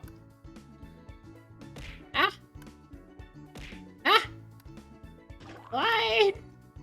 Oh! Is it because they redeemed save a while ago and you never noticed? I saved. Well, they want you to save again. Okay. I hit save again. Better save to than sorry. I feel like my own chat is trying to gaslight, gatekeep, girl boss me. I would never. I can't even do like 2 of those. Why? I don't know. I don't got. I mean, you play as an illusionist. I should hope that you can gaslight. Well, I haven't gaslit anyone yet. Really? That's kind of the whole point of illusion magic, isn't it? I mean, yes, but I haven't fought anything with eyeballs. We fought like plants and fire elementals and astral wolves and stuff. That feels like the kind of thing you should probably take up with your DM. Like, it's one thing if it's just coincidentally it's not happening, but like for it to be this consistent feels a little strange. I fully accept that medley is useless in combat. You forget my attack spells are Shocking Grasp and Gust. Well, yeah, but that's also because, as you said, you're not able to use any of your illusion magic. Thank you for the hydrate. Yeah, I mean, we'll see. We're going up a very dangerous mountain with complete lack of preparation. I wish you luck. Stretch. Ooh.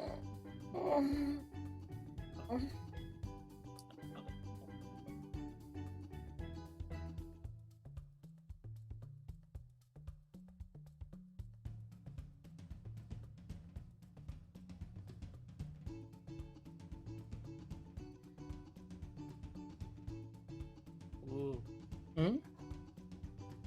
None. Playing something in the background. Ooh, what you playing? Genshin. Hmm.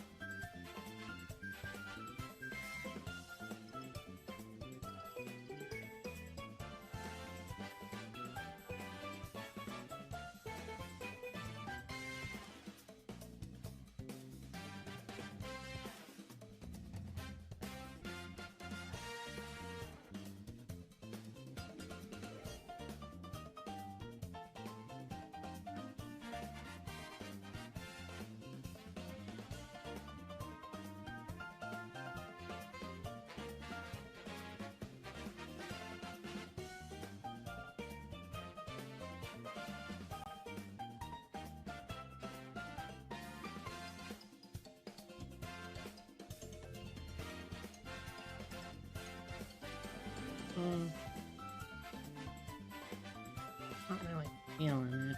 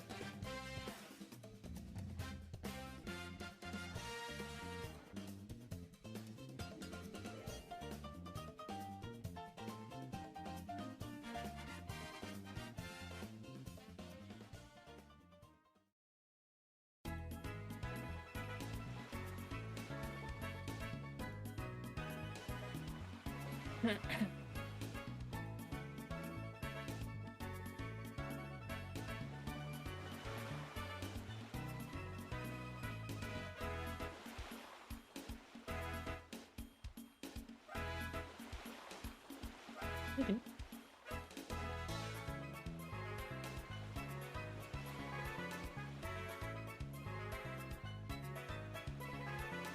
This is an okay-ish hairstyle. See what we can do with it.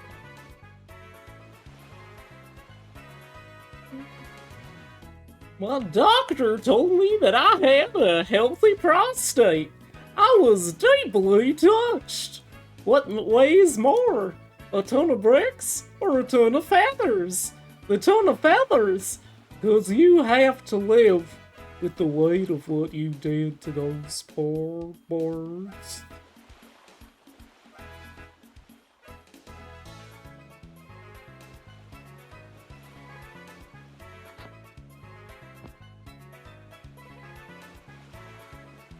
Is that everything you had hoped for?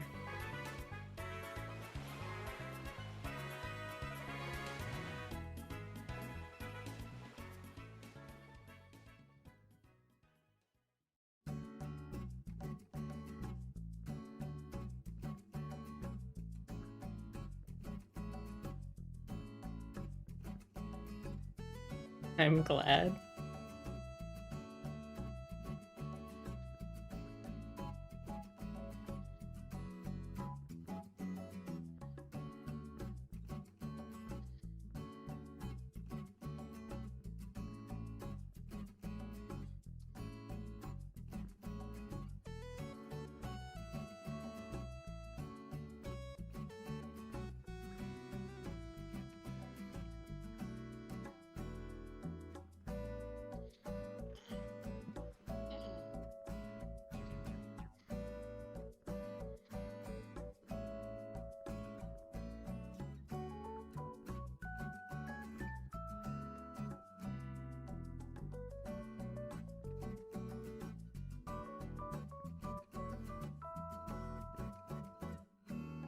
Nook Island Prison Simulator?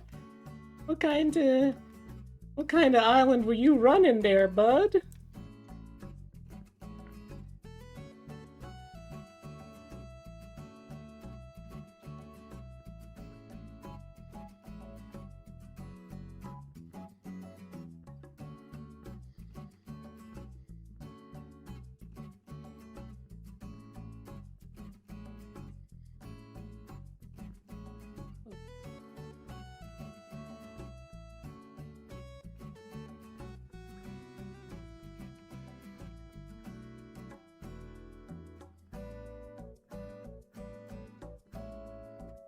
Okay, kept the jocks and the slightly unhinged.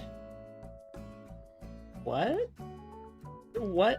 What qualifies as slightly unhinged? There's only like, what, 8, 10 personality types?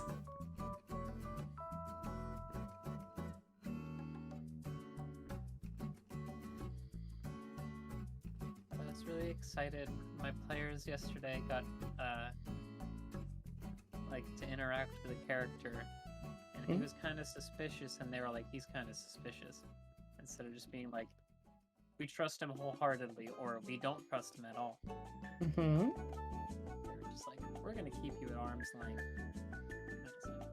Is that that's something you smart. think they should have done? Maybe. It's okay, they aren't That's smart. listening. I mean, I thought they would trust him, because they had no choice but to. Oh no, I meant they aren't listening to the stream. You can safely tell me. Yeah, that's what I mean. So do you think that they made the right choice in being suspicious of him? I mean, he was a fishy guy. I was just excited that they didn't just fully trust him, and they like ask questions like, "What the hell is this guy doing down here? We're like in a cave, and he's just like down here." And they'd be like asking things, and I'd be like asking me things, and I'd be like, "You could ask him right in front of you." And they're like, "Rude."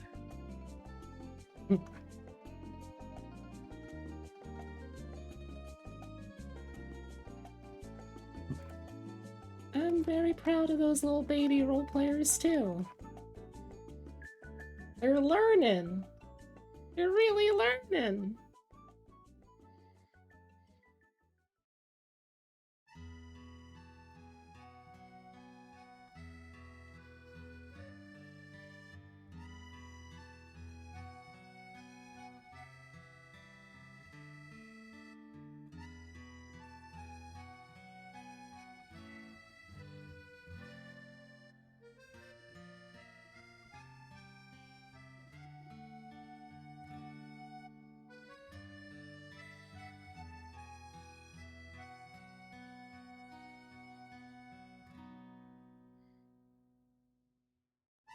Proud of B?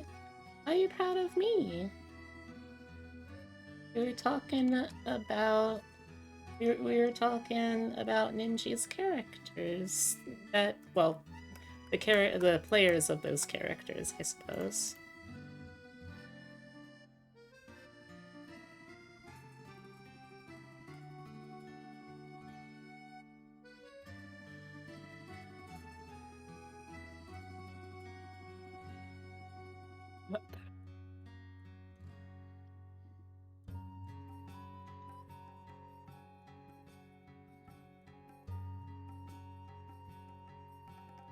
Gotta give him some freckles.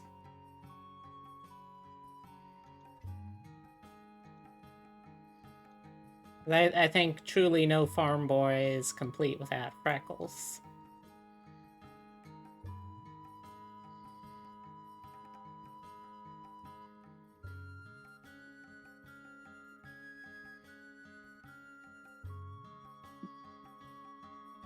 Let's just give him a little bit of scruff. Just a tiny bit.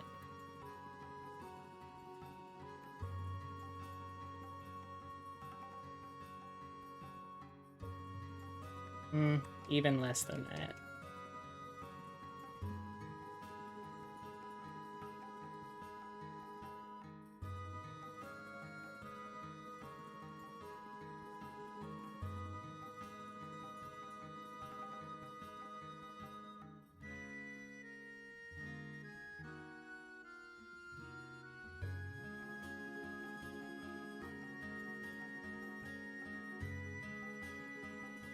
You know, I was never really a fan of Peach Fuzz facial hair before, but now that Epitome is at the point in his testosterone HRT that's like really starting to come in more frequently, it's like, okay, you know, this is kind of growing on me.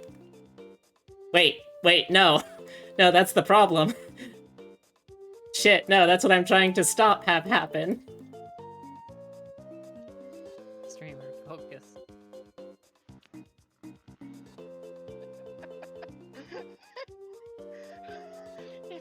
It's mine, he can have it.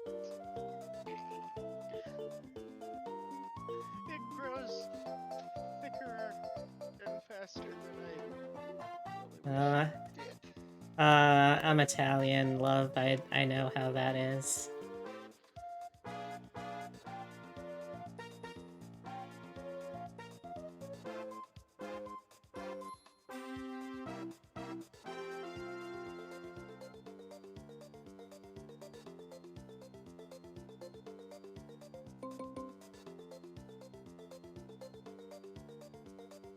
A little bit of a wispy mustache.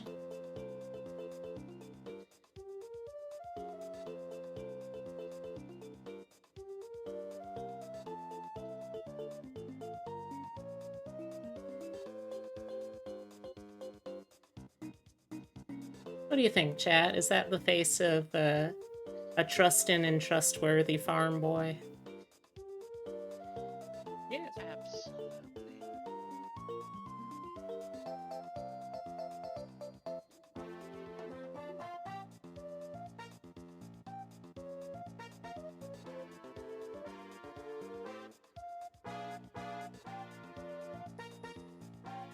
Alright, so with only an hour left in stream, I'm gonna skip over coloring him for now because I really want to actually get to the actual other thing that I wanted to do tonight with introducing the game concept that I've been working on. Said that right as I looked in the mirror. I'm sorry? I mean, if you want, I'm sure you also look like a very trustworthy farm boy if that's what you're after. Yeah, so years ago, I started an idea with Epitome that we were gonna design something of our own little tabletop RPG system. So I'm gonna go over some of the basic stuff tonight. Excuse me, since I'm only have an hour left. But I still want to introduce the concept because that way, if I introduce the concept and people end up liking it, then they'll keep me honest about touching base and talking more and working more on it later. That's what I figure anyway. So...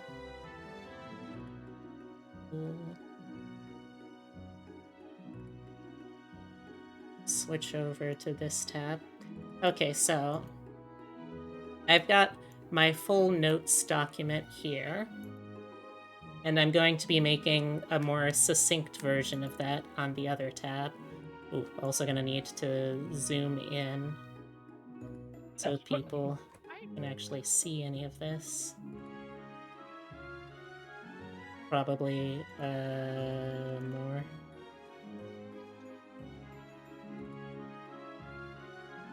Okay, so the basic gist of this game, which we took to calling alternatively... Come on. Come on, keyboard.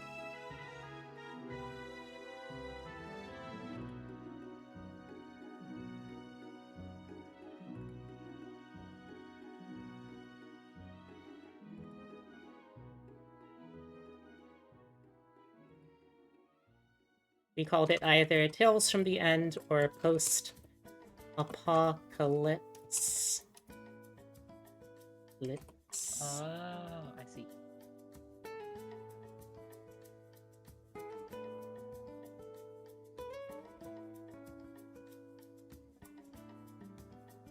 So the basic idea of it is...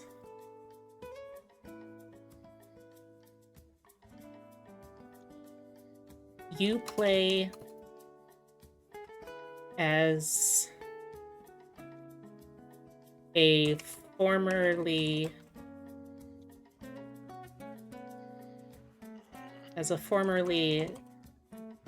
domesticated animal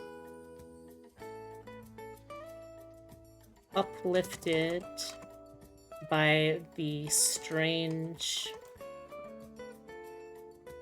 forces that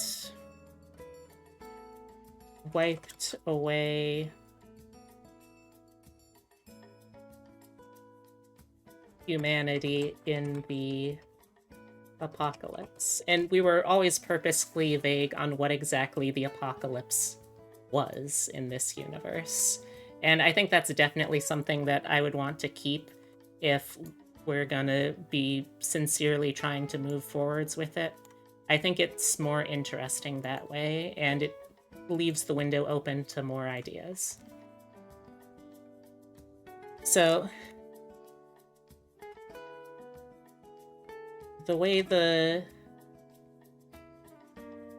strange event worked left animals becoming more and more intelligent and unnaturally empowered the closer they were to humans in their day-to-day lives. So, for instance, the main player character was the main player character archetype was always thought of as like the dog. The dog we kind of treated as the human, the baseline of the scenario, but in the initial playtest we're hoping to have dogs, cats, rats/rabbits, and birds as playable race options to test out. But animals that lived side by side with humans, those are the ones that have become the most affected.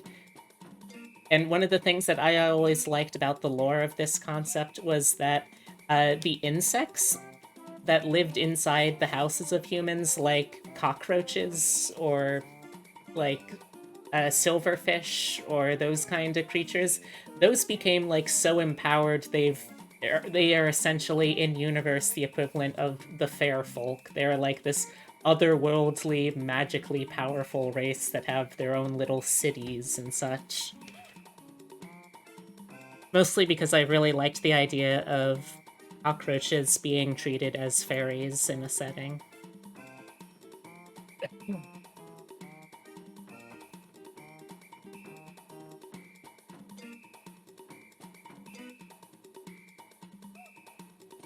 Crucially, though, this is only at most like a couple generations out from the event that wiped out humanity. So the mutations were only internal. So I wanted to make it clear this was not a case of these are now uplifted animals that have developed humanoid bodies. No. Like maybe many generations into the future, they could further evolve and mutate into those kinds of bodies. But that's not where they're at right now. They are still they would still be recognizable as the same kind of dogs and cats and rodents and birds that we have today, right? So that's the main gist. You have the intelligence, roughly, of a human, like human level, and you have very strange, bizarre powers that you can use, but you are still limited by the fact that despite the fact that you are now smarter than the previous average for a dog, you are still in the physical form of a dog. You don't have thumbs. You gotta figure out ways to work around that stuff.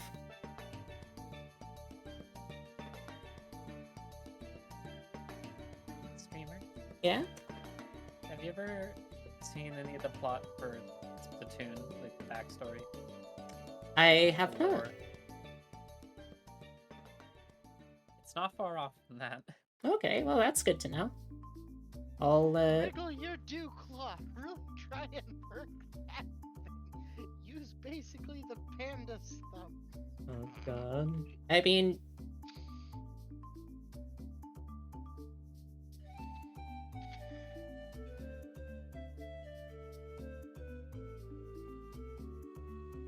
It probably wouldn't be that effective.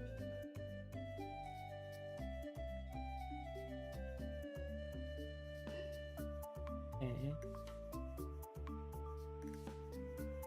And this was never something that was officially talked about, but one of my personal favorite theories in universe as to why this is happening is the idea that this is the same thing that happened to humans that led to them evolving to be where they are today. It was never like an official, yes, this is canon, this is what happens, but it was one of my favorite like pet theories, unintended, for why this was happening, or like if there was any precedent to happening, that this is like a cosmic level event that has happened before already.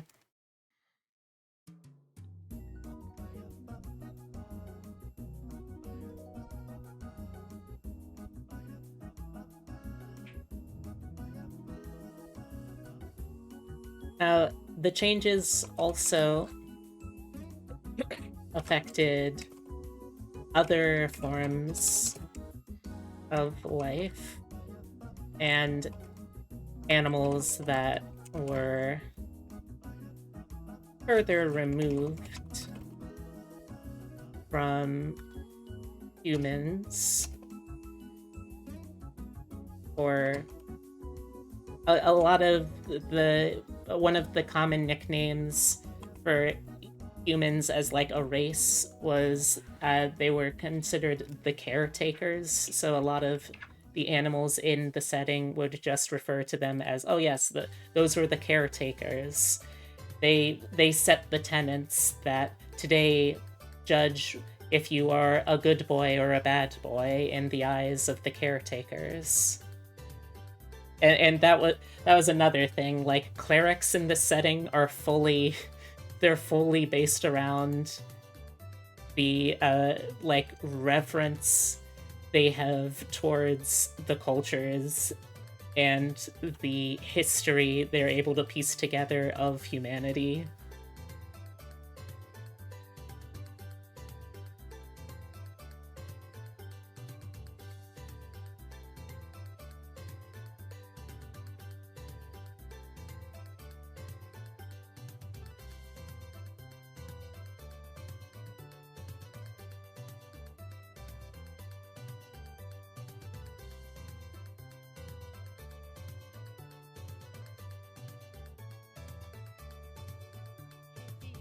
Hey, Hmm? Pete, I got a question for you. Yeah?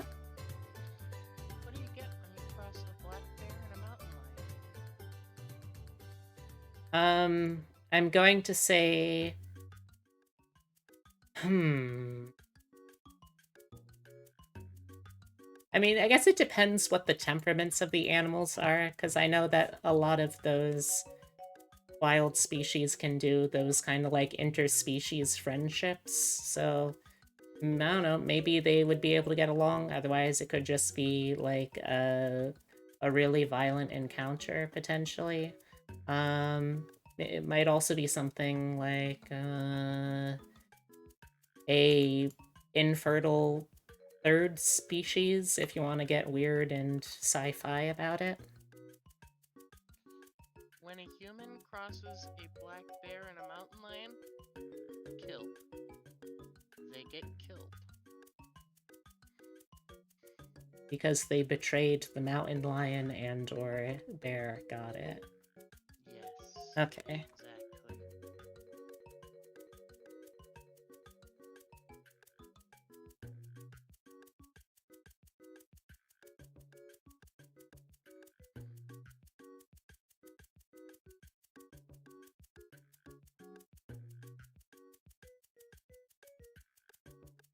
So these same mutations also affected animals that weren't regularly very close to humanity, but it kind of affects them at a certain point if they're too disconnected from humanity. It sort of affects them only almost in an inverse fashion. Like it becomes more overt, more physical, and it can also become more kind of monstrous in a sense. This is the kind of setting where I always envisioned something like a bear to be the equivalent of like a dragon in a standard high fantasy kind of setting.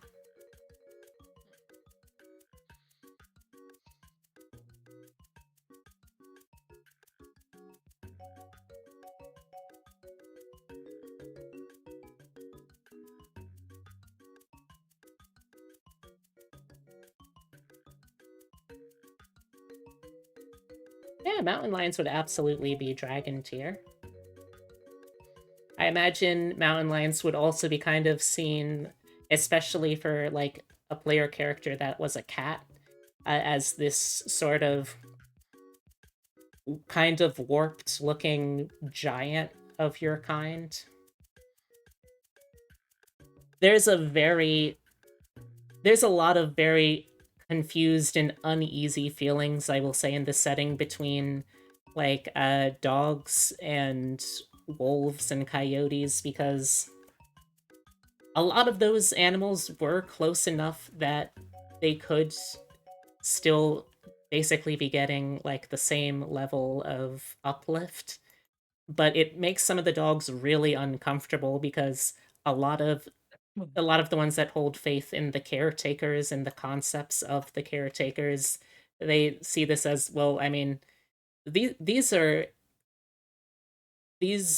wild dogs, they're not following any of the rules on how to be a good boy, but they're still kind of like us. How how did how why what is this? It's a very strange existential kind of concern for them.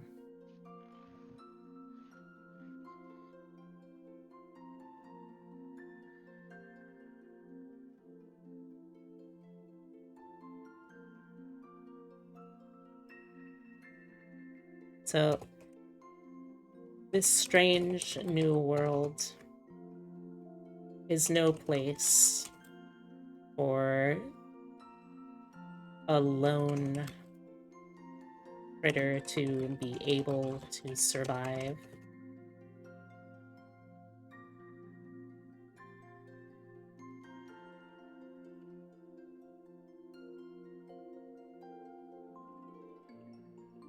If you want your new societies and lives withstand the harsh, I was going to say the harsh world, but that feels repetitive.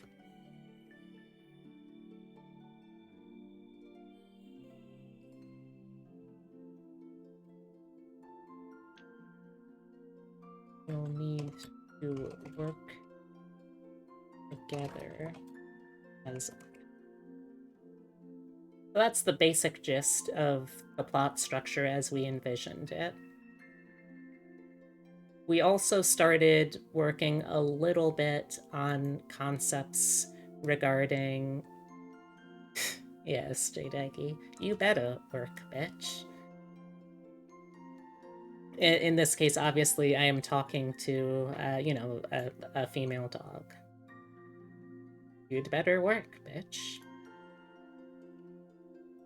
And then we also started work a little bit on some of the mechanics of that.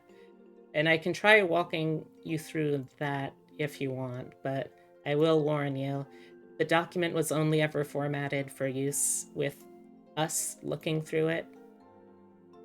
Obviously, it's not really designed to be excuse me, to be super useful from an external perspective if you don't really know where we're coming from with this, but I'll still try my best to make it understandable, or at least kind of understandable.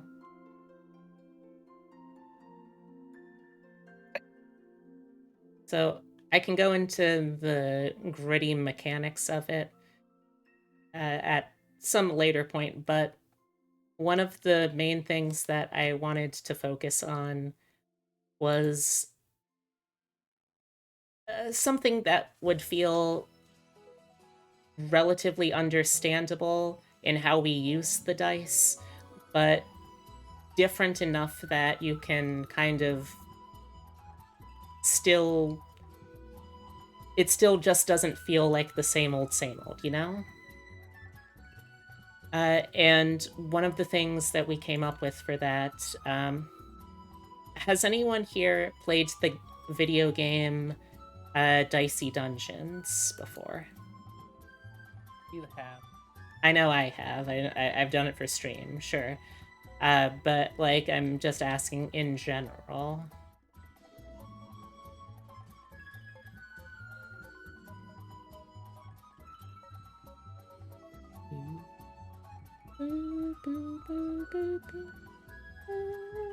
Alright, I'm gonna bring it up real quick just so I can show a physical example of what I'm talking about as I talk about it. Dungeon. Been a while since I've played it, if I recall. There we go.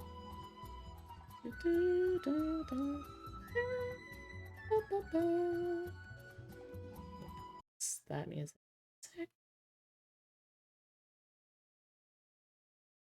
Zoom out this a little more.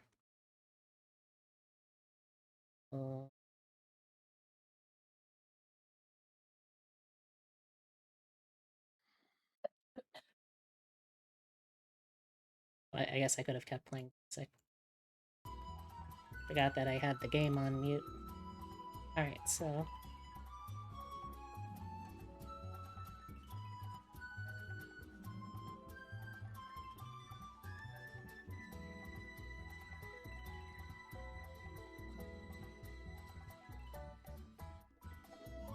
Okay, so this is Dicey Dungeons.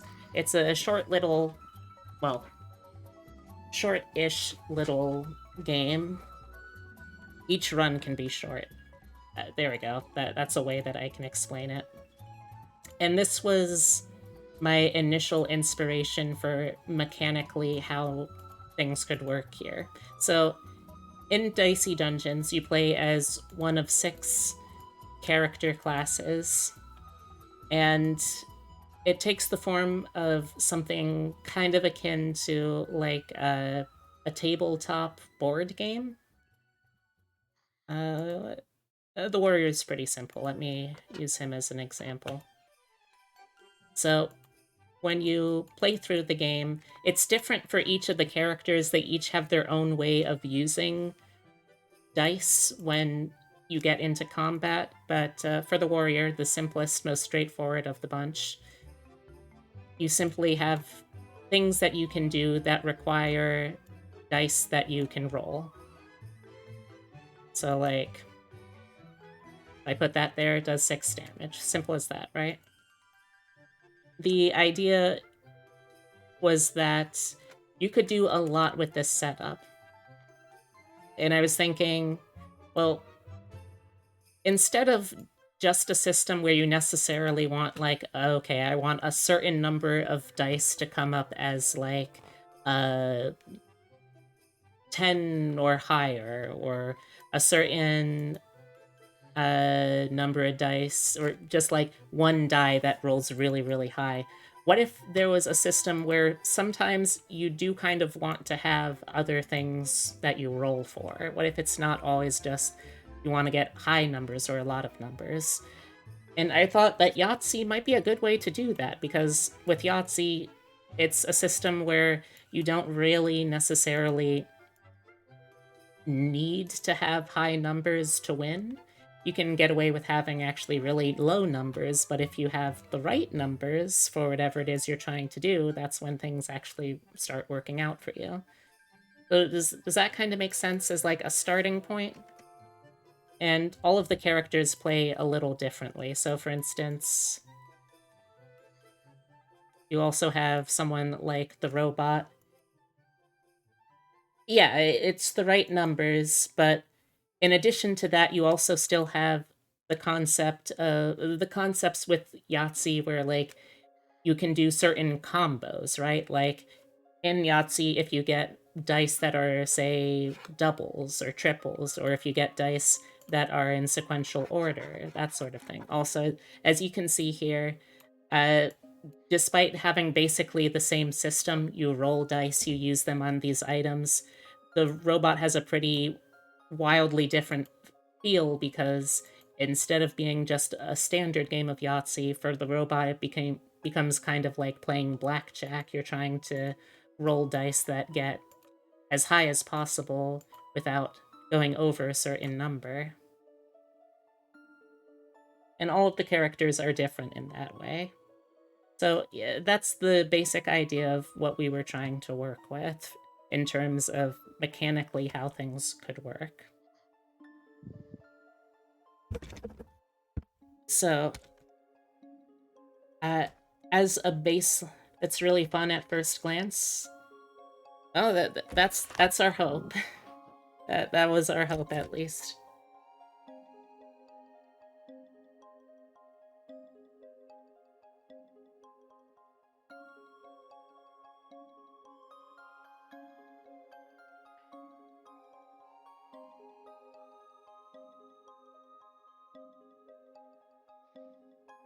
All right. So, do y'all want me to talk about the nitty-gritty mechanics that we came up with first? Or do you want me to talk about what we came up with for, like, concepts of classes? Or at least kind of player archetypes first? What are people more interested in? Excuse me. Please. Hmm? Please do. Which one? Yes. Nice try. That's not the question I asked. Which one would you like me to do first?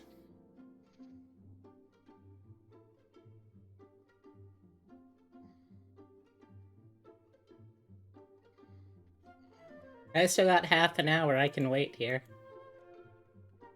I just need someone to pull the trigger.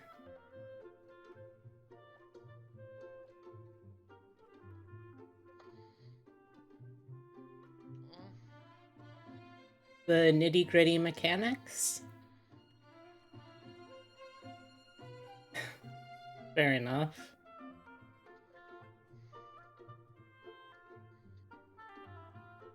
Okay, so gameplay examples. Alright, so the stats are 6 in total. And then there's a seventh one, which is less a stat and more of a consumable resource. But the stats we had for the general gist of things: 3 physical, 3 internal, 3 mental. The 3 physical being might, toughness, and agility. And you can see here So we your were. hard stats versus your soft stats. Yes, that's a fair way of putting it. So you have might, a measure of physical strength, which can also be used for physical attacks, melee, throwing things. Toughness, which determines Mark, Bob, and Wade. I mean, I know the people you're talking about. I have no idea the context in which Markiplier and his boys connect here. Anyway. Toughness, which is your physical endurance, your generally how healthy you can be, and also determines bonus health and your defense. Agility, which is dexterity and nimbleness, also affects movement speed, your defense as well, and your initiative. Smarts, which is sort of your catch-all intelligence stuff. Charm, same for your charisma kind of dealies. And wits, which is your power of perception and quick thinking. Wits also affects initiative and can be used for projectile attacks. I never really quite vibed with dexterity in games like D&D being used for your ranged weapon attacks, because I don't know, it just never really felt right. Like, I feel like say pulling a bow and arrow is a strength, and that should be a strength thing. But like, say pulling the trigger on a crossbow, it really doesn't matter necessarily how fast you can pull the trigger. What matters much more is how much you're able to aim with your senses and react quickly enough to pull the trigger when the opportunity presents itself. So that's why we would have those kind of ranged weapons attacks using wits instead of agility. And then the 7th stat is spirit, which would be considered sort of a consumable stat. The idea being that all of the classes have a use for spirit, but they use it in different ways, and they can gain it in different ways as well. So, for example, one of the class archetypes is called the Cloistered, which basically, the clerics in this setting, they follow... The clerics are clerics in what you would think of as like a D&D religious sense, but they also are clerics in a very literal sense. The clerics are the ones who... Have you ever heard of clerical work in like an office before? It's the work of doing like filing and keeping records and all the paperwork and stuff. The clerics in this game are clerics in both sense. Yes, they worship the concept of humanity in how they experienced it, but they also are the ones that keep the records of how that previous civilization worked. And they're the ones who are able to use their powers to recreate technology that existed in the world of humanity. So they don't really have clerical magic in the same way we would think of for D&D. Their clerical magic is they are able to figure out how to make something like, say, a car, or a firework, or, I don't know, a recording device, stuff like that. They're religious artificers, if you want me to use D&D terms. So, like, cloistered could be gaining their spirit from following the tenets of their faith in the caretakers. They might get it from studying religious texts, converting new followers. In each of those roles, in order to get the spirit, since you would have to roll one of your stats to get it, would be using potentially a different kind of stat of those initial 6 that I talked about. So does all that make sense so far? Yeah, so far. Okay. Yeah, the idea, J. Deggy, is the first of the clerics, the cloistered. The first of the cloistered in our setting came about in places like shelters and like doggy daycares, like all of the places where the animals were already naturally sheltered by being inside a structure, but in that kind of very organized way. And I thought, yeah, you know, like, to one of the animals inside it, being in like an adoption shelter would probably feel a lot like being in like a convent. You're not really there because you want to be, but you're there because you kind of know that this is still probably the best you can do right now, and you're like trying to be reformed or something like that. So that was the idea behind the cloistered. If you can't tell, the cloistered were one of the first concepts I came up with for classes, and probably still one of my favorites. So, let's roll. Let's roll back up here. So by default, you have 4 dice that you can use in your pool, 4 d6s. And then depending on what traits you have, because each animal will have different traits that modify them from the base template of like a standard medium-sized dog. Medium-sized dog was kind of our, like I said, it was kind of our default human equivalent for fantasy RPGs. So traits will modify either giving more die or less die off of that. Falling asleep, you're sorry. Taydegi. Taydegi. Don't be sorry. It's okay. You gotta take care of yourself. I really appreciate you swinging by. Appreciate the company. But make sure you take care of yourself. Sweet dreams, okay? Plus, I only have like 20 minutes left, so you're not going to be missing too much, I promise. I know you do it from a place of affection. At least I hope you do. So the modifier can potentially increase or decrease the number of dice rolled by 1 at a time. We wanted to make sure this never got to be a system where you were rolling like huge numbers of dice or anything like that. Oh, that's weird. Wonder why head pats didn't go off. Huh. It's weird, it works on my end. And you're a subscriber, so could be enough. That's strange. Anyway. I'm here since I woke up from a nightmare. Oh no! You need me to cuddle you and make you feel a little better, Roserwell? That is a service I can offer. It's going to be a very long distance cuddle though, since you are all the way in the UK and I am on the east coast of the Oos.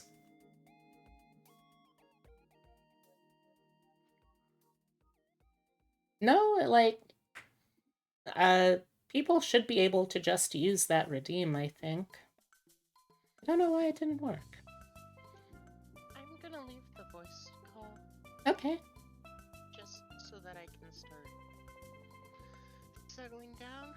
Yeah, no It's been problem. kind of a long day. Yeah, take care. Not sad, just like a lot of housework. No, I understand.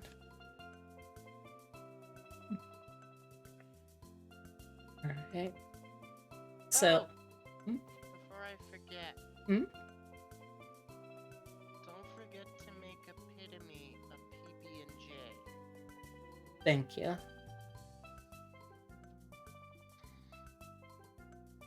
Alright. So, each of the sides of the die refer to a specific stat. Like, if we were ever going to make a printed version of this game, we would probably have it set up so they would have their own dice where it's like there's a symbol for each of the stats instead.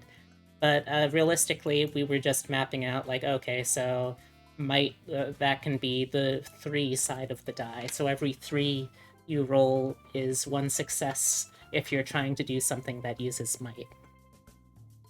So if you get even 1 number of whatever stat you're trying to roll for, that's enough to succeed in a simple task. So a simple task could be something like going for a brisk jog where you aren't really under any pressure, or trying to socialize with some friendly people. They aren't really dangerous. You don't really know who they are, but, they're strangers. You don't necessarily know what to say. That could be a simple one, depending on who you are, obviously. For some of us, it's not so simple. Or, like, being able to read something in a language that you know, but is like, it's a little wordy. You don't really necessarily know all of the words, or it might just be really dense. Those could all be examples of simple tasks. So then it would be, you need 2 of a target number for moderate and 3 for the hardest, within the realm of normal expectations. Getting 4 or 5 of a target number is when we start getting to super animal. Like, for instance, if you are, say, if you're a Pomeranian and you need to make a 15-foot vertical leap, that would probably require 4 or 5 successes. So then there's also special situations when you're rolling. And depending on the result, you might even be able to re-roll. So in that case, you get to choose the die that you want to re-roll, and you re-roll those specific dice. So again, we're cribbing from Yahtzee rules here. So for instance, if you roll 3 of a kind, even if it wasn't what the target number you were going for was, you can choose any number of those dice to re-roll. 4 of a kind or a small straight, which would be like 4 sequential numbers, gives you 1 instant success to a communal pot. The communal pot is basically anyone in your pack, your group of players, that needs to roll for a certain trait. They can just pull a success from that pot instead. Everyone puts into it, everyone can take out of it. Then a large straight, 5 numbers in a row, or a full house, 2 of one number, 3 of another, gives you 2 instant successes, and you also get to still reroll. A 5 of a kind is 3 instant successes, and you can reroll. And all of these do not need to include the animal's target number to take effect. So if it gives you a special circumstance, you can continue to reroll 1 more time. But the max number of rerolls total you can have is 2. And you have to stop rerolling when the result doesn't give you a reroll. 2 rerolls have already happened for you, or you can just choose to stop when you want to stop. So, for example, the GM asks the pack to make a difficult might check. Success means getting 2 3s on your dice. Boots the cat rolls 4 dice for might. Its first roll is a 2-2-2-3. Since he rolled a 3 of a kind, he can pick dice to reroll and does so. He keeps the 3, the 3 he rolled, and rerolls the other 3 to get 3-3-5-6. His roll is over, and he's succeeded. Apricot the bird has a -1 might due to her size and can only roll 3 dice when doing a might check. Her result is 2-1-4. Since she has no special circumstances in this roll, she can't reroll and she has failed her check. Vintovka, a dog, has +1 might due to her size. She rolls 5 dice for a might check. Her first result is 2-3-4-5-6. And because you have the 5 sequential dice there, that's 2 instant successes to the communal pot. She keeps her 3 and re-rolls, getting 3-3-3-5-5. Gets another 2 instant successes added to the pot, re-rolls again. Keeps the 3-3-3, rolls the last 2 for 3-3-3-4. She can't re-roll again, as she's already re-rolled twice. She's succeeded. So, is that kind of understandable so far? Yeah. Okay. And chat, if anyone has any questions, either here or if for some reason people decide to watch this VOD and make it this far in, first off, who are you? I would like to meet you. Hi. I honestly don't know if there's anyone who watches this deep into a 6-hour VOD, but if you're out there, hi, I love you. But yeah, if you have any of those thoughts, concerns, leave them in the comments or hit me up on socials and you'll be able to get your answer. Anyway, one thing that I wanted to circle back to, since you probably noticed, at least in this example, one of the traits that came up in affecting the stats was size. And you might think that, well, like, you would obviously want to be the biggest of whatever animal you are at a time, because then you would have the most dice possible. And it's a case of yes, but no.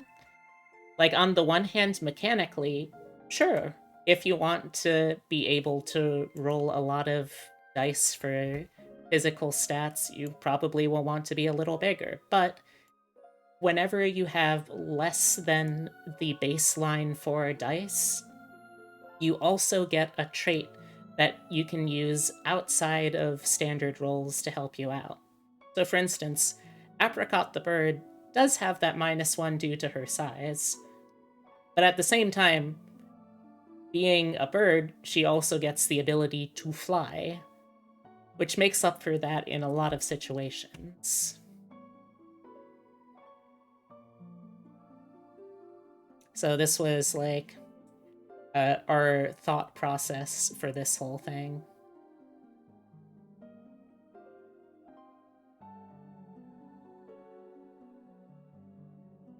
Pretty much just me talking about the same things. Alright.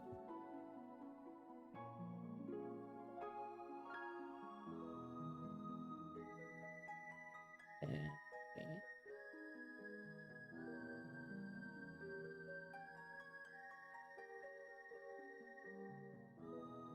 Alright, so... Oh, also, if this ends up being a project I actively... Gesundheit.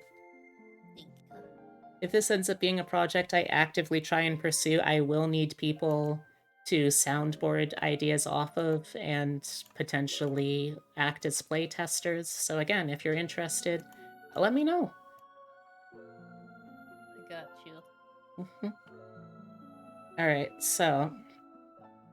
Alright, it looks like we talked a little more... This is also my first time seeing these documents in a while. It looks like we talked a little more about the auto successes.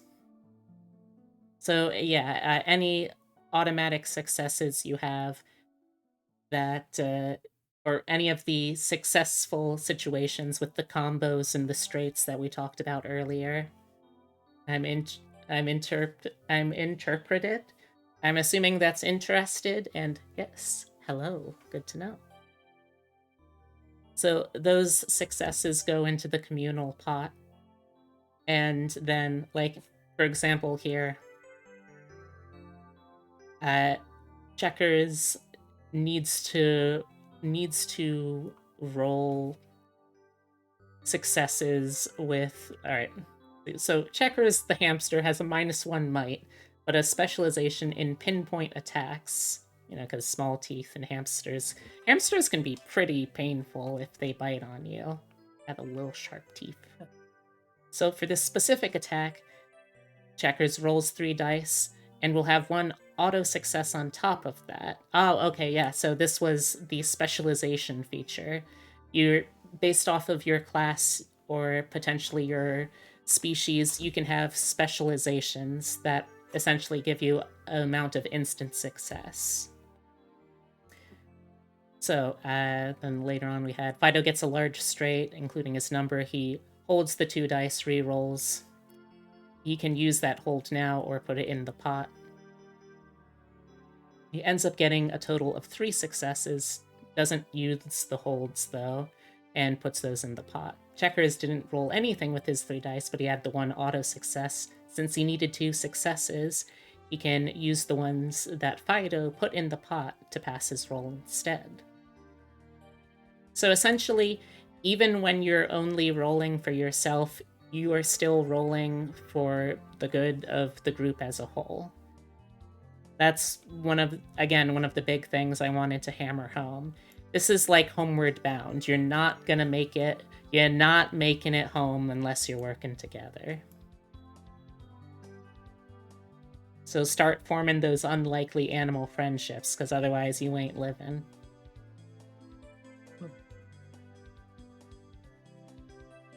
So dogs are the humans of the system, as such, at base. Their options are a bit more open.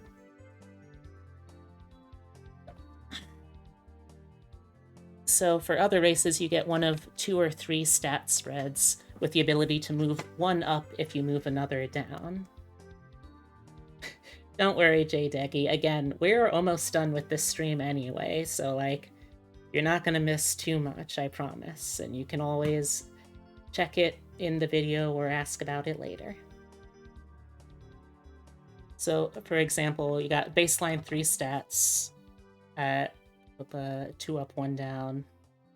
So dogs can choose their plus and minus, but they only get 1 plus 1 since you get to choose where it goes instead. Then, of course, you got size modifiers too.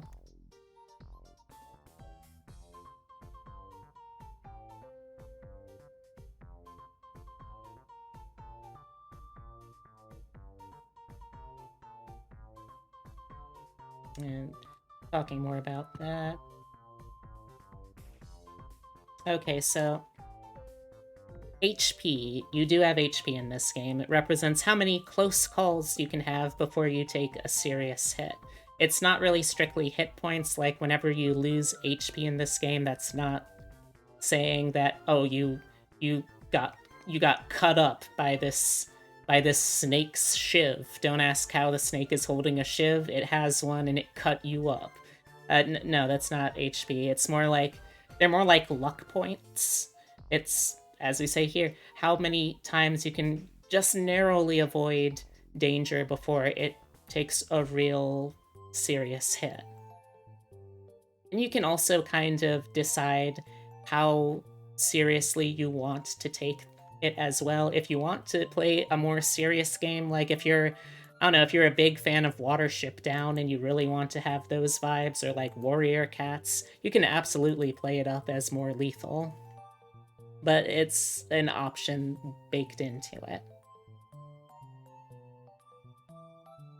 So one of the lighter options is when you take the hit, it becomes a long-term detrimental condition that mechanically and narratively affects the character. So for instance, you can potentially get up to 6 long-term conditions that you can also potentially resolve in ways that narratively make sense. So for instance, if you have, say, if you take a hit to your agility, maybe you can describe that as, well, you've really injured your paw, so now you've got a limp. Mechanically, that's going to affect what you're able to do, since you're not able to use that one paw. And there is narratively structured, defined ways that you can get better from that. You can heal from, like, bed rest. You can have potentially clerics treat it with some of the caretaker's technology, or you could have someone else do magic to it. But you have options to, within the story, take care of that condition.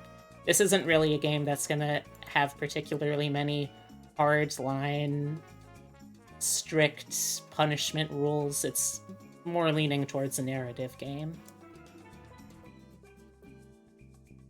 So you can have up to 6 of those, 1 for each stat. But if you get a 7th, that character has to be retired one way or another. And that could be as simple as that character bites the dust, or it could be more complex, like Maybe they are the mythical pet that does actually go to the farm upstate. They could be the one.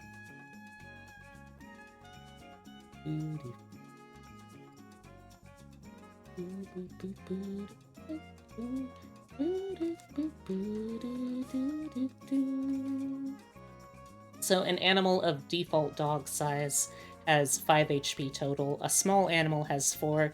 Tiny, which may or may not be a trait we end up using, has 3. And after all of those boxes are filled, they're either taken out of a fight, at which point they can be brought out of danger. Like, they can't. If you decide to be taken out, you can make it so in the current encounter or danger or fight, you can't be further harmed, but you also can't be revived within that situation, and you can't act further in that fight or that dangerous situation or what have you. This is actually a mechanic I believe they have just straight up in Pathfinder, where one of the things you can use your like luck manipulation stat for is you can have it like I said, you can have it just take you out of the fight so you can't be further hurt if you're already down.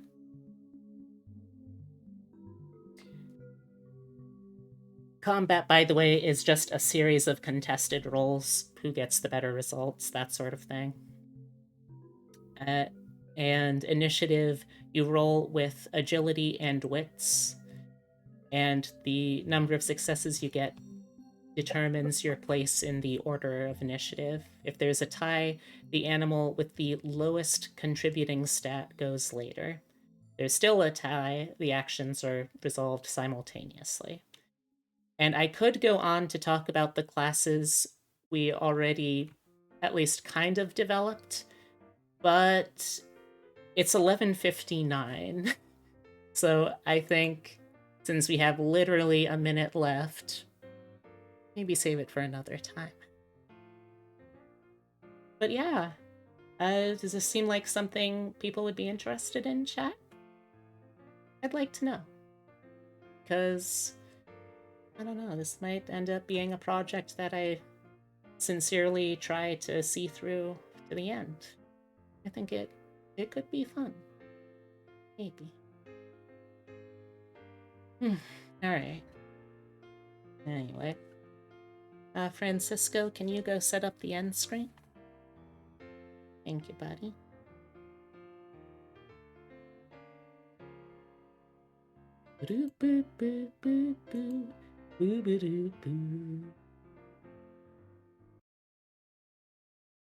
And boop, boop.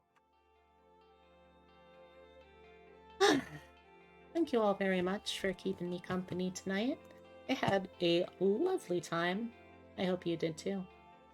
I'm going to start trying to figure out a raid target because, oh boy, I'm gonna have trouble with these. There's a lot of good options on right now.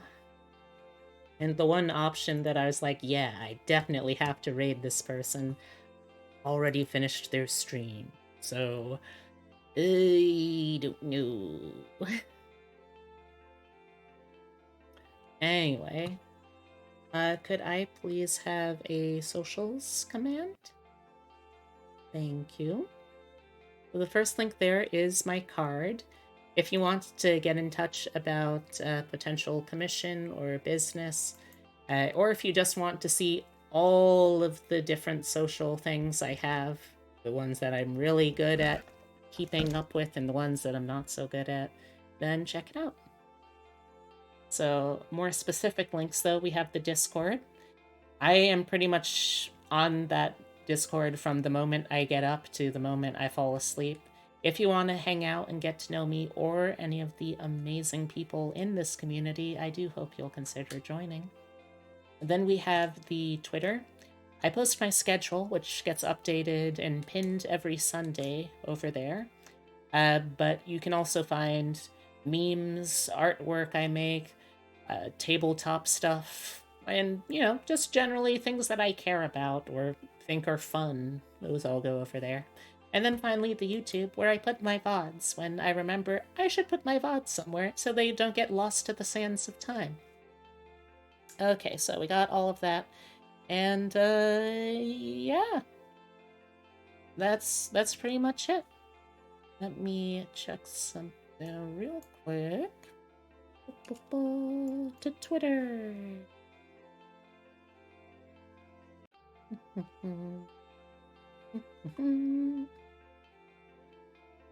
Alright, so I have one more stream for this week. That is going to be tomorrow. Well, technically today. Friday. It's going to be Friday, 2 p.m. EST. It's a flex day, so it could be a little bit of anything, but one of my favorite RPG / horror games that came out a few years ago. Gosh, excuse me. World of Horror got a surprise update a couple of days ago. So I'm thinking I'm gonna check that out to see what they added. Yeah, that'll be Friday, 2 p.m. EST. World of Horror and who knows what else. We'll have to tune in to find out. Anyway. Gosh, I said I was trying to find a raid target, and I still don't know who I'm actually going to raid.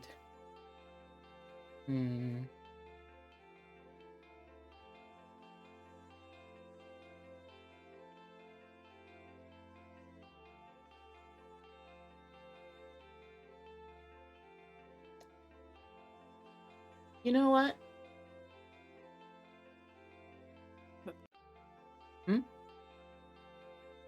Was but a cough. Oh, sorry. I thought you said something.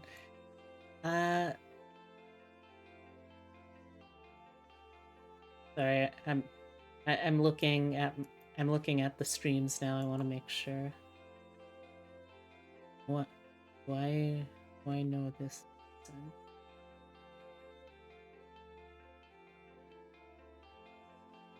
I don't know if I do.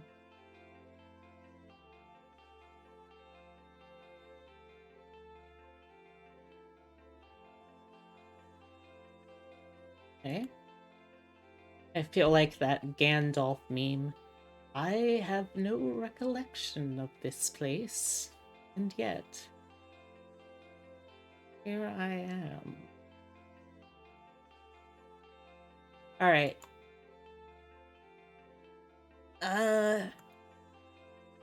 You know what? Grimhilde was in earlier, and she was keeping us company pretty well. Let's return the favor. Gonna be raiding Grimhilde. As a heads up, she does run a wholesome stream, so don't get too inappropriate or fresh with your language. And yeah, if you want to come along for that raid, here is a raid message or two you can use. Take the first one if you're a follower or just been hanging out. Take the second one if you want to show off some subscriber emote action. Thank you all. I really appreciate it. I hope you had a wonderful time tonight. I realize it was a little bit helter-skelter. My focus kind of bounced around a lot, but I hope you enjoyed it. Because I really enjoyed it, and I think I might try and do more stuff with this. Anyway, though, let me give you all a hug. A smooch if you prefer. And I hope to see you Friday, 2 p.m. EST for some World of Horror. And you know what? Maybe some finishing River City Girls. That could be the other thing. So yeah, Friday, 2 p.m. EST. Otherwise, I'll see you around. And take care of yourselves, because somebody really cares about you. All right. I love you. Goodbye.